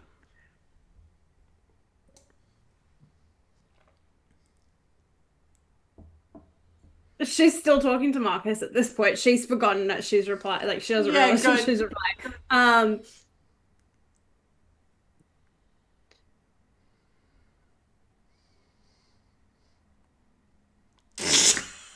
You don't have to use the 4 words. You can just end it there. I'm just trying to count.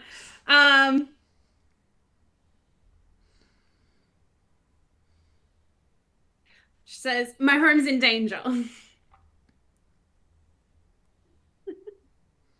Completely wasted her response just to talk to Marcus. She just got excited. Alicia. I don't think she how the spell works either, by the way. No Yeah, one's ever good. explained. I fucking love that. I love that as a concept. It makes me so happy. Alicia. You make your way to meet everyone else. A gift in hand. When you hear a voice in your mind that absolutely fucking annoys the shit out of you, but also sends not a scared, but just a yuck shiver through your body. The voice of Yusefka.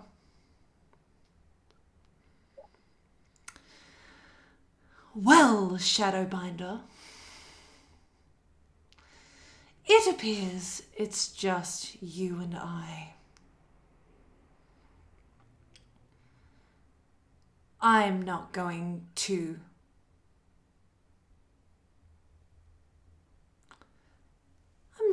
expand.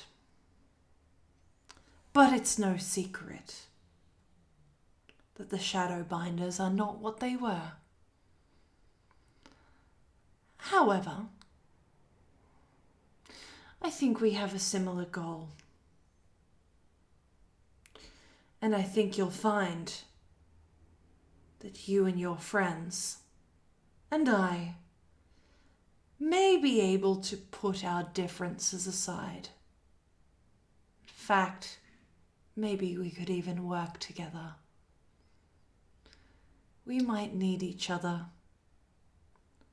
I don't want this world to die, and I certainly know you don't want to as well.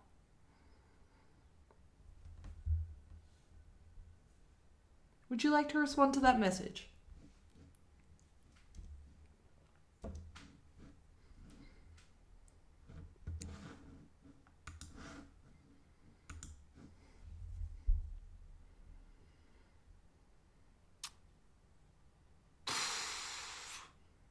This is in real time. How much time it's taking? Mm-hmm. Like, Go on. Shut up, Promethean. It's not your time to shine. I'm aware. I'm just encouraging Grin to do the best that they can do.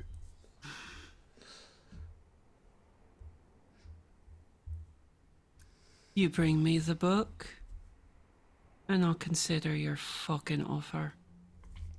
You get a message back. Oh. I hate to inform you, but I don't have it.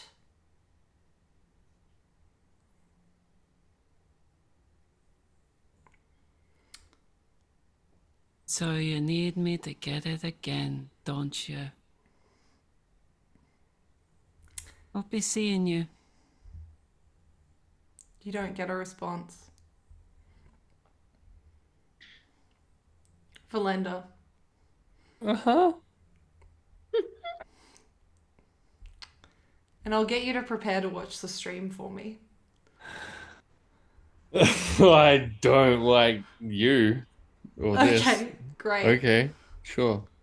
Everyone can watch the stream. You hear a voice in your mind. Do I? You do. And what's weird about it is that attuning to this ring, when someone tries to speak in your mind, you wouldn't know this, but nothing comes through. Alicia would know this because she tried to speak in your mind, and there was something tugging at it. So, in fact, like, you would know what it feels like for someone to try to speak to you, but for this ring to take effect. Mm-hmm. You feel someone try to speak to you. You feel this kind of tugging in your mind. And there is almost a confidence that overtakes you because you're like, I've reattuned to this ring. What happens is it's almost like a barrier breaks. Like someone has just punched a hole through it. It's not like when your mother spoke to you. This is different. This is powerful. And you hear the sound of a voice you haven't heard for a while. You hear the voice of your friend, Narcelia. We're gonna just go to a really quick cutscene. Fuck you. Hey, Via. I know hearing my voice is going to prompt some questions, and I'm sorry, I can't answer them all. Know this. Yosefka is weak. I have the book, and it will not leave my hands again. Do not come looking for it. If you do, you will regret it.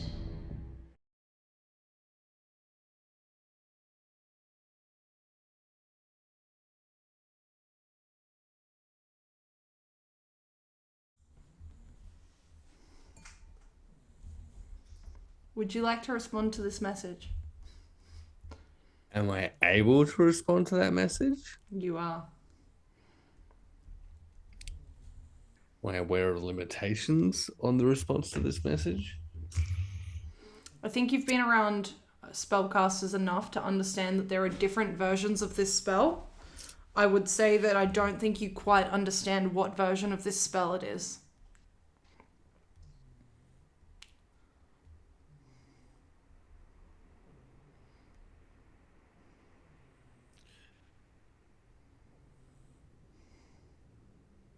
There's nothing that can convince me that it's you. Unless we meet face to face.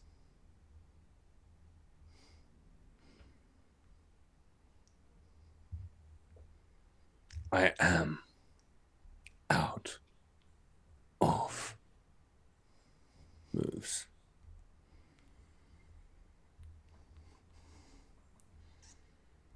you get a response. She says, "Well, I guess I'll be seeing you, Havia." And that's where we're going to leave chapter 2.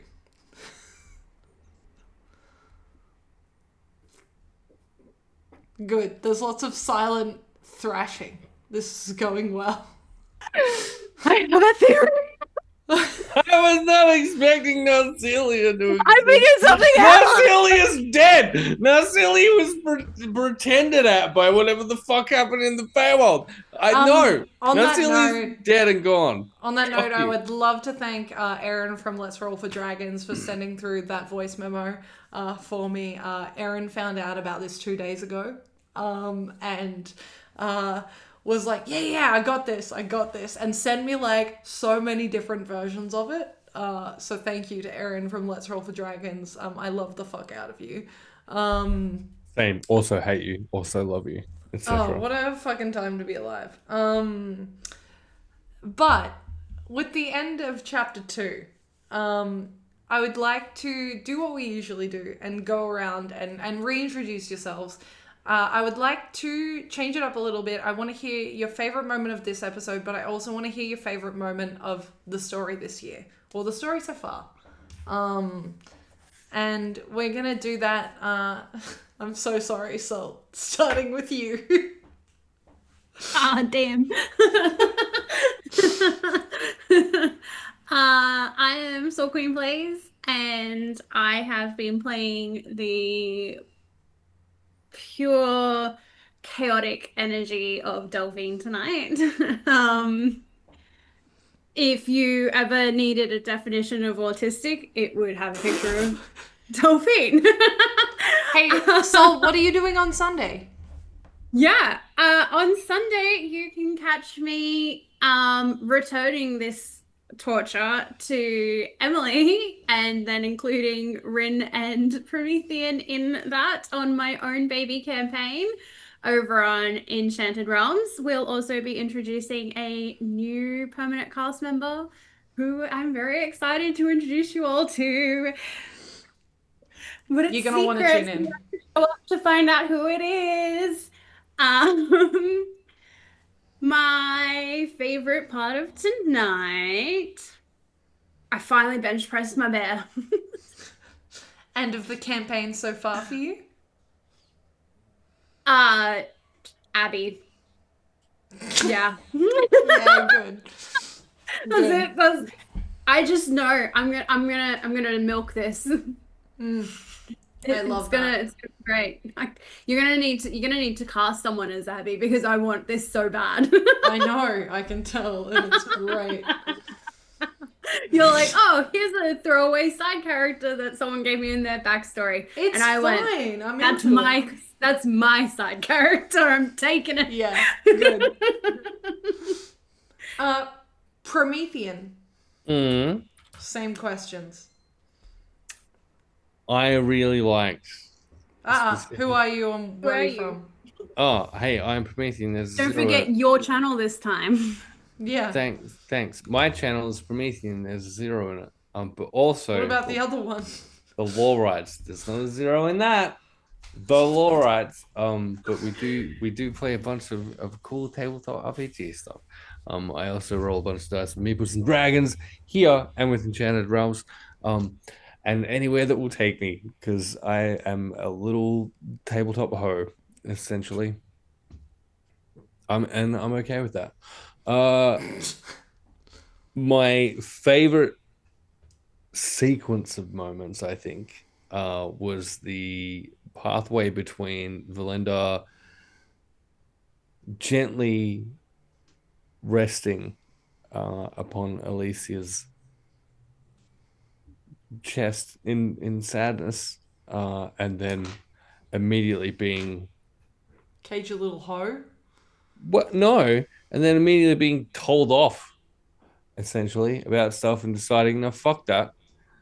I want to hold on to this one last sentimental item that exists associated with this fucking person who is now dead, She's a bitch.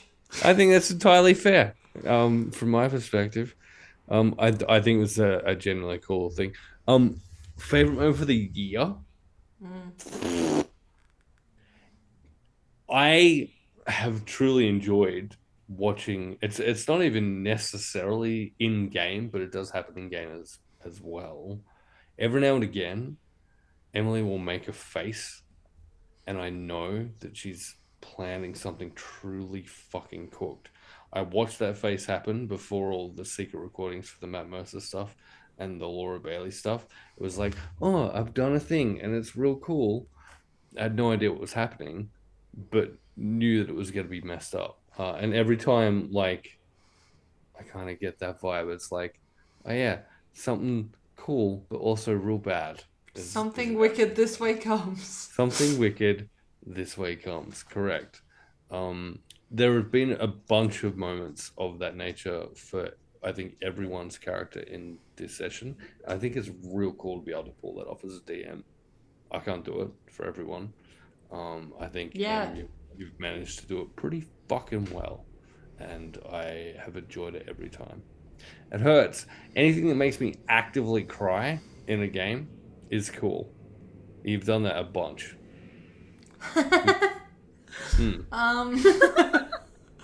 Hey, Rin.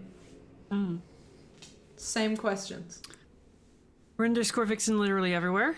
I stream. That's my main man pajama, but I'm pretty much here and there and a little bit everywhere. Today, it's not one thing, and I know I repeat this a lot, but it is the truth of it. It's the fact that everybody can be so locked in that you fall into a character and you are no longer you. I need you guys to be so aware, both people in this call and those of you watching, when I get rowdy, it's not me. It's not me. Like, and like even to the degree in which like I get a DM and be like, hey, you all right, buddies? I'm like, yeah, I'm fine. Why, what's up? Like, that only happens because of an implicit trust and a level of comfort where we can have that kind of stuff in a story, and we know it's not, it's, I don't know.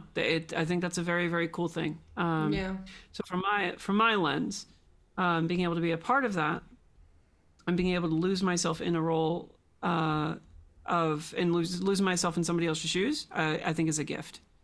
So thank you for giving me the opportunity to do that. As far as the entire year, I fucking loved killing you guys. That was awesome. Yeah, good. I wasn't there. It's fine. Yeah. God, Rin and I have had some discussions, and not everything's come to light yet. Like, that's the craziest shit. There's so much stuff that we've discussed that, like, just never has seen the light of day. I assume you mean as Alicia, courtesy of holding Velendar down and refusing to contribute to that combat that one time, thereby resulting in a bunch of people. You believe what you want to believe, baby girl. I'll assume that's Hey, that's what Ren's talking about. Can I just officially on the record as Brittany, not Amber, say fuck you, Promi? Yeah. And Britt, Hey, what you all I'm saying is two-party characters actively work Do against not. me I or watched didn't do that. anything. I have other people Britt's who the watch that. ultimate I will viewer. fight you on this. No, I have Britt, I have time stamps, Britt, Promi. Britt, sweet baby girl, you're too close to this. Back away. It's fine. Wow! Don't speak to my baby girl like that. Wait, so how much do we donate to keep Amber around so I can kill Velendar? Velendar, How yeah. much to kill Velendar? I'll I donate need just all of to you. kill him. For what I reason? need literally all of you to know that I had a contingency plan for whether or not Velendar gave up the ring, and I am going to make Promethean hurt. No, you're not. Oh, yeah. You can't make me hurt any more than I am. already do. Good luck. No, Em already knows. Trying. Em already knows. No, Promethean, it's gonna happen. Good luck. Hey, Britt, you're up next, baby girl. Who are you? Where can we find you? You've only been here 2 sessions, so what was your favorite moment But she's tonight? watched the But whole also, year. tell us what your favorite viewer moment was. There's so many. Don't do this to me. Hi, my name's Britt. You can find me here at Brittany_Fen. I stream games and cry on stream a lot, apparently. I also make music sometimes, and occasionally it's good. Oh my God. Shit a brick. Favorite part of tonight. Oh, I think the highlight has got to be the conversation with Hakari in the treehouse. For That was me, pretty with cool. Amber, that was real lovely moment. And reading the letter, the note that Marcus wrote, that was well played. Payback's a bitch, hey? And getting to casually like drop things that I have known for a while, and I was like, how do I let this happen organically? The Briley one was really fun. Highlight, oh my gosh, of the year. I think, gosh, every episode. I think the really fun part, yeah, that's what you get. I think it's always a highlight when anyone from the cast or and you guys, I can see, I'm watching you guys play live, and I'm also getting like, I'm messaging you or you're messaging me, and like we've got all these conspiracy theories and stuff. I message So you, you really message me. and getting to write a mean letter, that was fun. That was now that you guys cool. know about it. That was cool. Yeah. I was scared. I know. I'm not even So lying. was I, because I thought you would know it wasn't real. Didn't. I know. I freaked out for like a month. You panicked so much. I was like, do they all hate me now? No, it was so fine. Speaking of so fine, D20. Clearly, Emily is exhausted if she's handing out I'm so compliments to me. tired. Yeah, that's it. It's just confusion from there. I would like to take this moment to thank everyone that has donated. I see that we're currently up to, what is that, $6.71 Yeah, it's incredible Crazy. work, folks. We were Thank you less so much. than It's- 300 when we started. Yeah, That's insane. That's absolutely We're also incredible. So number thank you, everybody. 7 in Australia for raising money at the moment. Which is pretty Holy fucking. shit. Yeah, That's pretty so- hot. Yeah. So to We're everybody out never there, beating Birds of thank you. Tokyo at $7,000. It's not Fucking gonna not with happen. that attitude. Let's go. Okay, you start playing some fucking lanterns and we'll see. Shush. I managed to bypass everything I was going to do next. That's excellent. Favorite bit this night, Ring kind of steals it from us every time, right? But it's the interactions that we saw. It's the bit where you think you know where the character's going, and then usually Velendar says something asinine, and it basically just derails a whole bunch of conversations. But I think my bestest part tonight is Delphine got to put a bear above her head. I mean, that's just pure magic right there. D&D at its finest. Everyone who's playing, that's what you're here for in D&D, not the boss battles, lifting a bear above your head. Hell yeah. As to things across the year, given I've written notes on everything, I'm going to spend the next 4 hours just detailing all the major plot points that I Good. believe Emily's got wrong in her own campaign. Okay, sure. Go on. Right. Go Oh off, wow, sis. I've been kicked from the stream again. Oh no, Marcus is dead again. Again. No, it's the energy that for me again, and kind of install this piece, but I will continue to reseal it back. Each time that we go on a pathway, different backstories completely derail the main plot, which is kind of find out what was going on in the first place and then go from there. And I think it's been an absolutely joyful piece of seeing how Emily's tried to recombine it back into go that way, you bunch of lunatics. But it's been so much fun to throw all the and we've had a number of plot points that we've managed to avoid for almost 2-3 years, and now we're finally facing our own shenanigans. So it's been Yeah. brilliant. Plus, hooking up Riella. That's awesome. Thanks very much. What could go wrong, right? Yeah. Tammy, you're up next. I'm Clara79. You can find me here. You can find me on the Law Rights running Call of Cthulhu, or you can find me on Jen and Dagger's Twitch channel playing Mishka in the Curse of Strahd campaign, which is currently on hiatus. We'll be back soon, so stay tuned for that. My favorite moment tonight is unfortunately one I cannot yet flesh out, but it is very exciting. Something happened tonight which will have consequences, and the unfolding of those consequences is something I'm very much looking forward to. And people will just have to tune in next year to find out exactly what it is. Come on, 2026, let's go. My favorite thing of the whole campaign, can I just say, it is having another person at the table who has been so fucking invested that each of us has various props that have been sent to us, that have been made, that is tailored to our characters. Yeah.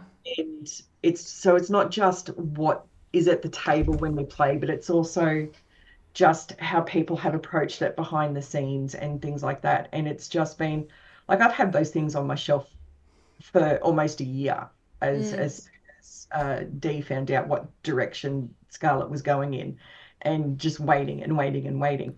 And yeah, heaps of other people here have things that have been sent, and various props and stuff that just can help. Cool fucking shit. Yeah, but it helps us embody the characters a bit more as well. Fucking love that. Deetwenty! Hey, Lockie. Hello. I don't know. Gotcha. Good. I don't know what I'm doing. Good morning, good evening, good afternoon, whatever was applicable to you. I'm Lockie from the MimicsDen. You can find me on the socials at MimicsDen. I am the DM and producer for the Tales from the Luckweavers podcast, which you can consume wherever you consume your podcasts. I play Hakari Zai. My favorite beat of this session, I cannot pick just one. And since we're all cheating at that rule, I am also just going to fan out, as I usually do, and just spam each of you with my favorite bit that you did. Let's start with Salt. It was so cool just to actually first get a little bit of a random play together with Hakari and Delphine. That was beautiful. It was cool. It was sweet. It was nice to break that up and put some beach in the episode. Scarlet teaching me to dance. Genuinely, I nearly cried. Don't read into that. That's fine. Moving forward, Promethean, you scare me, but in ways that I really need to question my. Moving on. Hey, listen, I did that for so long. That's fine.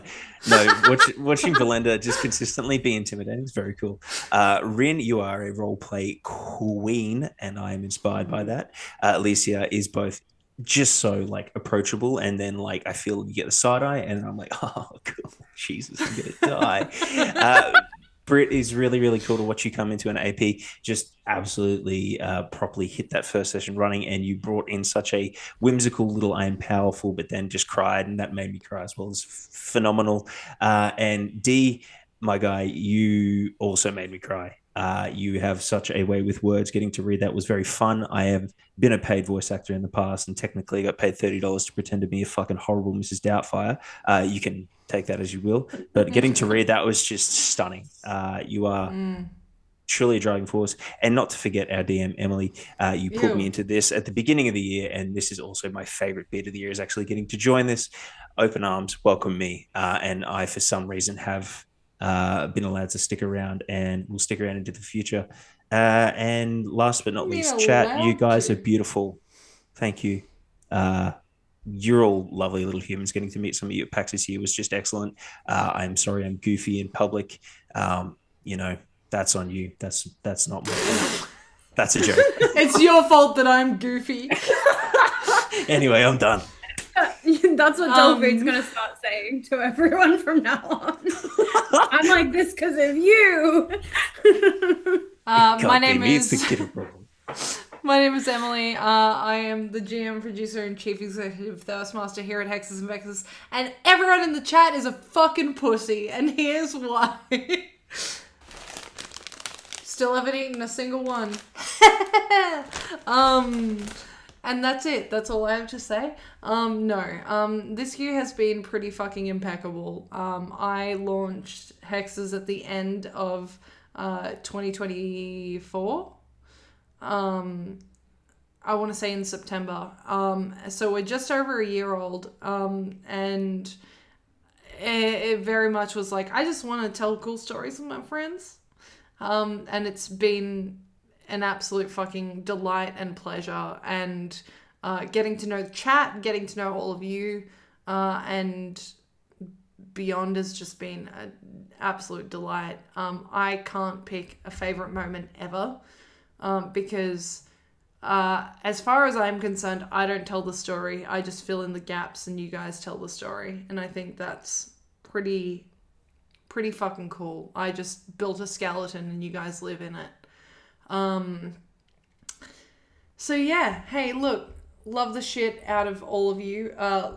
Chat, thank you for a phenomenal year. We'll see you in 2026. I will be around for the rest of December doing Chat Plays D&D now, because you've redeemed that. So you all get to play characters in the chat, and I will DM it in the world of Damata, which will not be canon, so it's going to be fine.